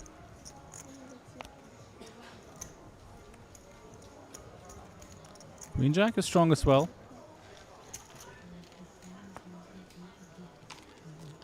Just a call. Well disguised. Note the raise sizing as well. 13k instead of the usual 2x. Closer to 2.6. Usually discourages loose calls. Queen Jack was always coming along rather. Pretty much to any size. Tiny continuation bet in the form of 9k. Aaron won't go anywhere with the 2 overs and the gut shot, or rather the backdoor. Check, check, and then the 9 and the 3 means double paired board, ace high, likely the best. Yeah, looks like Aaron's done with the hand. Doesn't expect to win queen high showdown too often.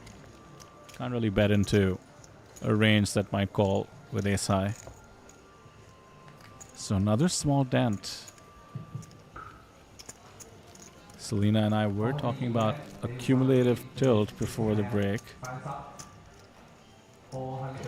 Aaron Zhang has truly just been there, done that, seen it all, but the last 2 hands seem to have taken a toll. At least based on his body language and facial expression at the moment.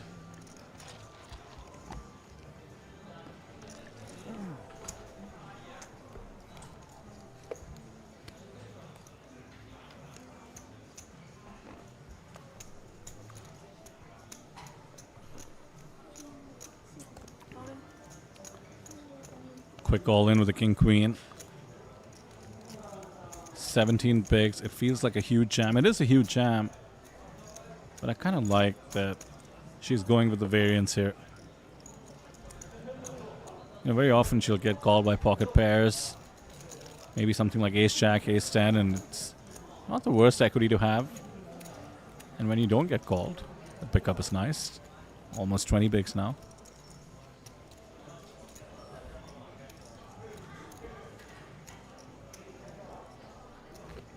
But I don't know if it's strategic or not, but I really like the choice to not grind out the next couple of ladders. It's more top heavy than it feels like, the structure.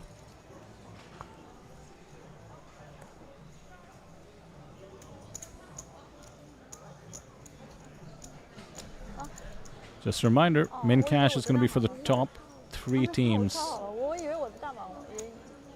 12.2 million Korean won, give or take 8,000 US.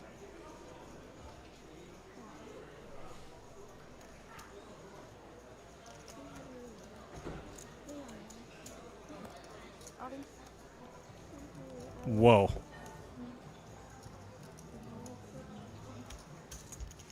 Whoa, whoa, whoa. What is this? A limp UTG. A very tricky raise with the king deuce from the big blind. I mean, the sizing there confuses me to begin with. And then the limp all in with the queen 10 suited. And it works like a charm. Talk about creative.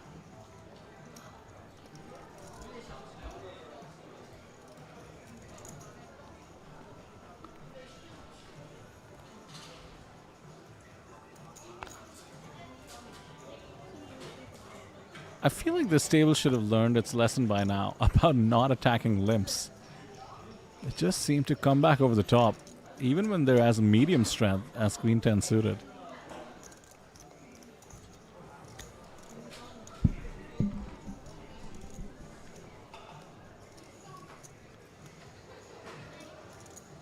Small versus big battle, limped in the small. Jack 5 with the advantage, I would argue, despite having the worst hand. Much more playable, 2 overs, open-ender.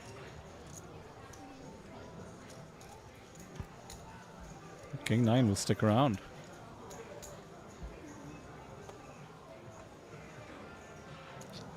4-2 straight on the board now. 2 flush draws. Top pair doesn't seem too strong, but strong enough to bet from the small. This is a bit of a merge, as they say. Essentially, sometimes we'll get value from worse hands in the form of draws. Sometimes could get a better 5 to fold, but that seems less likely.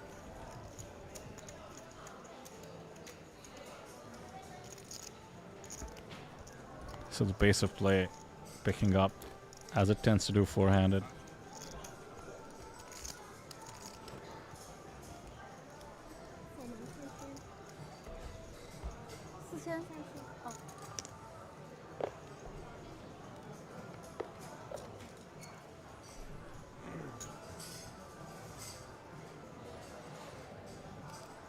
We aren't joking around as much, and I have to say I miss it.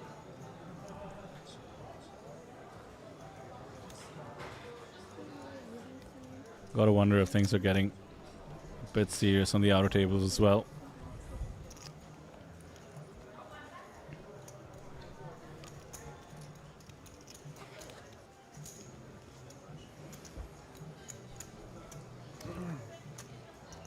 Double off Aaron stack now. Team Pikachu way in the lead.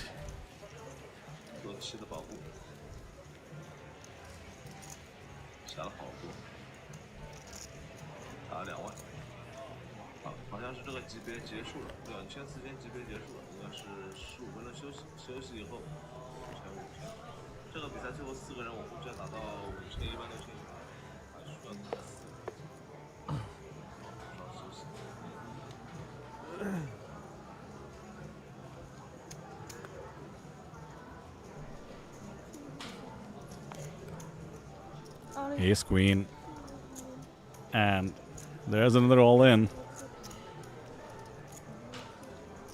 I mean, you do feel like a hand as strong as ace queen. You want to maybe raise, even try and induce. And with that latest pickup and her stack going to well above 20 bigs, would love to see that from this point on, but gotta respect the balance there because we did see the queen 10 suited jam as well. So she is mixing in bluffs, I suppose.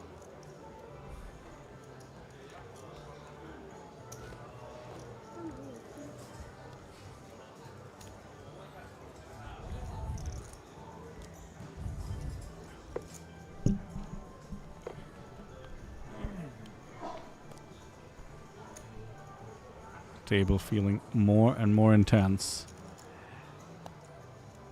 Almost feels like the tension is mounting a bit, like a big showdown is about to happen. This one is not going to be it, considering the ace-jack suited is facing the 5 deuce. You can just fold this to the ISO.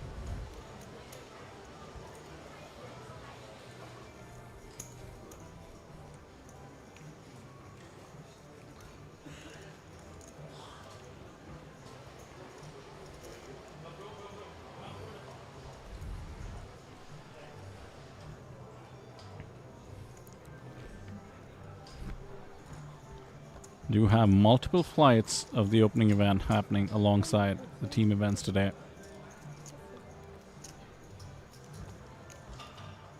1A began at noon, kicking off the whole series. 1B about 3 hours ago in real time, and 1C will be at 9 p.m. That's going to be a turbo, so that things end quickly. About a 600 USD buy-in, just under $1 million Korean won.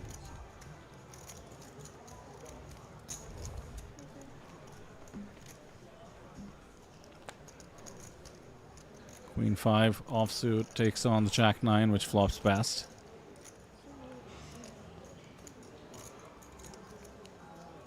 Turning into quite a run here.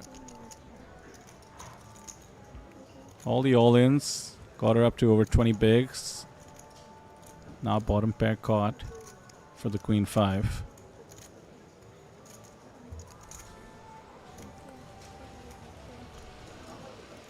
And another barrel.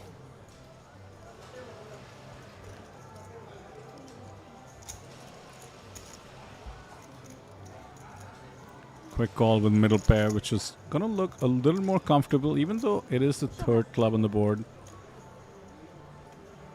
Tough to have. Okay, now the two of them appear. Check, check means another pot.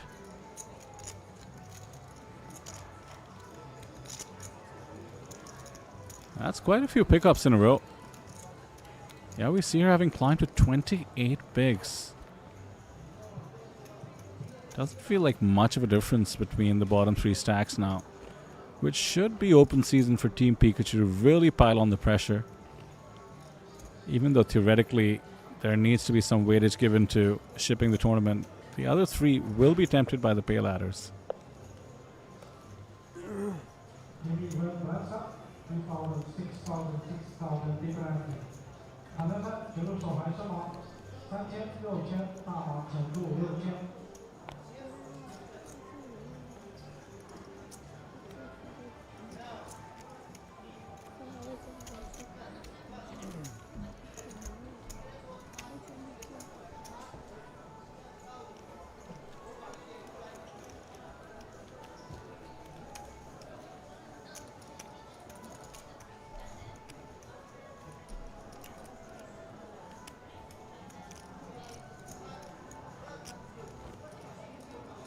好像涨忙了。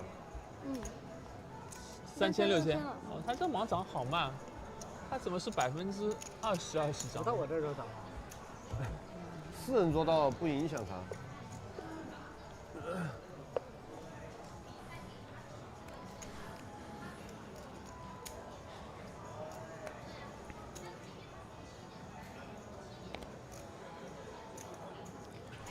And 6 suited for Team Ultimate China 2. And there's her favorite move, all in this time, with the blinds having gone up to 3K, 6K. 跑起来了，你看 S， About 22 bigs. 我这把都8成都有牌，真的是，我也不想跟你们打饭后，我就抢个盲回来算了。 She's showing that she's not interested in playing hands as strong as Ace King post flop. But she's been showing all table, so not a surprise. And that's basically a tie, as we just saw. Thank you. 27 bigs to 31 bigs are the stacks in 4th, 3rd, and 2nd place. And then 1st place is double of 2nd. Team Pikachu.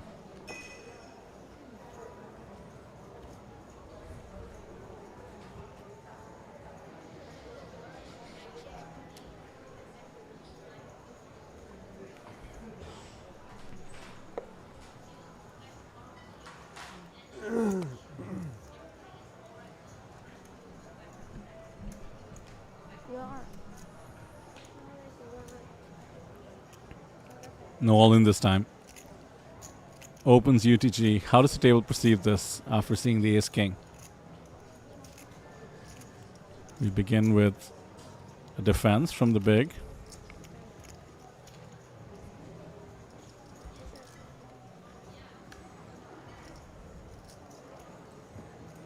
No king, no 7, no ace or jack either. But a quick c-bet. Love the aggression.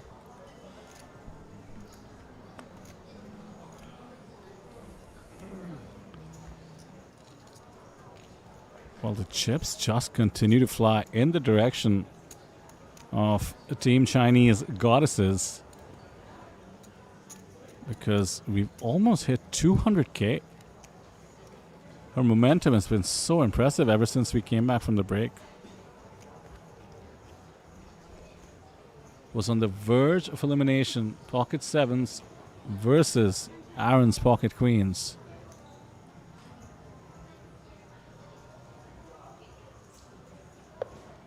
Got the 7 on the turn. Hasn't looked back since. 12000。 Ace 9 is plenty strong, four-handed.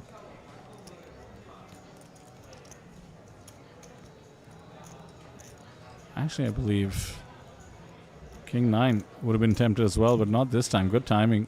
And now another 9. The 9-5 suited has come along.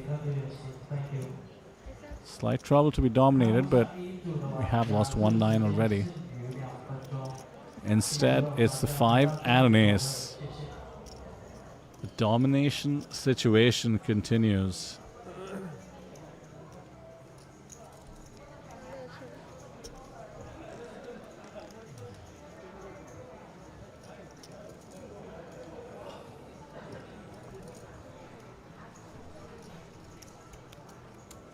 Oh my goodness, she's gotten away from it on the flop itself. What in the world? Defense 9-5, catches a 5, but with the ace and 6 on board, not interested. What a great laydown.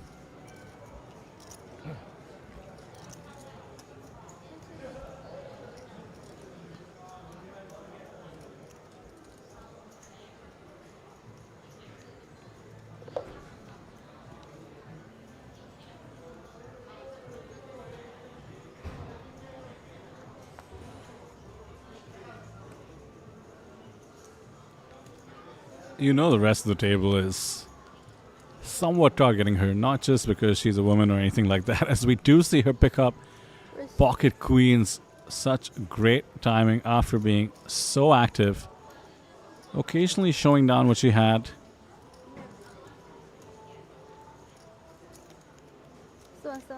No matter what she did, it would look pretty strong here, but I like the decision to just 3-bet, not go all in this time. Pretty big size though. 真的是好多牌啊！对，就是刚好这个一开始我就有牌， Shows it again, I imagine. 跑起来了，所以这就跑。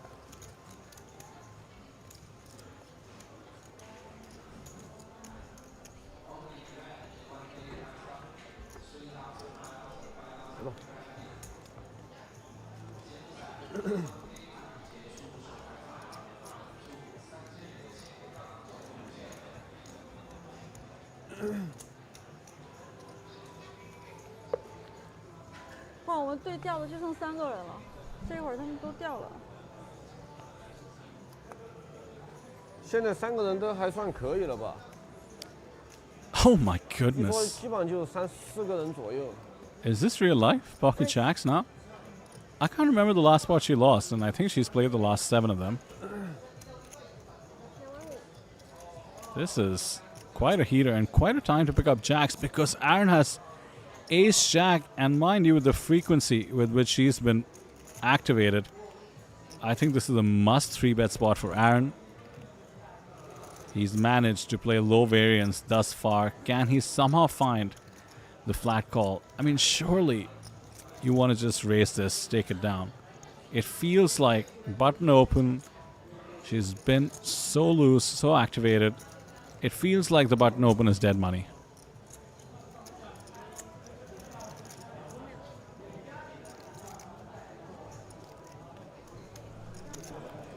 How? How has he found the flat call? How do they do it? That is quite a lot of self-control there.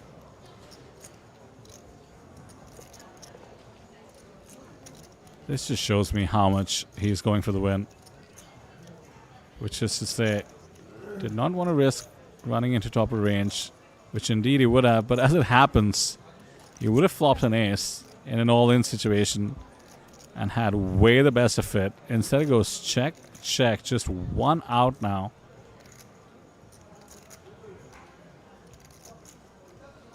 Team Chinese goddesses will need quite some help from their goddesses. 15000。Assuming they even peel this street, just 15k is the bet. 弃牌。 Shows and folds to Aaron's 我弃牌啊， utter 没问题吧 完全 surprise. 没问题，打得好呀。你这个番茄已经给了我很多信息了。 You know what? I 直接 love all in this. 应该是吧？你 all in 我这俩真的还是要打光，我勾勾确实是领先于你的。这个东西 all in 4个人多勾勾已经很大了。我感觉你也很大，我不敢。但是我想如果你看番3我后 all in 你可能会盖吧，我觉得 A 勾会不会盖？如果番茄你3我 all in 你， She's willing to look 我 silly 盖 on 了 the 我盖了 table. 呀我有点边缘，我 When 想 she 直接扔了。因为确实是我 openly shows and 我这里打的 folds 是对，我有点想直接扔。 Obviously hoping to get some information in return, but 很大，特别大确。实很大。 has actually used her image as well quite a few times. This has all 几 been 把牌你看 quite 我这 impressive. 给确实是很大。我这里 call 你，我觉得不太好，没什么 call 的价值。 Rags versus rags, a much more classic 我 blind 我 versus 以为 blind 是 battle. AK 或者是 A 圈的牌。 Neither player connects.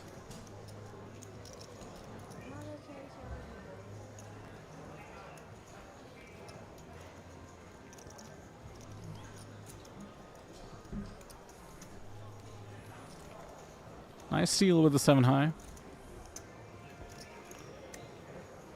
No longer a tie amongst the shorter stacks.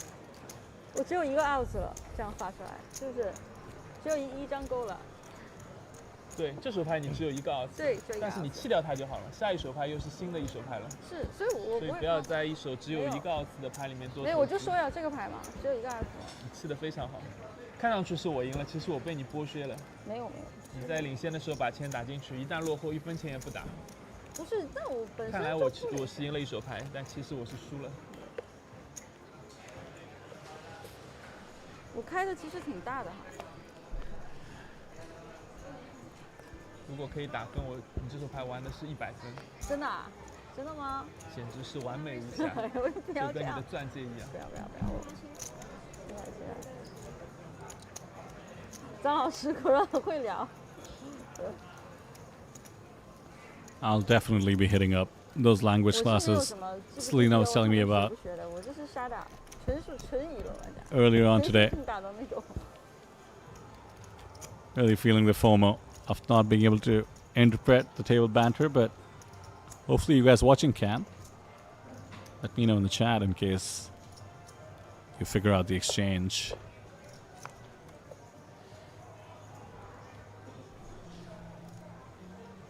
So yeah, quite a tough grind as four-handed tends to be.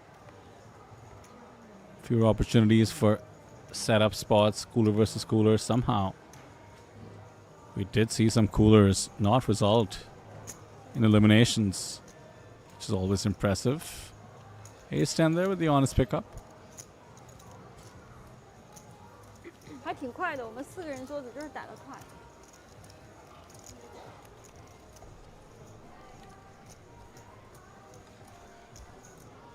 哇，那个桌子好像就是2个人了，还是3个人了，更快。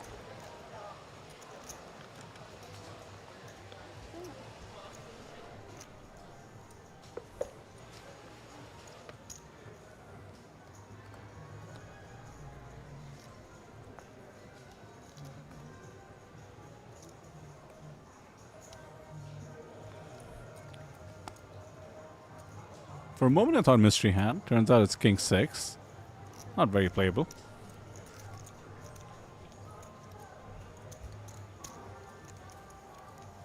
Quick little walk to the chip leader.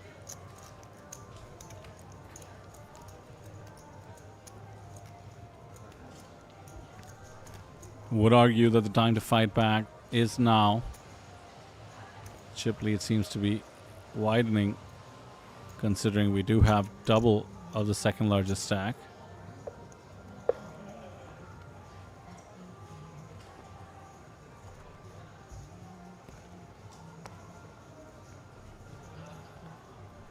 Another premium. And a quick all-in with 25 bigs. Nothing callable behind. We did start opening, not jamming. Once we did climb up to over 30 bigs, I believe. Now with the blinds up to 3K, 6K. Once again, the comfortable strategy for Team Chinese Goddesses seems to be the all-in.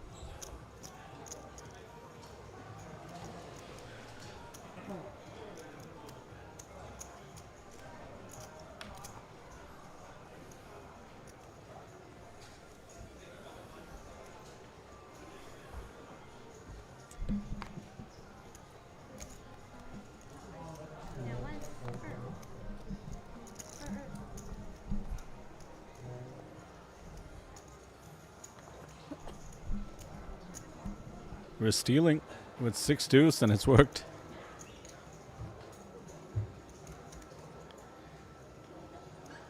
That's right, the chip leader deciding to become the table captain. Any two will do when you feel like your opponents are respecting ICM. Don't think Aaron will let a spot go though.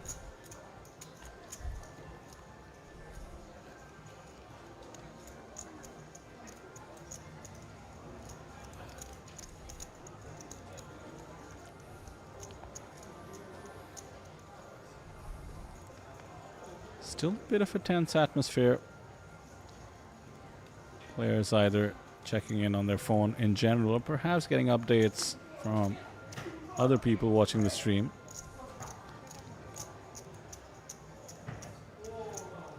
Oh my god, she's woken up with Ace King suited. Just today has not been a representation of what people wake up with. An Ace 10 suited, an absolute cooler setup.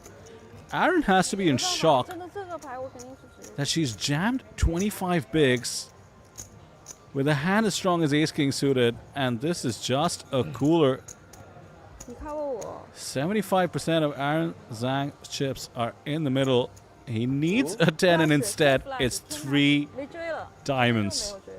This is just unreal. 314k for the Chinese Goddesses team. Yeah, let's take a photo of that. 但是我盖掉了很多 KK 勾勾这样牌，我是盖掉了，跟你们打饭后我直接是盖掉了。 How's that for undoing a cumulative tilt? Just getting hit by the deck, taking premiums, going all in with them. Certainly not a strategy you'd see from the small blind with Ace King suited. Extremely playable. Jams 25 bigs. And Ace 10 suited wakes up in the big blind and the board does the rest. Shortest stack on the table is Aaron Zhang. What a roller coaster.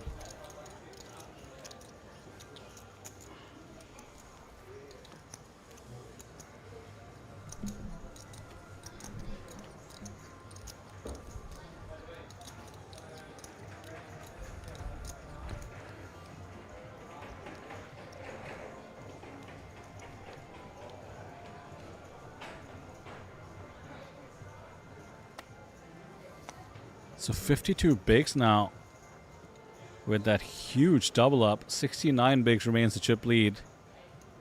And 21 bigs in the stack of Ultimate China 2. It's actually quite tricky because the shortest stack is 8 bigs. And there it is. Did have to post a small. Comes along with Jack 8 of diamonds and Jack 10 suited for the chip leader. Let's take a flop.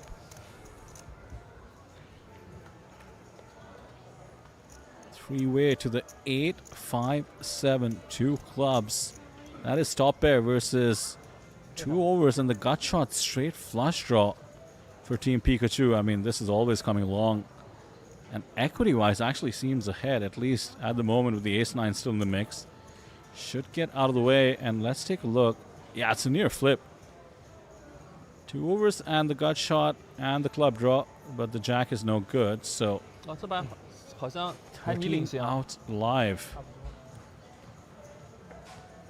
哎，现在我领先。 Diamond takes away 2 of those outs, and the 8 means Aaron Zhang is right back in it. 啊，又变成一口气。番茄我在家。 And the roller coaster continues. 那我也跟了呀。 TLPT 这是要推的。那个番茄我都会来。里面很多死钱，我就几个盲注嘛。 So I wonder, with that dent to Team Pikachu's stack, how close are Team Pikachu and Team Goddess? Don't think there's going to be too much distance in between them. 315k or so for Team Goddess after that Ace King Ace 10 situation. I believe 340 or so for Team Pikachu. So let's just say co-chip leaders at the top. And with the double up for Aaron, essentially 2 stacks tied at the bottom as well.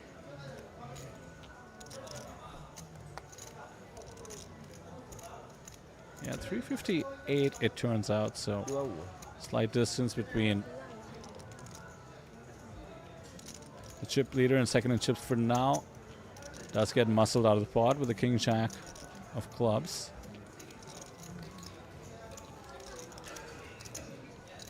So everything going the way of the short stacks. First we see the double up, ace king suited.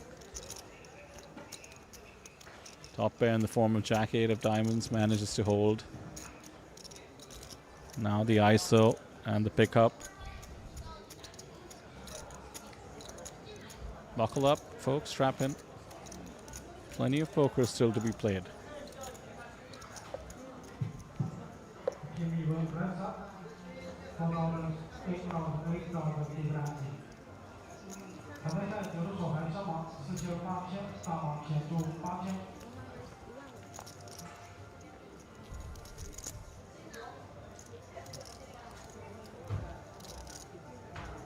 An ace being raised on the button, and pocket fives are found, and will rip it. Excellent jam.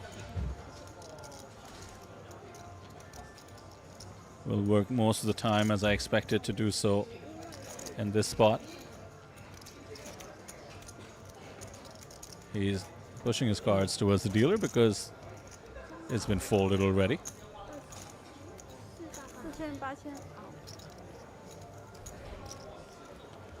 Short-handed poker is very reliant on making the most of spots like this.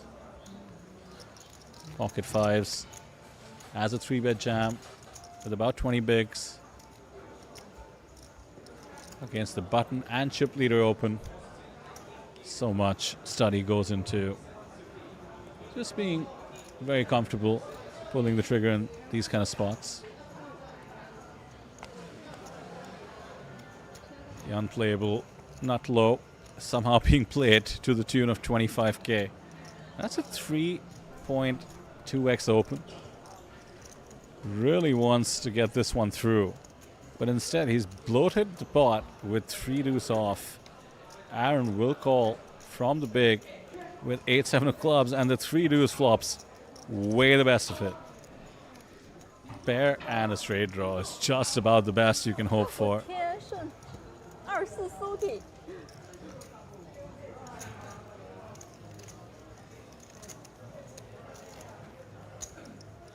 So the rich gets slightly richer.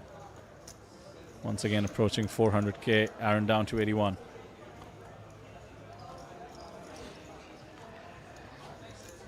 Last time around I mentioned the tension building arguably culminated with the ace-king, ace-10 cooler showdown. Different kind of tension this time. Aaron did find the double up with the jack-8, but once again is in the danger zone. 10 bigs, lines up to 4k, 8k. His chips should find their way into the middle shortly. There we go. This hand itself, king 3 suited jams and ace 9 has been picked up in the big. I mean, this is just an easy call for Team Pikachu. Any ace, 10 bigs, pretty much a must call spot, and he knows it. Just getting a count.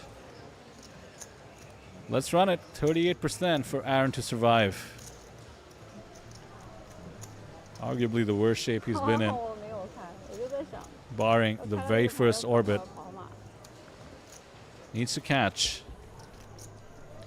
Are we down to 3? Or is the comeback complete? 10-7-6.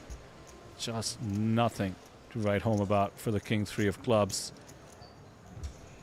The jack changes nothing. 5 outs going once. And the 10 of diamonds means we lose the absolute best in the business. Aaron Sang, 我加油啊，带着你的筹码。 chip leader throughout the tournament after a lucky all-in situation with the pocket queens. 老师再见。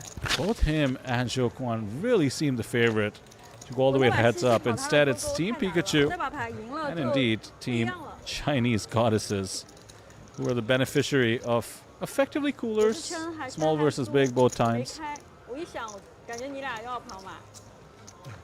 他这里任意牌都要推。 And then there were 3. 15 points now locked up.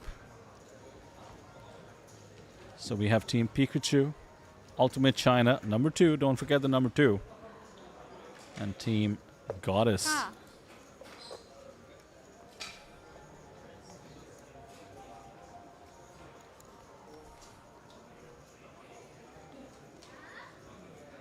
What an incredible feature table for this unique event.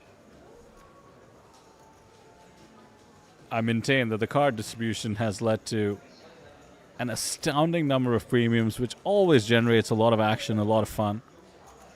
And we hope the poker gods are listening. Keep them coming. It's been an absolute blast, but also some crazy bad beats. Jungle Man going out, hand number 1, and let's just call it a punt. A bad beat for one of the other superstars at the table, Zhou Chuan, losing the ace-king to the ace-queen. And Aaron Sang, who just had an iron grip on this table. Somehow getting to that stage of the tournament where the blinds get pretty high, and then the cards and the coolers take care of the rest.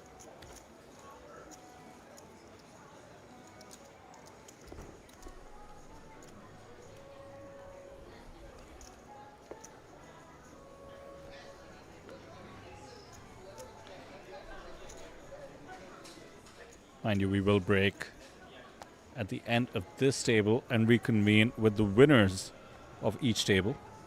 可以。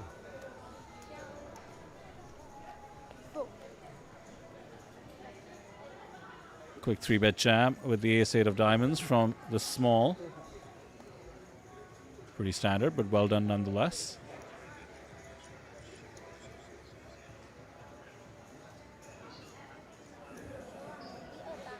Bit of posturing. Team Pikachu did have to let go of the ace-3, did have to let go of a few more holdings in this exact scenario. Not sure that the 6-4 of hearts is worth considering with about 12 bigs more to call. Price is tempting 2-1. If you could see the exact holdings, you'd see he's getting the exact right price, but no way to know that. You could just be absolutely crushed by pocket 7s, even pocket 6s, 5s. Gotta let this one go.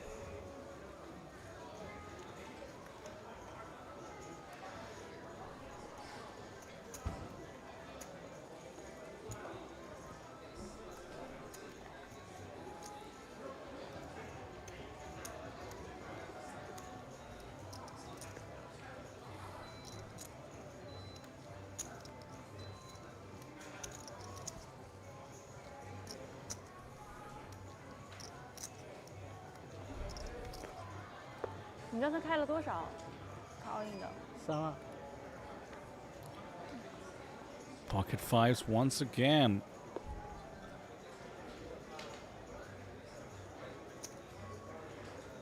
all in。 22 bigs, opens on the button. I hear all in. It's ace king. 哦，all in。好的，好的。 Her favorite move. Did do it with ace king last time. 我有35万，大概36万。 Really have to think about this with pocket 5s. She's very likely to have 2 overs. Maybe doing the same thing with 7s, 8s, 9s. Even hands as strong as 10s and jacks, just the way we've seen her jam. So maybe more than usual, the 5s can be folded. Yeah, does let it go. And she shows it. 你开我推你，我都是你推了我就不接了。你一样吗？还是当然要我们跑马。对一样的，我也不怕跑嘛。 So often in that spot with the pocket 5s, you start 我看 thinking 你 your 看我上 opponent 你也有牌吧？ is more likely to raise hands as strong as 9s, 10s, jacks with a 3-bet for value as opposed to jam. But just the way she's been playing, 打个荣誉嘛给他们，要不然我 you 前面不能打那么 absolutely 怂。 cannot take away those cards from her jamming range.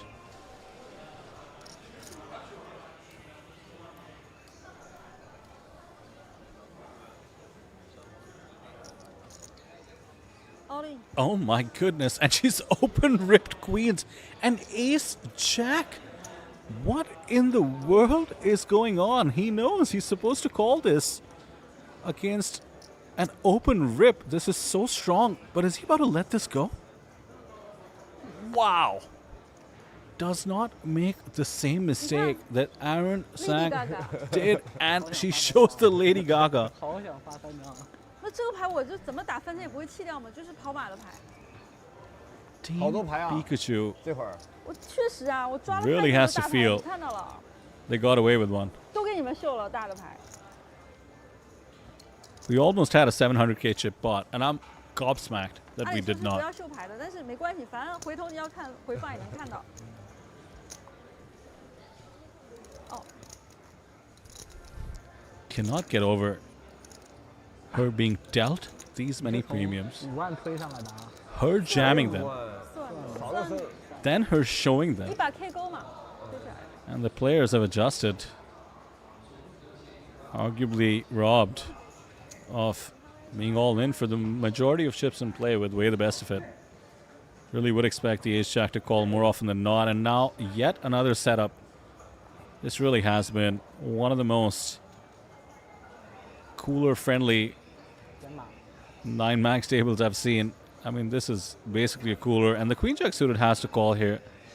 We saw the math with the 6-4 suited and the price. Even though the price is worse, the holding is just so much better. Very often dominating, exactly the kind of hand that we have seen Ultimate China to be tempted to shove. Oh, wait just a second. The queen jack suited is folded. Feels like he's flipping at best. I would argue that there are some hands such as queen 10 suited, jack 10 suited that you do dominate, but doesn't want to be up against something like a king queen, ace jack. Really looking to close this one out, but that's an example of a spot that I think you would take, taking into account 上来就把野人给带走。 the slight 野人那把牌是 top-heavy dynamic. 自己造。看不懂，我都不知道他在打什么。 You need to court some variance to give yourself a chance to ship this tournament, get the extra 7 points, and the chance to play for 25 more. 29欧。 Easy for me to say, though, looking at the holdings. So often you're going to be up against even hands as weak as King Jack that are essentially bluffing by jamming, but you might just call and be dominated.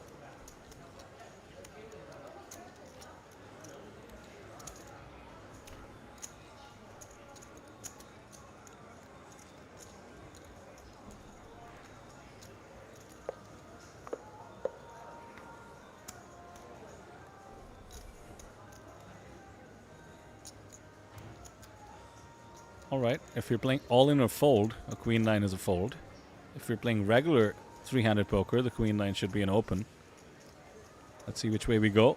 Looks like it's the former.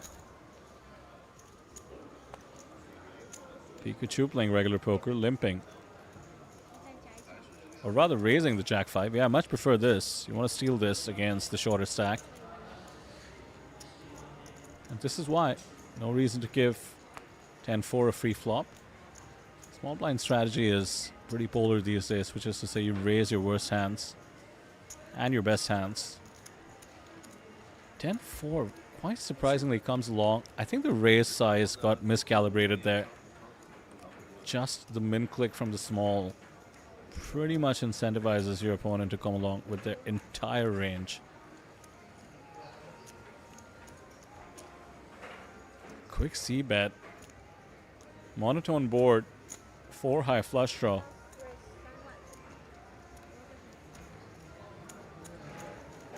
And he's turned it into a semi-bluff. Nice spot picking. Just does not think his opponent was min-raising with an ace. Really well done. 45, 41, and 27. This is quite a close affair now. Truly anybody's game.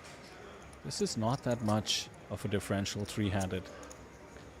As we'll no doubt see, just a couple of pots here and there cause a massive switch in momentum, in stacks, certainly in sentiment.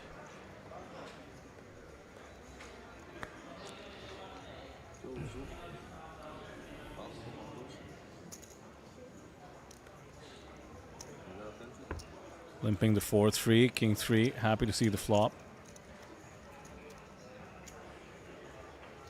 She hasn't been post-flop in a while.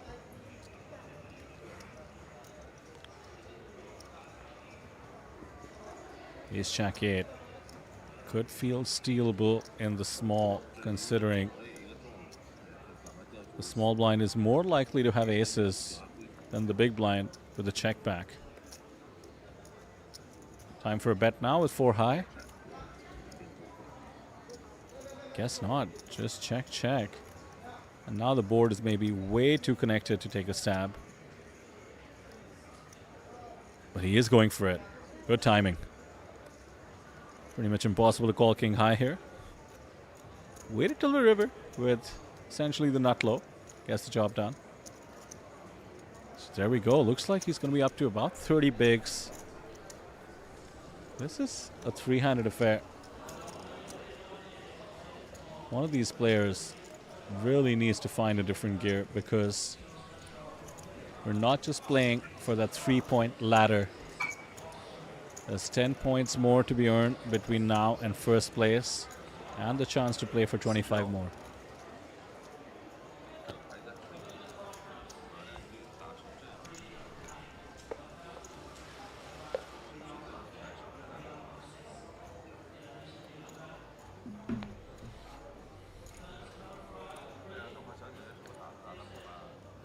Queen 3 suited, being open on the button. This is quite a studied move. Despite being the shorter stack, knows that it's the right combo to try and open.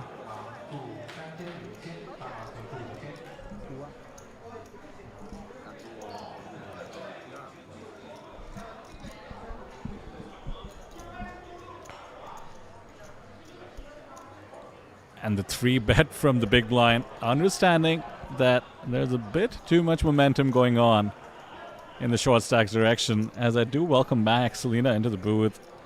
I mean, this is getting into quite a sweaty situation because 3-handed looks like nobody's giving an inch after we did lose Aaron Zhang to really unique moves. So Team Goddess has just been employing all in or fold. And I think everybody else has caught on. Would really need to see her adjust to have a shot. I mean, you can't hope to get a cooler every time. Almost did get a cooler. Pocket Queens go all in for 30 bigs, and the Ace Jack found a fold after all.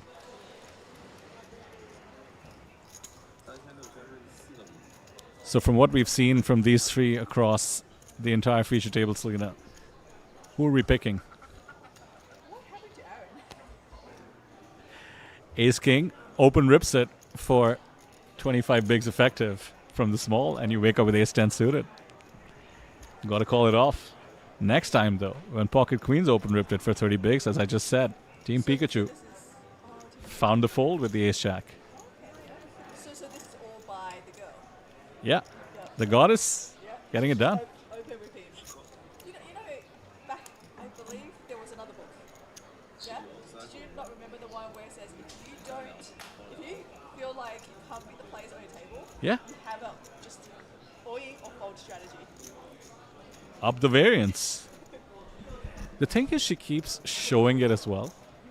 And she keeps showing the monsters that she's A, waking up with, and B, open ripping. And I just think players have realized that we're deep enough that we can just avoid all the rips and just play poker the rest of the time. But then is she actually not playing any post-flop? Yeah, with the exception of Queen 10 suited, where she found a very creative repot against big blind squeeze rip. It's mainly been quite value oriented, and like I said, the player is astute enough to catch on. But to find those hands to be able to also show it in is She's picking up a lot of hands as well. Yeah, because I did not expect to come back an hour later and not see Aaron on this table anymore. Absolutely, that's the way tournament poker can go, especially against unpredictable players. I mean, what do you do in issues? Ace-10 suited. And you don't know that she has monsters every time. Yeah. And indeed she did not. I mean, even before the break, we remember her kind of tilting a little bit and ripping 10-8 suited and showing it. Yes, when that's Aaron right. had That's King right. 9. So yeah. So certainly there don't was a bit blame of the call. history there. All right, no rip. Instead, we see the deuce queen flop. Nothing for the 6-7.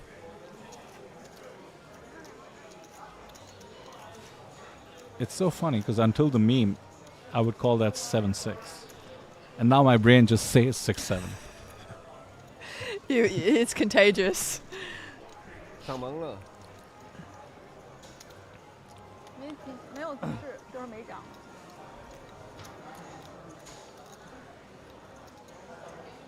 But we do see Team Pikachu with a couple of pickups. Really like that 3-bet spot against the button open from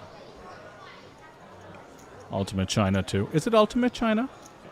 Yeah, the alternate China team. 干嘛了吗？ I did run Google Translate and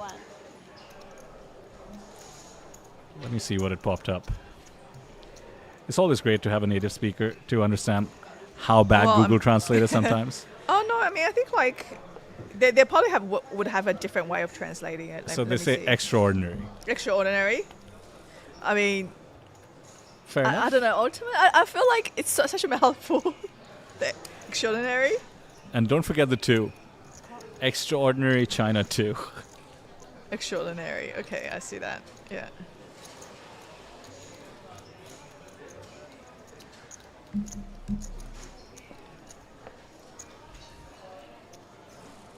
Mystery hand developing. ISO with the 7-5 of clubs. Gets the job done. So Pikachu at the moment with a bit of a lead in this, isn't it? He's 对，我 got 先打，我倒是可以给你， got the 但是 chip 我 lead 先打好吧？ three-handed. Yeah, slightly reduced after that pickup by Team 一会儿 Ultimate. 被你拨过去好多码，别着急。 Arguably, I've been most impressed by Team Ultimate here. Certainly seems very studied and also fearless, you know. Yeah, yeah, controlled, right? Like a solid player. There's little tells in terms of even opening ranges, understanding that he's supposed to open Queen 3 suited on the button, despite the chip leader being in the big. Now he did get played back at. But then when you track the next few hands, not afraid to ISO with the 7-5 of clubs. Quite standard to check behind in that spot, for instance. Okay, no all in, Selena. So she's just raised it up here?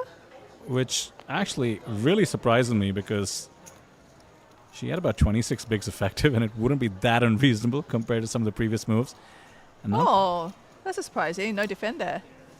Looked like he was going for some 不要 chips, 哇 but 太烂了。 opted to 我这牌都想直接那个 Fold 算了，还是细腻 I'll。tell you what, everybody's a bit gun shy against her. They just really expect mad 你 premiums. 看我推出来了吗？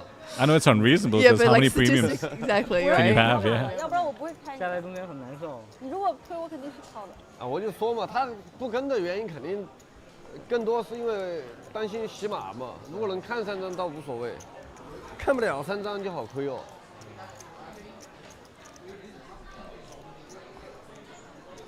I should point out something I was trying to point out to the viewers while the break was on. Did think about it. You know, 7 points between second and first place. So already we're talking about it being quite top heavy. The next page jump is 3 points and then 7 points. And then you get to play for up to 25 more. So let's say on average, another 10 points. So it's extremely top heavy, right? The next page jump is about 3 points. The one after that is on average at least 17, give or take. Yep.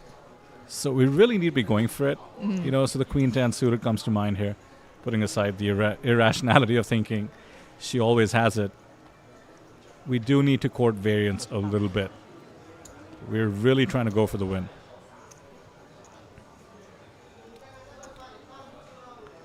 If we let the blinds go up, then I don't think it helps our cause. Might as well take the variance with speculative hands, such as the Queen 10 suited. Very good hand here on the button.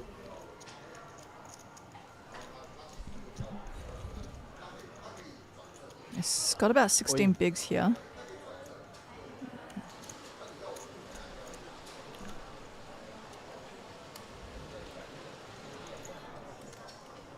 Doesn't try to get fancy, just gets it in there.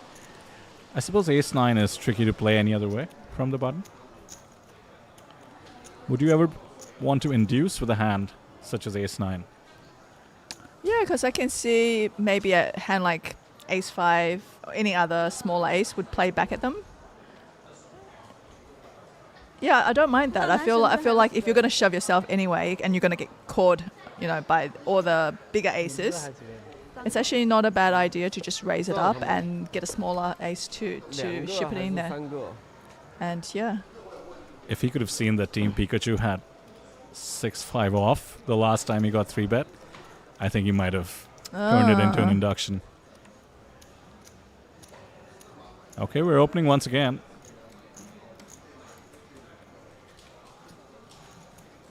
Standard sizing seems to be 22K. Playable hand here for the big blind.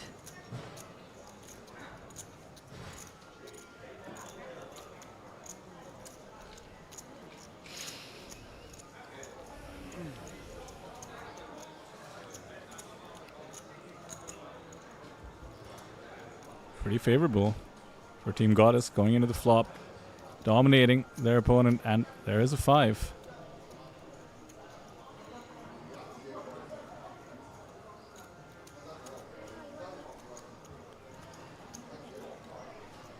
so crazy, the butterfly effect, because I'm thinking back to how we had the King 9 v Pocket 6's situation that somehow did not result in a bust out for Team Goddess, top pair versus middle set.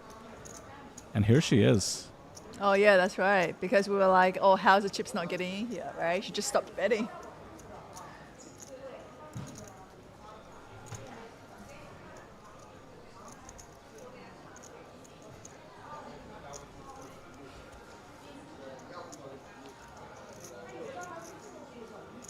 Quite a break on the river. And are we ever converting a pair of fives into a bluff?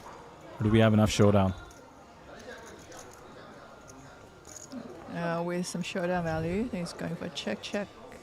That is great news for the ace-5. Just look at what a difference a swing of just 5 bigs can make. Only 136 now for Team Ultimate.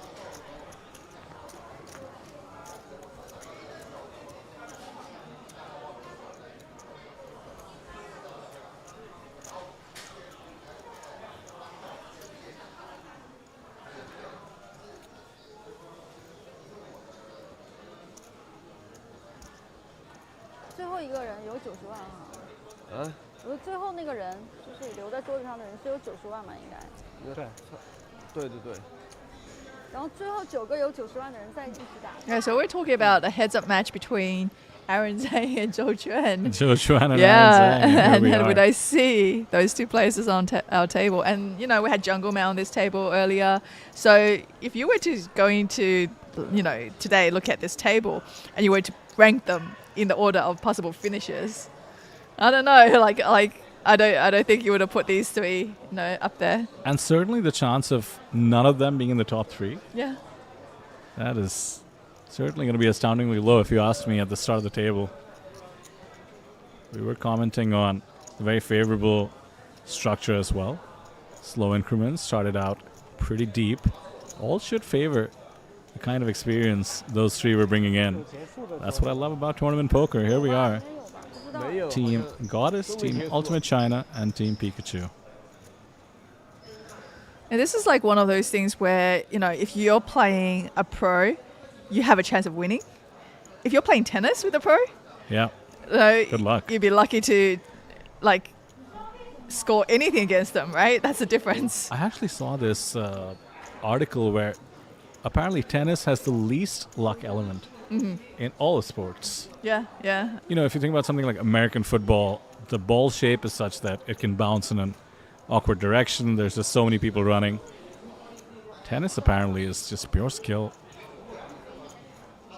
Yeah, that would explain why, like, the best dominated the field for so long as well, right? You had the top big 3 and they just crushed for, you know, as long as people can remember. And mind you, you think chess would be 0 luck, but that's actually not true, because at the top level, there's so much preparation that there is a luck element of whether you prepared for your opponent's opening. So, is that right? Yeah, because in chess, you can just study an opening up to like 10 moves, 12 moves, and the moment your opponent doesn't follow the best move, which is supposed to be the counter to your opening, right, you know you have an advantage. Huh. So then you can start exploiting that advantage. Yep, I see. So top level chess is it's kind of funny that way. It does rely on luck. So is that why the computer wins over and over again, because it doesn't follow the textbook moves? No, the computer actually invents the textbook moves that everybody then needs to memorize. Memorize, right. So there's a memorization element at actually a pretty early level, but at the top level when you're just not making mistakes, I mean, there's players who end up with a game which is like 99% accuracy, which means they just made the best move over and over and over, even when it wasn't that obvious. And that's usually thanks to preparation. So then before the computers came up with these moves, the humans didn't play that way, right? As much. Yeah, so that's interesting. It's quite like poker, you know. With sims now and solvers, a lot of things have been proven right. Yeah, you should play tight. You should maybe open small. You should c-bet small. You know, these were things we were kind of intuiting our way to over the course of thousands and millions of iterations. And solvers have proven that right. So it's kind of like that in chess. There were some openings that had been studied to the point where they actually lined up when the solver was run. Yeah. But then every once in a while, there's just this new move, like move this pawn, and then everybody starts doing it. And just like poker solvers, you're like, why? And then you sort of have to figure out why before you start blindly following it. In chess, the solvers are called engines, and chess engines, to some have ruined the game, but to others have made it even more theoretical and fun.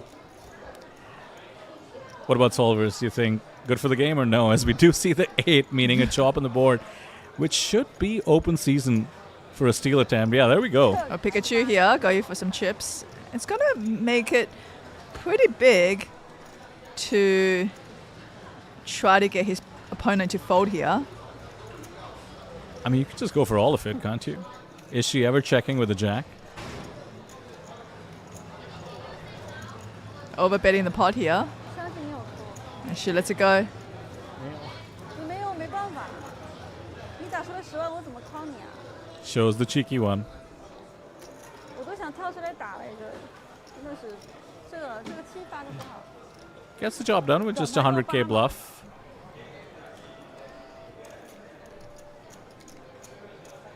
你有马，没办法。 So yeah, back to it. I mean, considering the era of poker that you grew up in, curious, what do you think about solvers and how they've evolved the game? 那你多亏啊，这个。 I don't know, it kind of takes the fun out of it, doesn't it? A little bit. I think that like headsets, sunnies, like take his fun out of it a little bit. All right. It like, used to be my intuition versus your intuition. yeah. And now there's a solution out there, and it's my study versus your study a little bit. All right, open, ripping. 这全是 The ace jack here, right? 7、8以下的 Small blind versus big blind.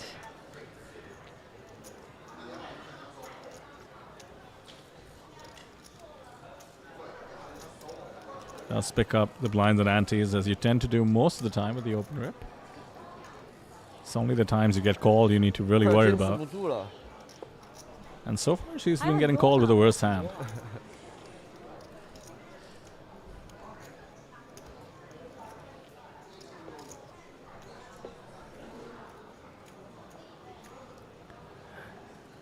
What I worry about the solver era of poker is that there is no other era coming. Because before this, it was like the live reads era, the pot odds era, people just kind of figuring out the game. But have we reached the final solution now? What about you just have all different companies with their own robot and you have a table where all the robots play against each other? That's right. And we commentate? Well, for now, we do have the understandable jam from the small blind. Pretty standard, Jack 6 against a 12 big blind effective stack with an ante in play. And a great call by the ace 5, understanding that an ace is good enough. Decent chunk of change in the middle, 252k. There's a 6, though. Wow, just no reaction. The Barry Greenstein needed. Very annoying to see that we 我跟你讲，他加6，我就觉得我能赢。果真还是。 are here with 2 players left, and we have busted one of the more solid players that we see on the table. And yeah, the wild cards, right? The wild cards. The wild cards. Yep, they're going to heads up play now. Pikachu holding 62 big blinds versus 28 big blinds from the Poker Goddess. Oh no, poker. That's a Poker Goddess team, right? That's right. But is she the team with all girls? She has to be, right? Yeah. Has to be. I actually really wonder how the rest of her team has fared so far. It's a great result, especially how decked out this table was. And I think she's very happy to have done so well for her team going forward. Yeah, can't rest on your laurels just yet. Not only the 7 extra points to play for, but the chance to play one more table. Now, I will say that the advice you were referring to, if you don't think you have a skill edge, or you feel the opposite, just play all in or fold. Heads up. As I was mentioning, Selena, I used to play a lot of heads up sit and goes. Yeah. It's actually tough to have a big edge if your opponent is just open jamming. So just think through it, right? Like, Yeah. what is your calling range? Are you just calling, let's say, any king? Feels like a lot of variance, It but feels you're a going lot to be of ahead. variance, yeah. And especially like, you know, with the players who are good, they much prefer taking a post flop, right? You have less variance and you can chip your opponent down slowly over and over again. But if your opponent refuses to play post flop with you and keep forcing you in all-in situations, what do? I mean, just think about it, right? Even if you decide you're going to call off any ace, which is surely against a range that's jamming everything, you're going to be 60-40, you know, against most of the Exactly, hands. yeah. And I've tried to run these simulations. Maybe that's too grandiose a term. Just thinking through some of these ranges. As soon as your opponent starts folding like 10% of the hands, it actually completely changes what you should be calling with. That being said, she's not gone for an all-in or fold. Instead, limp, raise with the queen jack suited, and the 10-8 calls. This is shockingly standard heads-up play so far, as we do see the queen high board, which should spell the end of the hand. Sorry. Out of turn check. First, we let Team Pikachu fire the continuation bet.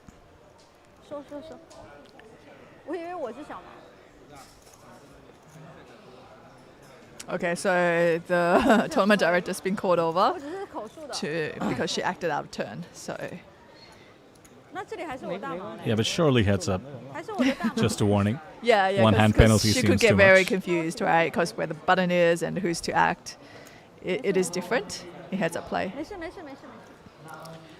那这把我就自动赢了。 You also not really influenced anybody else. I do like the enforcement of out of turn betting and checking in multi-way pots. I really do think you can leak a lot of information. Heads up, less so. I actually really like heads up poker because, once again, the game changes a lot, and you can play every hand, right? Like it's fun. I actually find this spot really fun, and as a tournament player, you know it's a pretty good day. We've made it to heads up. Yes, but are you somebody who's sad when they come second in a tournament, or are you able to look back and realize that it still takes a decent amount of run good?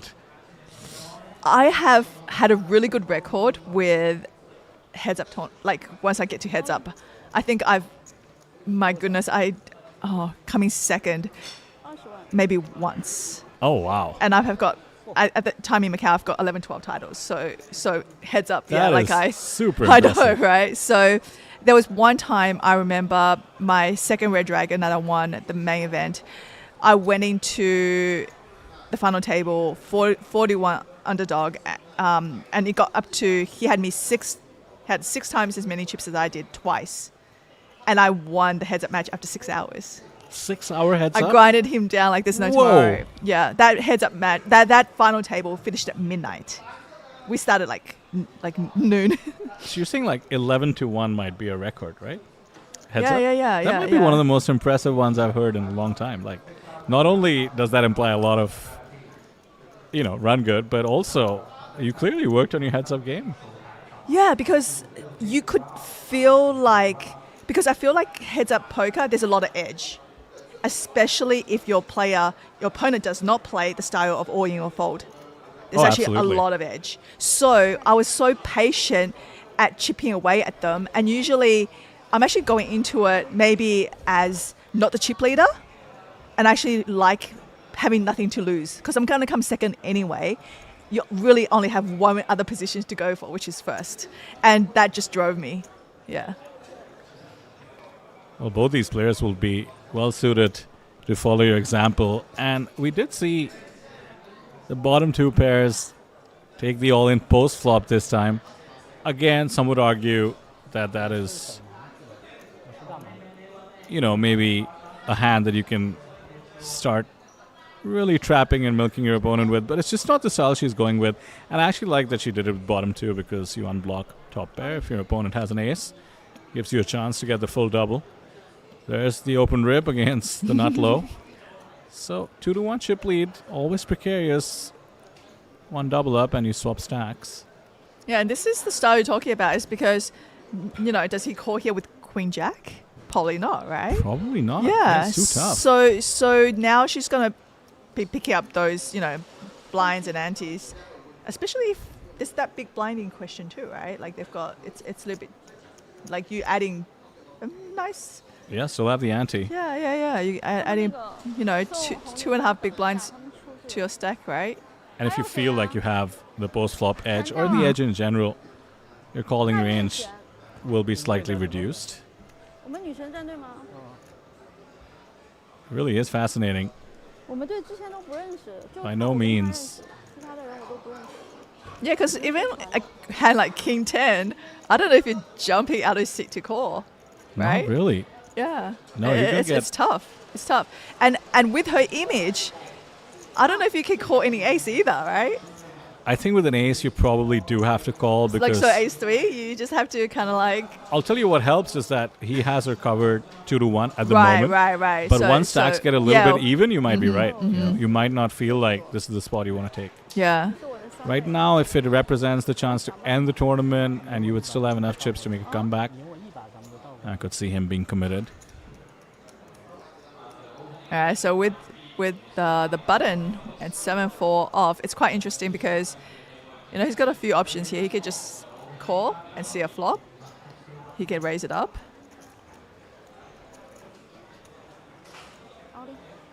All right, so what does he do? She's ripped it. Yeah, she's going for it. What a sick jam. That is not one I expected, I will say, Selena. Somehow taking the spot with King 8 and with the 7-4, essentially trying to steal one on the button. Yeah. You have to feel quite defeated. 但没关系啊，你们那个越后面那个积分越多呀。 They're chatting throughout too. Just seems so comfortable. Yeah, like, I don't know if, for me, with the King 8, I kind of feel like heads up is pretty strong. I wouldn't mind seeing a flop, but, just shoving in there, I guess, is not a bad idea either. Screw post flop. Let's just get it in. Let the poker gods decide who the winner is. I mean, she's getting folds from so many better hands. King 3 is a good test as well. 25 bigs, maybe a tad more. 26.5 to be precise. And this time around, just a limp.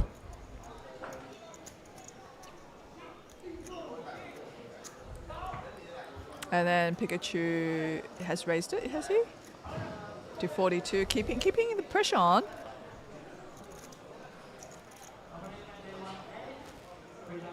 Yeah, really good spot picking. Understanding that, considering how she's been playing, her limping range is going to be pretty weak. Still 2-1.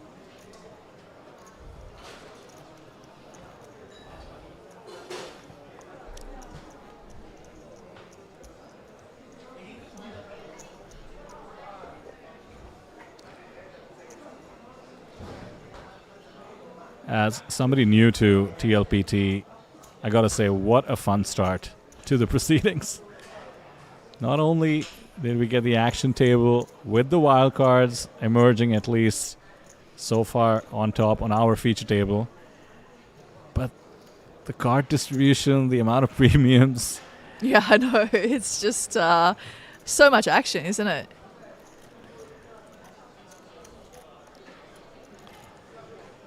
And can hear the poker floor buzzing as well. Should have at least 2 flights active at the moment for the opening event. 那咱们可能会快的。对，咱们确实是很快。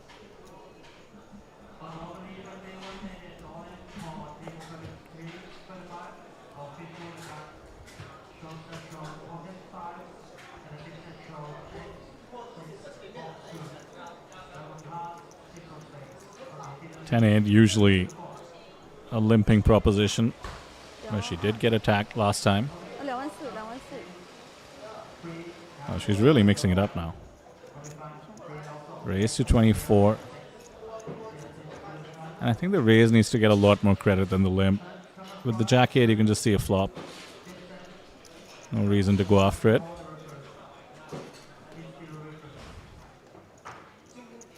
Ace 5-4. Advantage certainly towards the pre-flop aggressor, and she's immediately grabbing chips. Casual bet. as she grabs rings for herself and her opponent. And a quick float as well. Yeah, he's not folding that flop, huh? Oh, he's clicked it. Oh, wow. You know, somebody gives you a drink and you raise them with Jack High. That is actually such a good point. It did look so casual. Yeah. Here's the continuation bet, but on a dry board like this, he's understanding that she's not going to continue without an ace.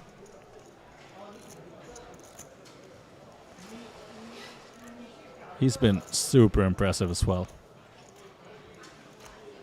Ever since he got the chip lead, three-handed certainly after the departure of Aaron, and even four-handed, has just had the mentality of slowly grinding down his opponents, understanding that he might have more experience than the others, not taking the higher variance spots as much. Pocket tens now. Is it coming? Against the limp. Not an all-in. Just a raise announced. And this has to be slightly tempting. Yeah, the 10-7 lets it go. 10-7 suited maybe would have come along.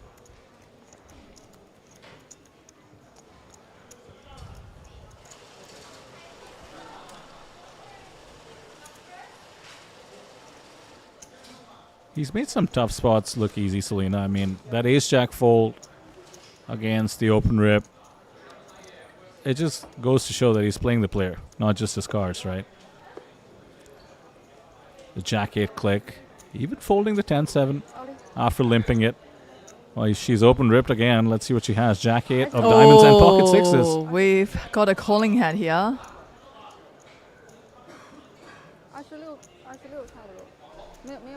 This is just so favorable for Team Goddess, because even if called, she'll be flipping. Feels like almost a bit of a free roll. He's going to think that a lot of other smaller pocket pairs could be in her range here as well. Yeah, you do dominate some of her jamming range for sure. It just feels so timid, and yet he's let it go. That is amazing, right? Like heads up, pocket sixes. Of course you're supposed to call it. I'm sure he knows it, but just doesn't want to be flipping at best. Yeah, no, that's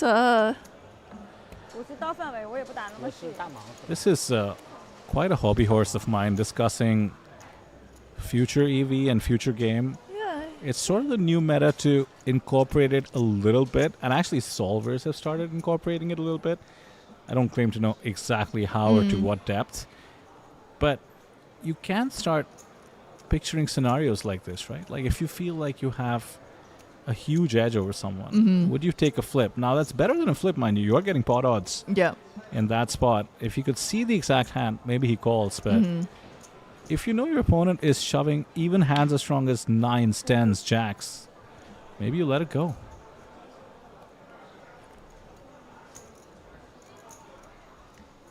This time, bluffing with the queen high against top pair. Monotone board.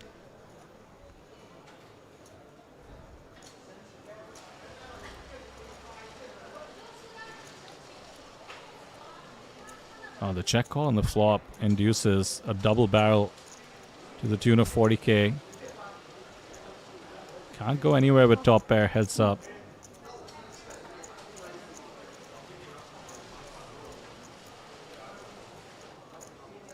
There's the fourth heart though. Suddenly a stealable board. He knows he's not winning a showdown. I can see him putting a bet on the river here, just from the kind of player we have seen. No? No. Oh, checking. I guess he would put her on possibly having a heart as well. And she's very happy to take down that pot without basically a river bet here. Yeah, likely thinking that not getting a fold from any heart is possible.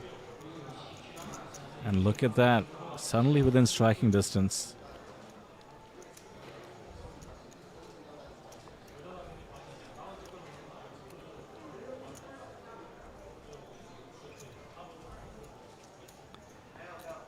This is just kind of incredible. She's played really well in her own way, but her style is certainly outmatched in terms of experience and skill as we think of poker traditionally, but she's made it work for her, right? Getting the fold with a jack 8 of diamonds in a spot that she was 50-50 to exit, dodging the elimination against the middle set. I mean, there's so many landmines you have to avoid.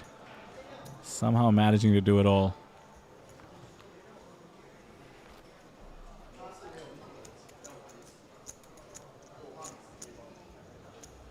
So we will take a break once this table ends, at the very least, for all the outer tables to finish so that we can have a final table. Just so curious how the rest of her team is doing. Obviously, we will get updates during the break.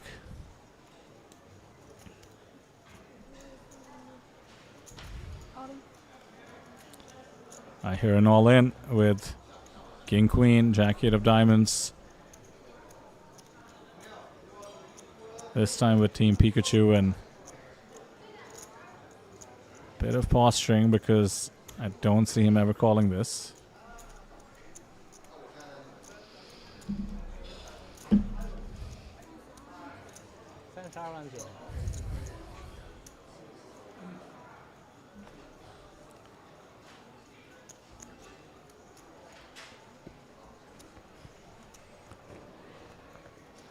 He does let her sweat a little bit with the count. 44-31 now.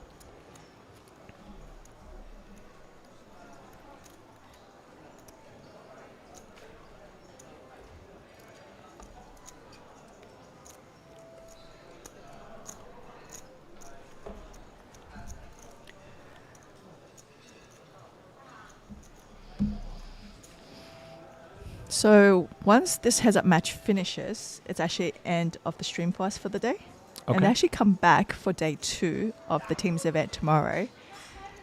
And it's going to start... The stream will start at 12:30 Korea time. So that would mean it's 1:30 Beijing time. So... Well, that's going to be a fun one. And that would be the winner of every single one of the team's event tables. We should see a lot of creative fireworks, Absolutely. out there, because, it feels like we've been in for quite a treat watching some of these players play. It's a bit interesting too, because I feel like everybody on our feature table, one of these players will be progressing to day 2, of course, will essentially be at a disadvantage. So either Team Pikachu or Team Goddess here will have their entire play style be available and a full day for the other final tables to prepare. You're right. That's true. That's a big disadvantage. There's some players I've seen in the past, they've done so well until there have been on streams where their whole cards are revealed. And players study that. Do you know what I mean? There are players out there, whether it's any sport, tennis or whatever, they study a particular opponent, like they're serving and what their tendencies are, what they like to do. And, you have players showing their whole cards, and I think it's a huge disadvantage for some of the crazies out there when before, it was so much harder to put them on a hand. But once, they've been on stream, people can see their whole cards, and they go on stream, like throughout the whole series. And if they happen to win the tournament, they're on stream for like 20 hours or something like that, right? Yeah. That's a lot of information to gain on an opponent in that period of time. And then all of a sudden you're like, oh, they don't win anymore. And we're all human, so we do have tendencies, They can be as nitty-gritty at the highest level as does not check raise turns enough, know. But all of those are exploitable leaks. That's kind of the beauty and, in a way, the difficulty of the game. You just cannot be balanced in every spot as a human, and if you're studied enough, then you will get exploited. Sometimes a leak could be shoves monsters no matter what the stack. To the extent we do see Team Goddess progress, that's going to be one to overcome. Free flop with the 7 deuce. We'll certainly take that. Look how close the stacks are, Selena. Near 400 versus near 500. Yeah, it's pretty evened out at this point.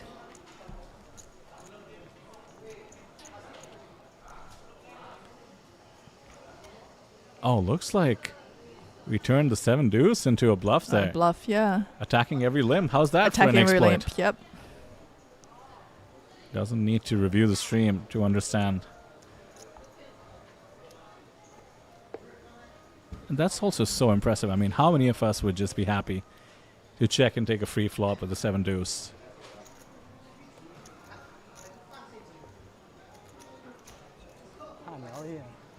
Yeah, you're right. You can tell that Pikachu, you know, he knows he's got the skill advantage for sure.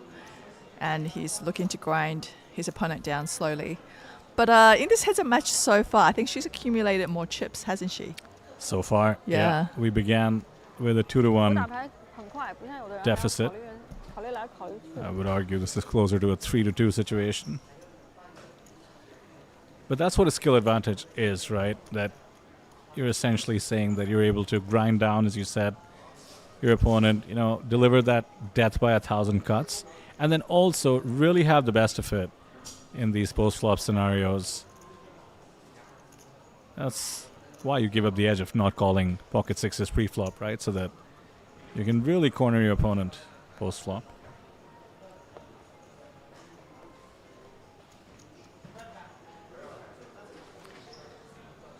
Jack 3 is not aesthetically what you want to see. Could be a walk situation. Her limbs have been getting attacked, so does she adjust? No limps again for now. No attack this time. Quick check with 5-3.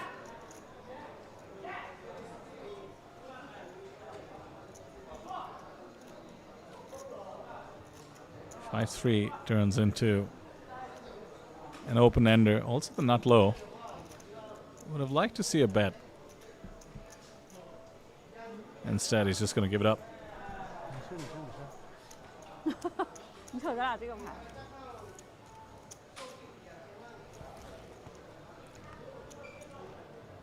This is, once again, a much more intense battle than I envisioned. She came into heads up with this all-in or fold strategy, and you would think that heads up is where she would apply it the most. But instead, she's really mixing it up. 你们结束了吗？结束了。你们桌打完了是吗？你第一呗。你们桌已经有 Now, 第 this 一个了 format is 是吧 quite fun because, you know, you can be rooting for other tables and your teammates on the other tables and seeing how well they do. It's very rare that you want to rail for other tables, you know, your other players. But yeah, no, it's like a team effort, you know. It makes it feel a lot more of a community, you know. So there is no doubt that there will be some teams coming in with multiple people on the final table. And it should make for a very unique event to cover tomorrow as well, Selena, because... Oh, yeah, right. You know, there can be a little Yeah. bit of... Like you would not want to bust out. soft collusion, that's yeah, what I was going to say. Yeah, you know. right. Obviously, everybody's going to do their best, but it's just pure strategy at some point because you kind of want your teammate to ladder. And given the format, it's basically part of the game, as this intense heads-up battle has gone on long enough for us to hit a break, and a well-deserved one at that, because these two have been really giving it their best. Not too much distance between them either.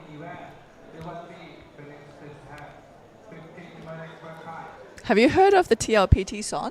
They have a song written by a musician. Oh, I watched it. Yeah, I watched the video. It's pretty catchy. It's pretty catchy, yeah. Randy's It's like, pretty- when I can get a download of it, he's like, I'll want to put it on repeat. And I'll tell you what, I don't think it's AI, because in the current era, you would expect it to be AI. But I think somebody sat down, really wrote it, composed it, sang it. So check that out on the YouTube as well. Pretty catchy. As we do see the players head off towards a 15-minute break, maybe 12 or 13 minutes left in it. We'll do the same, and we will catch up on the other side of the break as we close out this opening event here, the teams event at TLPT.